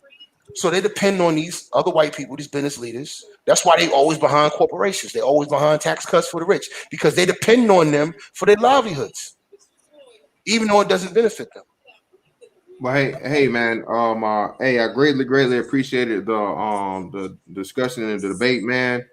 Absolutely, brother. Hey, appreciate it, X. Appreciate it, Jason. Appreciate it, Art. Well, we're gonna give Team Fantastic a bye, like you said, man, because y'all been on a few of these debates. So Hey, man. you know Hey, we're gonna work our way down through the league, man. yeah, Work man. our way down through, man. Yeah, where's Y'all sit Ramil's back. team at, man? I'm calling Ramil out. Where he at? Ramil, Ha ha ha ha. Ramil, man. Well, Ramil, you know what? Ramil was there earlier. Ramil was Anybody feel free to challenge anybody. Ramil running around There here being is a thot, no man. What's Tell up? want to call Ramil. somebody out. Y'all got it, man. I'm out. Ramil running around here being a thot. Ramil, get your ass out here, man. Get your team on deck. Yeah, feel free. Any team can challenge any other team. Feel free. Feel free to come at me with some topics if that's what you want to do as well. I mean, there is no certain amount of number of anything. I mean, if you wanna challenge a particular team, let me know. I'll set it up. That's all you got to do. That goes for all teams, all 6 teams. Goes for all 6 teams. Feel free to challenge anybody you want to challenge. Yeah, Just we let me know. still need to That's get all. Brandon Tatum back. I mean, Brandon You Tatum. know what? I want to address something. There's a guy in the chat room who says Judgezilla the Beast. He's absolutely wrong. This is where nigga shit kicks in with some of these so-called thinking black men. This is nigga shit. I want to read something real quick, man. He said, just because you're a black man and have an idea does not entitle you to black capital investment. Step your business education up and maybe you'll understand this. Nigga, please, man. I'm in business. I've had businesses, man. All right? I've been around other business people, all right? And not all white people are successful in business, but one thing they do have is capital. And they get it from other white people in business. They give each other capital. They start each other all the time. Your fucking president is an example of that. He's dumb as a box of rocks. You had another Republican president named George Bush. George W. Bush was dumb as a box of rocks, and he was upheld by white capital. See, this is the bullshit, man. So how the fuck you supposed to come out of the hood and have a good idea, even if you have a good business plan, but you got no black people who want to step in and give you capital, but want to judge your failure? This is exactly what I'm talking about, man. This is ignorance personified. I work with white folk. I live in a white community. I have a house there. I see how this shit works. And I see how they deal with each other, man. How they ride for each other, how it's ingrained in the culture. They have a culture of doing this. Remember, This is everybody a show called Drug got a voice. Yeah, this is a show called Drug Inc. And they showed this little white kid high as fuck on meth. And guess what they did? They still had him employed. They had this white dude working. They was a landscaping company. They had him working on somebody's property because they were still giving him a chance. You got white judges who let white boys who rape white girls off because they want to protect the future of their white people. Look, that's called being on code. You can make all the excuses you want for them and try to admonish black people all you want. The bottom line is that if you want to practice what you preach, then you're going to have to come to my side. I say, fine. If y'all want to sit here and dump on black society and say we're not doing the right thing, cool. What do you want to do about it? Okay, fine. If somebody getting their shit together and they're coming up and they want to do what they want to do, then are you going to finance them? Because all these all white people rich, they get financing from somewhere. When they gentrify communities, they get financing from somewhere. But niggas don't want to finance each other. So I'm sitting here telling elite blacks, saying, all right, fine. If I graduate, this is what kills me. I said, if I graduate from college, this nigga said I don't have a clue. If I graduate from college, where's the capital? So now I went through 4 years, 6 years of college, and I have no fucking capital. And this dickhead is telling me that's okay. That makes sense. What the fuck? How are you supposed to get in the game if you got no capital? I need somebody to explain that to me. I think that might be another debate. Shit like that pisses me off, man, because these are niggas who really don't give a fuck about other black people. They just want to come out to the goddamn community and just bitch at niggas. But my thing is, why do they come in black spaces and say this stuff? That's fucking idiot, man. I don't give a fuck how you feel about it, neither. That was an idiotic comment. You don't fucking tell me I'm clueless, nigga. I got way more bread than you. I'm telling you right now, I know what the fuck I'm talking about. We can disagree on how we go about it. But if you ain't got no capital, you can't do nothing. Period. So again, I'm not talking about the Pookie and Ray Rays. I said it's fine if you want to give these guys a scholarship and you want to put them through college. Okay, fine. Now, once they get out of college, then what? Go. Because I'm telling you right now, the whole argument between what's his face? The guy that ran on the Democratic side, Sanders, when he's talking about forgiving him and that chick from Minnesota, Massachusetts. I'm in a brain cramp right now with the names. They were talking about forgiving student debt. And you got black people around here talking about, yeah, that's going to benefit us too. Yeah, it'll benefit those who are in college. That was a giveaway. That was a John Smith giveaway for white America. Because you know why I know? Because my neighbors across the street got 4 fucking cars in their garage, and I got my car's in the garage. Those 4 cars in the garage, I mean, in their driveway. Excuse me, I said garage. 4 cars in their driveway. Those 4 cars in their driveway are their kids who have to come home because of student debt, and they're living back home with mommy and dad. This is in white America. So what they're trying to do is catapult them by taking that debt off of them. That is a handout to white America. I'm sorry. That's an affirmative action program. They're not going to call it that for white America to erase their debt. You understand me? To forgive their debt is a leg up for them. Yeah, it would benefit some black people who are drowning in debt. Sure, but let's do the numbers. How many more of them are in financial aid debt than us? You see what I'm saying? So now they're giving their educated class a jump start in life. That's what that was about. But nobody talks about that. They didn't say it was that way. They didn't say it's a white bill. But if you look at the fucking numbers, you look at the policy, who would have benefited more overall? It would have benefited them. And that's how they do for each other. Now, I want you to go over there and tell them the same fucking thing you just told me. No, they only say it in black spaces. I mean, it's only black people coming down to tell black people that what they can't have. You have a government that you're supposed to go to your government and lobby your government. That's what politics is about. It's about money. Where the fucking money goes. They ain't gonna get white people smoke. Yeah, when you talk about Republican states, they get back. They get back more from the federal government than they give in taxes. Did you know that? All right. So the problem is that it's all about money. Politics is about money. And what this brothers is telling me is that you don't belong in the politics game. You've been in the country 400 fucking years, and you don't deserve a seat at the table. You don't deserve the ass. You don't deserve even the ask for your cut of the pie. Just pull yourself up by your bootstraps and go out here and get your own, and that's going to fix everything. And that's bullshit. That is not what white society does. Absolutely not. They just gave trillions of dollars to fucking white corporations in the last bill they just passed. You got $1,200. They got trillions of dollars. Rich people got trillions of dollars, and you have nothing to say about that.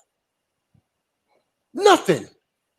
That's okay. That handout is good. But if I ask for a fucking job or ask for an investment that I got to work back to pay, I'm asking, I've got my hand out now. I'm begging. You just don't want to support other black people. You love the failure. They like the storytelling about it, too. You love the failure because it makes you feel good. It makes you feel good to be somebody above them. And look, if I was a selfish son of a bitch, I'd be on the same bullshit you on. I got fucking motorcycles, BMW. I'm chilling, penthouse. I got houses, all that. I should feel better than the average black person, right? But the truth of the matter is, I know where I come from. And I know this other, I know the situation. I know this is all systematic. And it's all a numbers game at the end of the day. If you give these rappers, certain rappers, capital, what have they done with it? What has 50 done with his opportunities? What has Dre done with it? What has Jay-Z done with it? And all the brothers around. Look what fucking Mav and LeBron, all the people around him are doing. They're learning. They're learning how to stay on code. They're learning how to bowl guard and get themselves in those rooms. And that's what we need to be doing. We need to be at every fucking level of the game. Sports, medicine, military, government, corporate America. We need to be every level of the game. But we need to be practicing group economics. We need to have some type of level of social solidarity with each other. If we don't have that, then we don't have nothing. Period. I mean, that shit really ticked me off, man, when the brother said that shit. Well, I mean, that's logic. I mean, forget that you agree with me or fantastic. Put that aside. We're talking about X's and O's.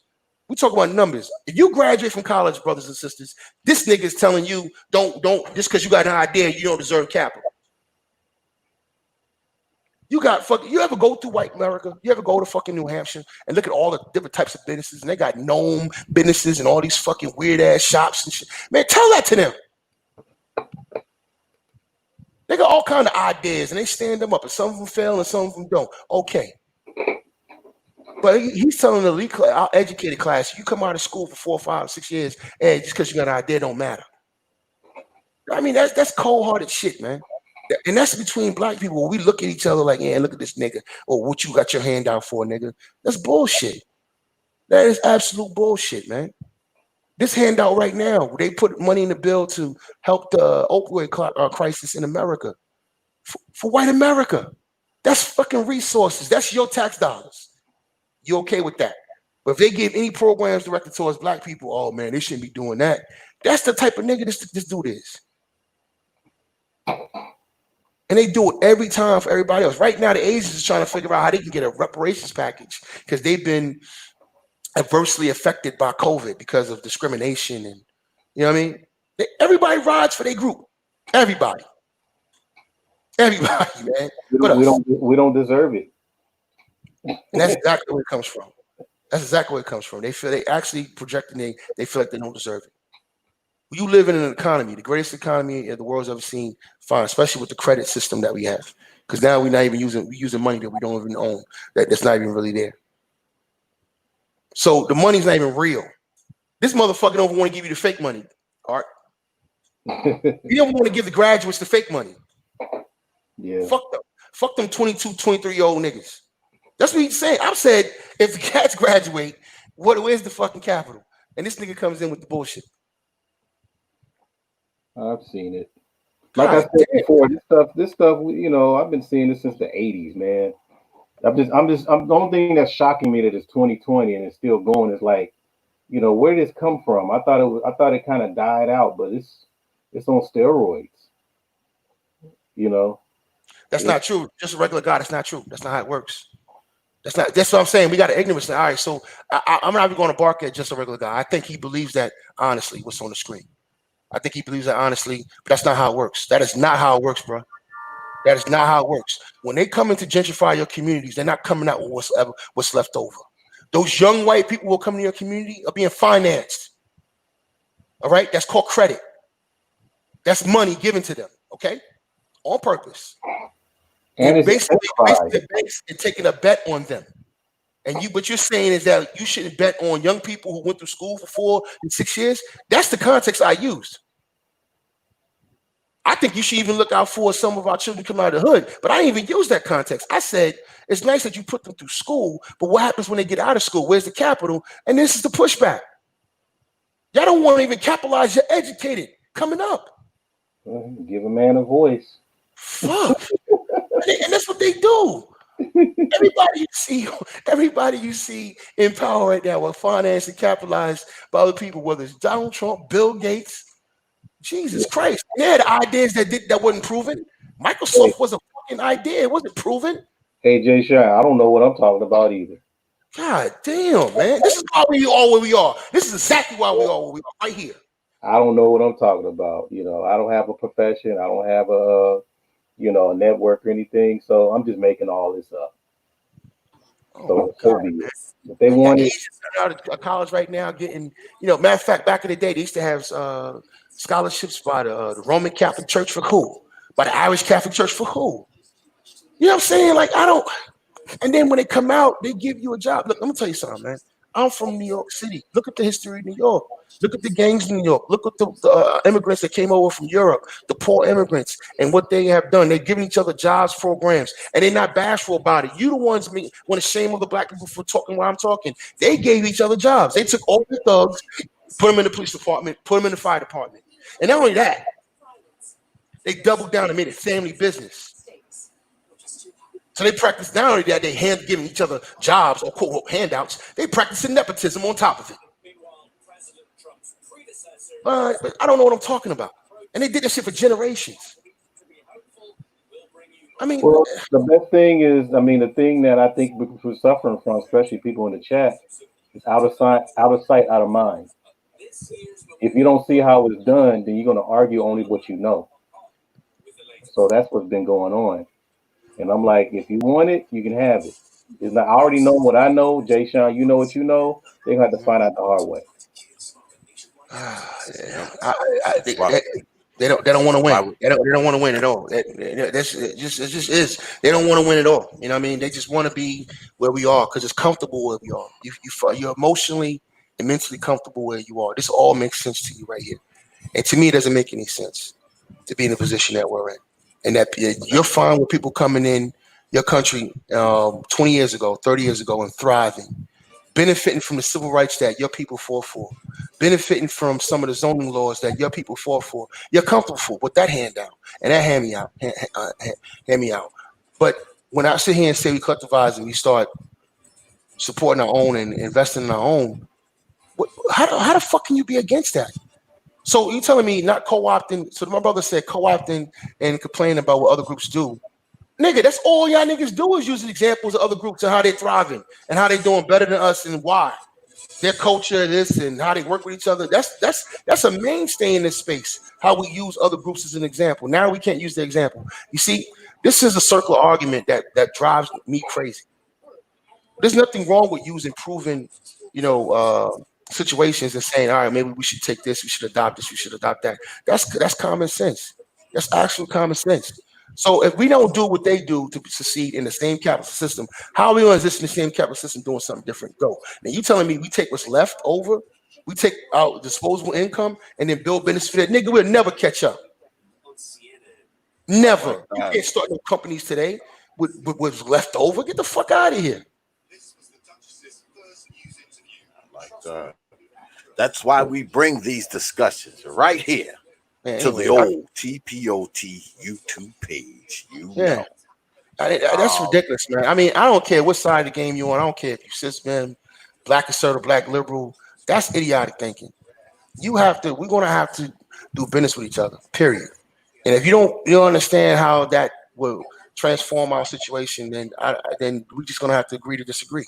No, they're taking other people's talking points and bringing them to black spaces.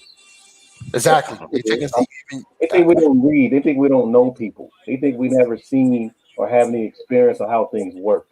Yeah. Because we're behind the computer screen. Yeah, it was crazy. My man, Fantastic just talked about the paths, right? Doing practices. So now you're against his practices because some of his practices we're talking about what I'm talking about. And what makes it so funny, a lot of people in these black spaces that know what he's talking about, we do work with white people. Yeah. We do business with white people. We have friendships with white people. But it doesn't mean that you have to forget who you are.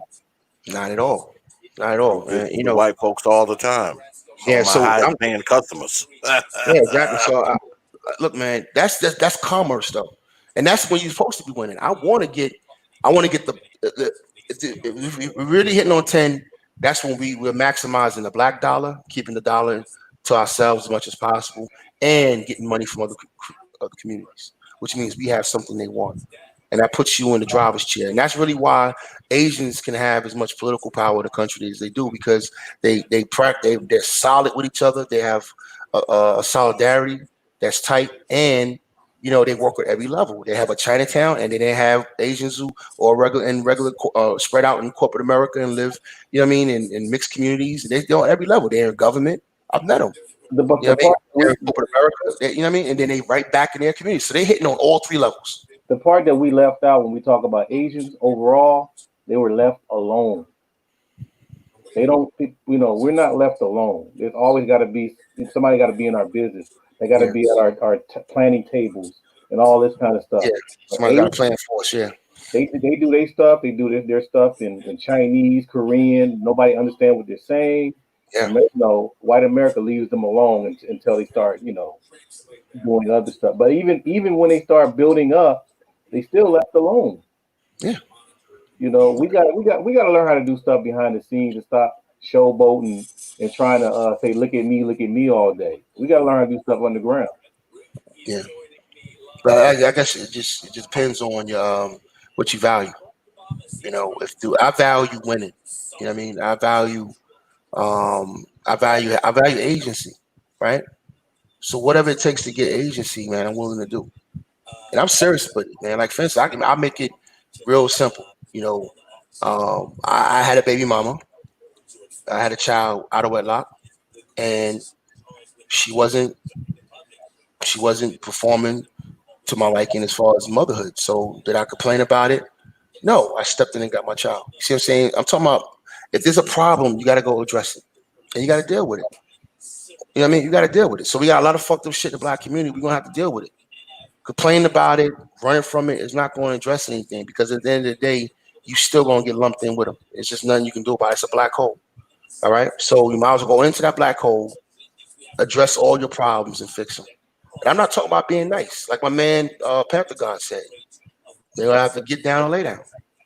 You have to bend the knee, or suffer. And that's where I'm at with it.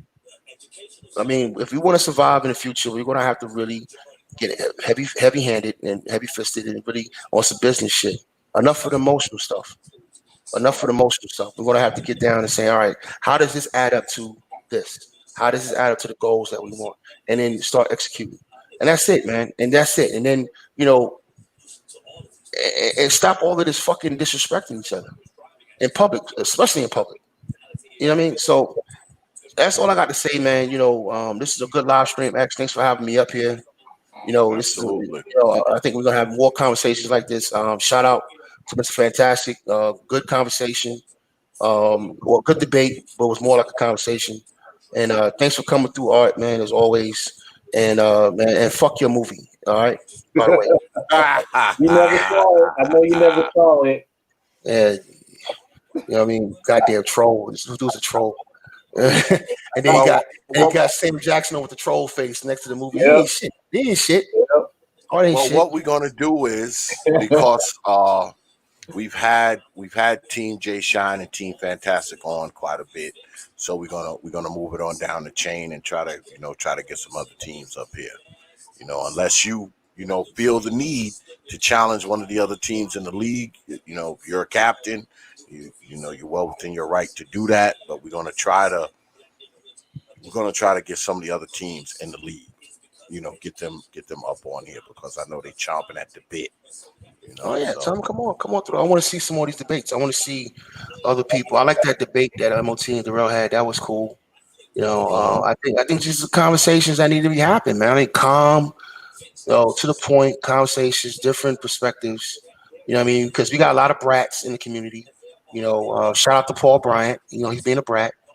He says, why should I go into the black hole and struggle with the BS when I'm doing just fine on my own? Exactly. I don't understand that thinking. Maybe it's because I didn't grow up poor. Whether you grow up poor or not, that's my point, man. I think I made this point and illustrated it. I'll give you another quick example. Those people who own those Chinese restaurants and those Chinese nail shops and Chinese stores in Chinatown, the ones who own it are the rich Chinese people. The ones who run it are the poor white people, Chinese people, excuse me.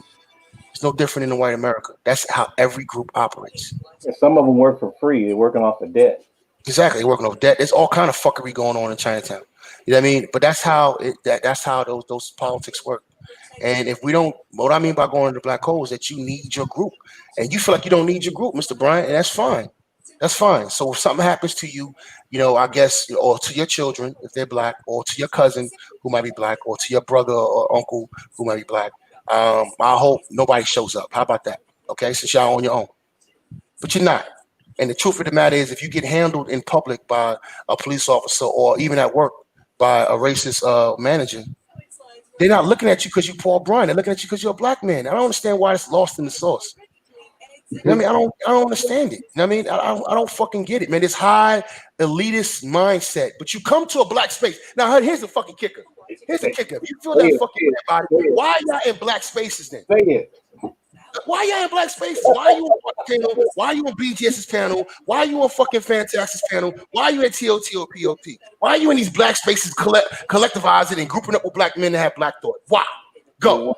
I need somebody to explain that to me right now. If you ain't black, nigga. If you on your own. Bringing in white ideologies, man. Get the fuck out of here, man. It's hypocrisy. I don't get it. It's hypocrisy of the highest order, sir. No disrespect, no shade. But you're a hypocrite. All right? Make sure you understand that. You're a hypocrite. You come to black spaces as a black man to fellowship with who? Other black people. Why do you need a fellowship with black people? You're on your own. I don't need black people. Okay, they love black folks, man. They just out of here, man. I mean, they just don't want to admit it. I don't want to be around black people. They like there's five of them on the panel. And then come to black spaces to criticize other black people. What's the fucking? Is this a sport? Do you niggas get off on this shit? I mean, like I'm trying to figure out why. They I love feel I'm not like saying. All right, now we're gonna So get petty. So, Mr. Bryant, you don't go to black spaces. You don't go to black spaces. You don't go to you're not in the black space right now. You're not where black men are talking. There's nothing but black men here and black people. You get my point. See, don't try. Oh my God, man. You know what? I'm not gonna let him frustrate me. Y'all got the point. Y'all see the fuck I'm talking about. And it's not just him. It's others who come into the space saying the same shit. You know what I'm saying? I'm on my own. I'm good. That no, you're not, man. No, you're not. Even Sis Bim and swirling, all that shit is black people coming together. Whether it's black women or black men, you still fellowshipping. You're still fellowshipping. You having a disagreement right now with a black brother. in the black space. No, Brian, it was a question, man. But the question, all right, I don't want him to feel some type of way. I don't want you to feel some type of way. But you're being a hypocrite, Paul. You're in the black hole right now, nigga. Sorry, this is the black hole. You said, why should I go into the black hole? This is the black hole. You're in the black hole right now. All right, because in this space we have a lot of brothers who disagree from all walks of life who disagree with each other and come from different. They got different ideas. That's the black hole I'm talking about. All right, you in the black hole, whether you like it or not. This is And where what's they right, all put meet. hands on you, not put hands on you because you Paul Bryant. They put hands on you because you just happen to have to be the wrong place, the wrong time with the wrong cracker. That's why you get hands put on you. You understand me? That's just real talk, man. That's real talk. These people ain't killing. This ain't personal. That's happening to these brothers on the streets. It's not personal. You just happen to be the wrong nigga in the wrong place at the wrong time, and that should bother you. It should This is bother where you, the man. brothers who disagree come to meet. Exactly. So if But you come into these spaces to debate, fine. Let's debate, but let's stop the whole. You can't be. I'm in here, but I'm not in here. I'm in around black people. I'm not around black people. Come on, man. What the I'm fuck are in we doing? I'm in Are we here, black but I'm or we not not, in man? You here. know what I'm saying? And you're right, Vic. I'll leave him alone, Vic. I'll leave him alone, man. I'm just saying, like that shit bugs me out, man. Like when niggas come into black spaces, black people, they fellowship with black people, and then they say something like, "Yeah, I did well on my own." I'm like, well, if you practice like an individualism, why are you here? Let me give you a quick example. I'm over here with brothers who are expats who are not coming back to the States ever. I'm over here with them. And you know what? When I sit down and talk to them, they never bring up the black community or black women. They just wanted to get away from America. They wanted a better life. They just wanted, to have some civility. The shit I was talking about earlier. That's why they over here. And actually, you know what? I need to do a live stream on that because I got some interviews I did, and I need to put it together. I need to get the time to do it and edit the shit, man. Well, y'all can hear from them yourselves. That's all my brothers have been over here 20, 25, 27 years, man. You know what I mean? And what the situation really is with them and German women. And that's why I say everything is business. So I'm not going to go into that because that's a whole nother live stream. You know what I mean? A whole nother live stream, man. You know what I mean? But, there's reasons why these brothers are over here. And when I talk to them about being expats and being over here, one of the last things they bring up is black women or the black community. It's dealing with racist society, opportunity, jobs, and they found opportunity and they found fucking peace over here. And that's why they left and stayed over here and never came back. When they got over here, they was like, shit, the cops ain't pulling me over. And it's true. I had to learn how to fucking relax. Suppose I got behind me and I'm used to tensing up and shit. But they don't do that over here. And You can shout go out, to some of the richest German neighborhoods over here and they'll pull you over there. They don't have that culture. That's a culture in America of pulling niggas over and pulling people over in general. You know what I mean? And getting tickets and all that kind. That's how they make money. But also, it's also a cultural phenomenon in America. You know what I mean? And they're allowed to do it. Just pull people over. Any little thing. Oh, he got a tail light out. Oh, he didn't brake here. He didn't use his signal. Pull him over. And then these shits are turning into lockups, let alone violence or even occasional death. And this is disruption in life. So how are you in a free country and you can't even move around freely? And there's guys posted up looking for any reason to pull you over. They're preying on you. So they don't have that mindset over here. They don't have that culture. It's not necessarily because they don't care about black. They just don't do it over here. It just doesn't exist. They don't have a culture of pulling people over every 2 minutes. You go to fucking Northern Virginia, there's fucking blue lights everywhere. Everybody's pulled over every 2 fucking minutes. You know what I mean? And that's part of the culture. And when you add race to it, it gets worse. So I know why a lot of these brothers are over here, and I can tell you to ad nauseam why they're over here and why they staying over here. And the last thing they talk about is the community or black women. Real talk. and shout out to Nick Taylor. I watch your material, bruh, and keep doing what you're doing, man. Nick Taylor got a good channel. I share his stuff. And Yeah, shout out, brother Nick shit is official, man. and And you know That's what? official. And you know Shout out what?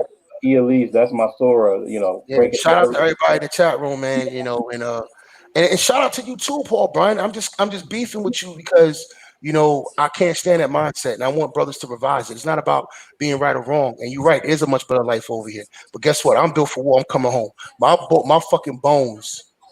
You know what I mean? My bones are buried in America. I'm not forfeiting that shit for nothing. That's mine's by right. See, I want brothers to start talking that way. You know what I mean? You know how white folks talk about what's theirs by right? It's my right. It's my right. I'm white. It's my right. I want us to start talking that way. That's our shit. And you have a right to start a business. You have a right to buy a house where you want. You have a right to walk and go about your business without being fucked with. Just like everybody else. And we should be appalled that people could come in the country, be in the country, 30, 40 years, and they get hands off. Like, for instance, in Arizona, they got a hands off policy with Hispanics. You understand? Like, they not even supposed, they don't go fuck with them. They got a hands off policy with them.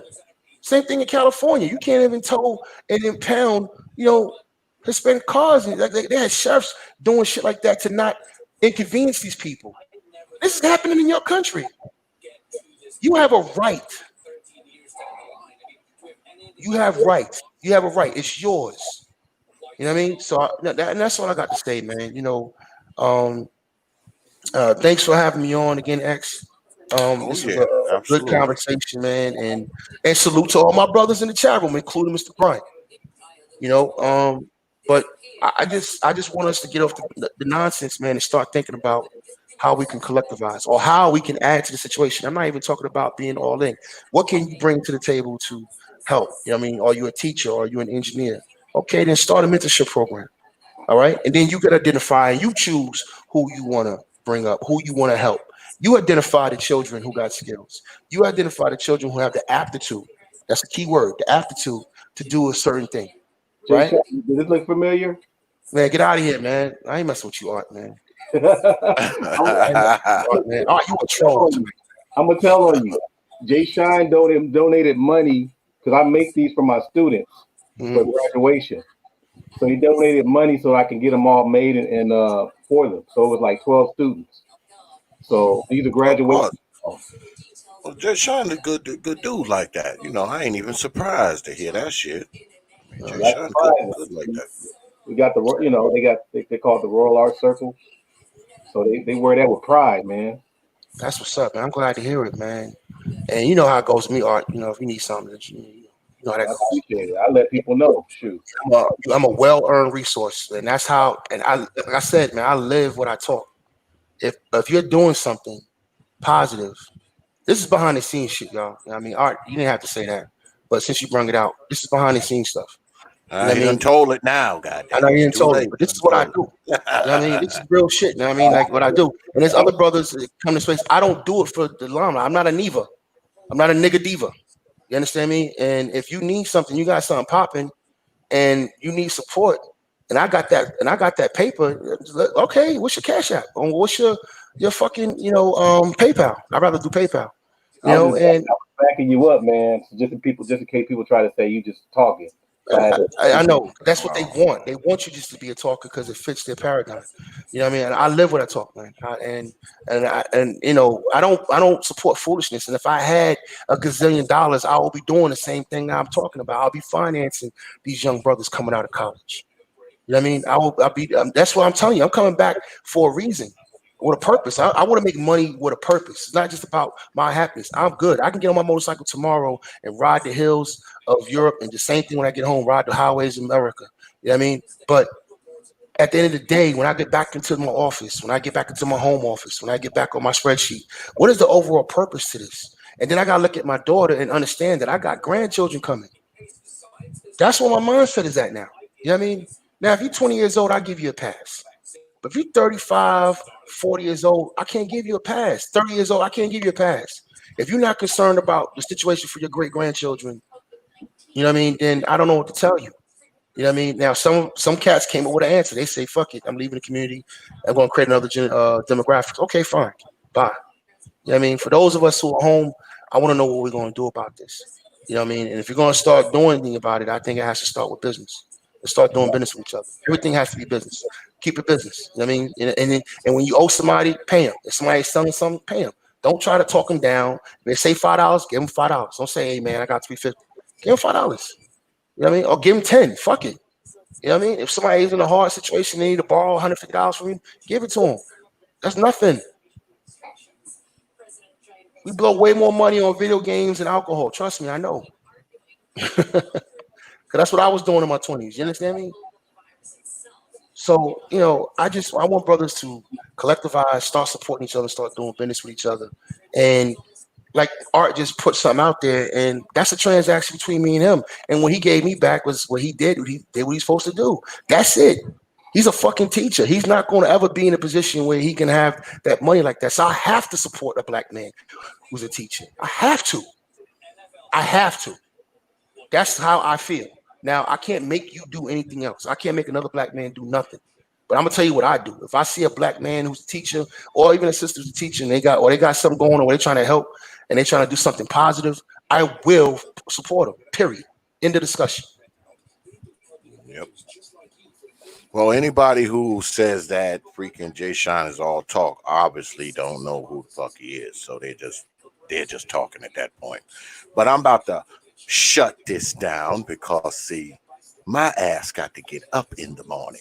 Oh, I'm gonna bring out another videotape. Okay, never mind. Oh, I appreciate everybody coming out. Five element ninjas, man. 5 element ninjas. Okay. I appreciate my brother Jay Sean coming on with the debate, and brother Art, timekeeper. I don't know. Peace, my brother. I don't know if I'm gonna have you or brother KIT tomorrow, brother Art. I'm not sure. I gotta get with brother KIT, see what he got going on tomorrow. Okay. Well, let me know. And shout out to SKC, the Alpha dude. I didn't forget you, fam. Oh yeah, I see brother Supreme in the chat. What's good, brother Supreme? Yeah, man. So I'll try to hit you up early. I'll hit brother KIT up early too.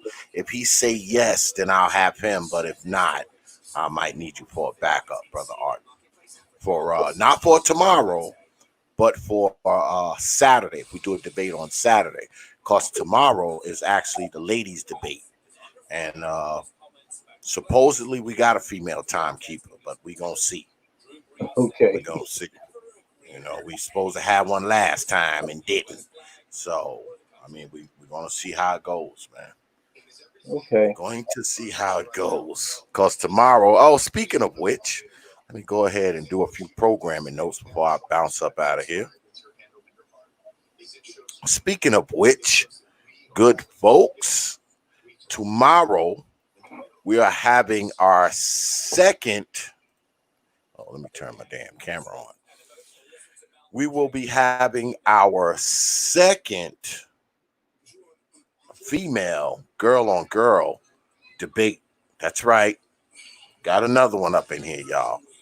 Shout out to brother BMT because he helped me set it up, just like he helped me set up the last one. He know more females than I do up on these spaces. But tomorrow, as you can see right here, we're gonna have Dana versus let me move out the way so I can see. Against Raw B, and tomorrow they're going to be debating whether or not feminism was good for black society. So it's going to be interesting watching two women debate the idea of feminism. I believe Lady Dana is on the negative side and Lady Raw B is on the positive side of that argument. So should be good. So make sure you have your black behinds here tomorrow, 9:30 p.m. Eastern time on the T.P.O.T. YouTube page. You freaking know. But yeah. I want to thank everybody for coming out tonight, man. I appreciate it. I always do. It's always good to be up here with you good folks, man. It always is. Yeah, what I need y'all to do now, though, is to get your black behinds down to Facebook. The Facebook page is Proper the Thought Series on Facebook. That's Proper the Thought, one word, series, the next word on Facebook. Go ahead, follow the page, share the page, like the page. You can even catch up with old X down there as well. All you got to do is drop me a line. I'm guaranteed to get back to you within 24 and 168 hours. Also, while you're there, get your black behinds down to the Proper Thought Series fan group page. That's the Proper Thought Series fan group page on Facebook. Go ahead, request to be a member. You're guaranteed to get up in there quick. Also, check us out on WhatsApp and Instagram. That's Proper the Thought. Leave out the series on Instagram. Go ahead, follow us on Instagram. You're guaranteed to get a follow back. And y'all know we always end the night like this. Get your black behind down to Twitter. The Twitter handle is at T.P.O.T Media on Twitter. That's at T.P.O.T Media on Twitter. Go ahead. Follow us on Twitter. Because if you don't, I will haunt your old black ass mama in her dreams.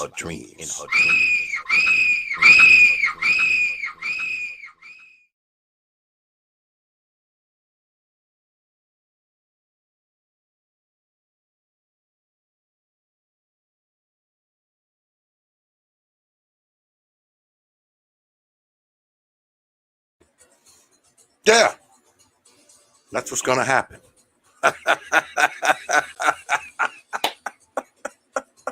So once again, I want to thank you good folks, man, right here in the chat room. My moderators always doing what they got to do, man. But most importantly, man, I want to thank you for hanging out with us, man, spending some time with us and watching us. It's always good to be up here with you good folks all the time.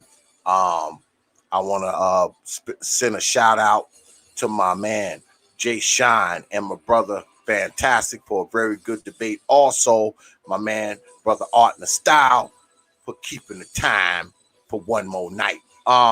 Once again, tomorrow, we got another debate tomorrow, y'all. 9:30 p.m. Eastern time on the T.P.O.T YouTube page. You know, we're gonna try to throw down tomorrow with the ladies, man, and we're gonna see how it go. So, with that, I will leave you with 3 words. You know, like I always do. Open your mind. Open your mind. Open your mind. Open your mind. Peace, folks. I see y'all tomorrow night. The Prophet of Thought.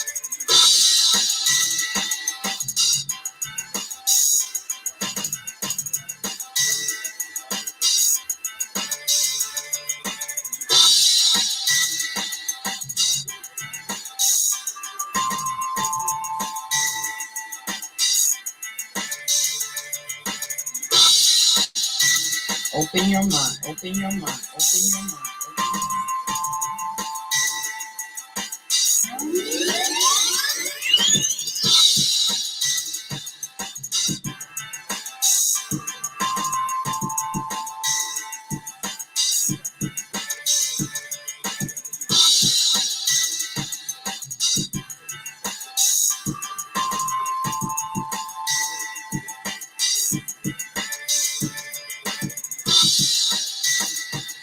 The Prophet of Thought.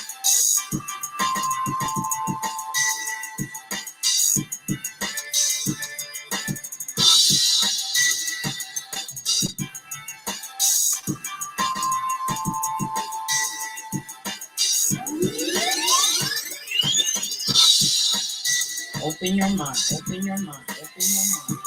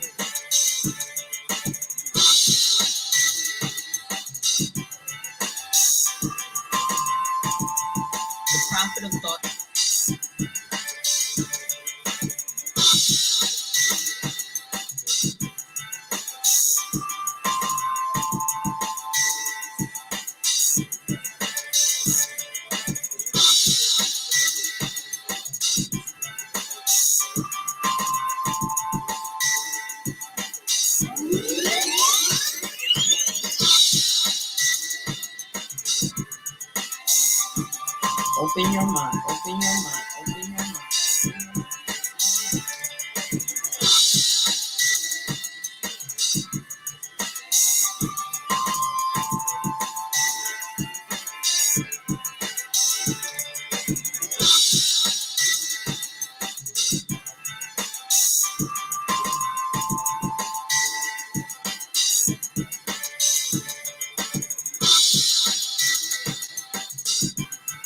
The prophet of thought.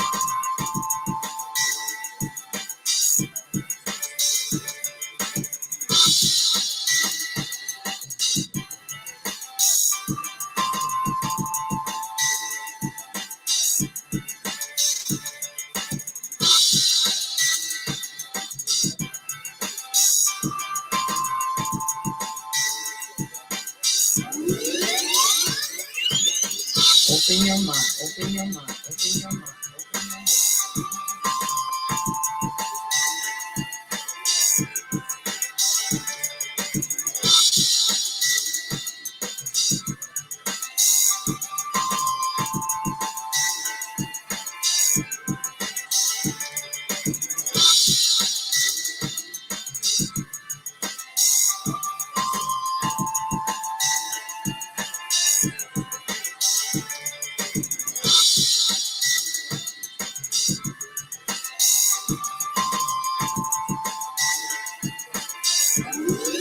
The prophet of thought.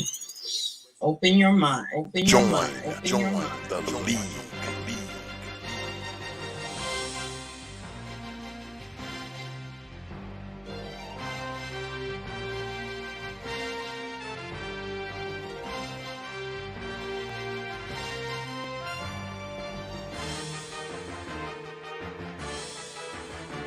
Join the league.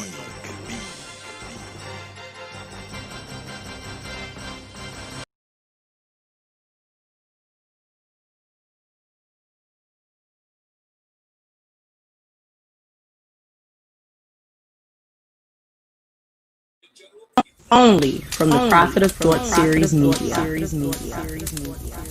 Open your minds.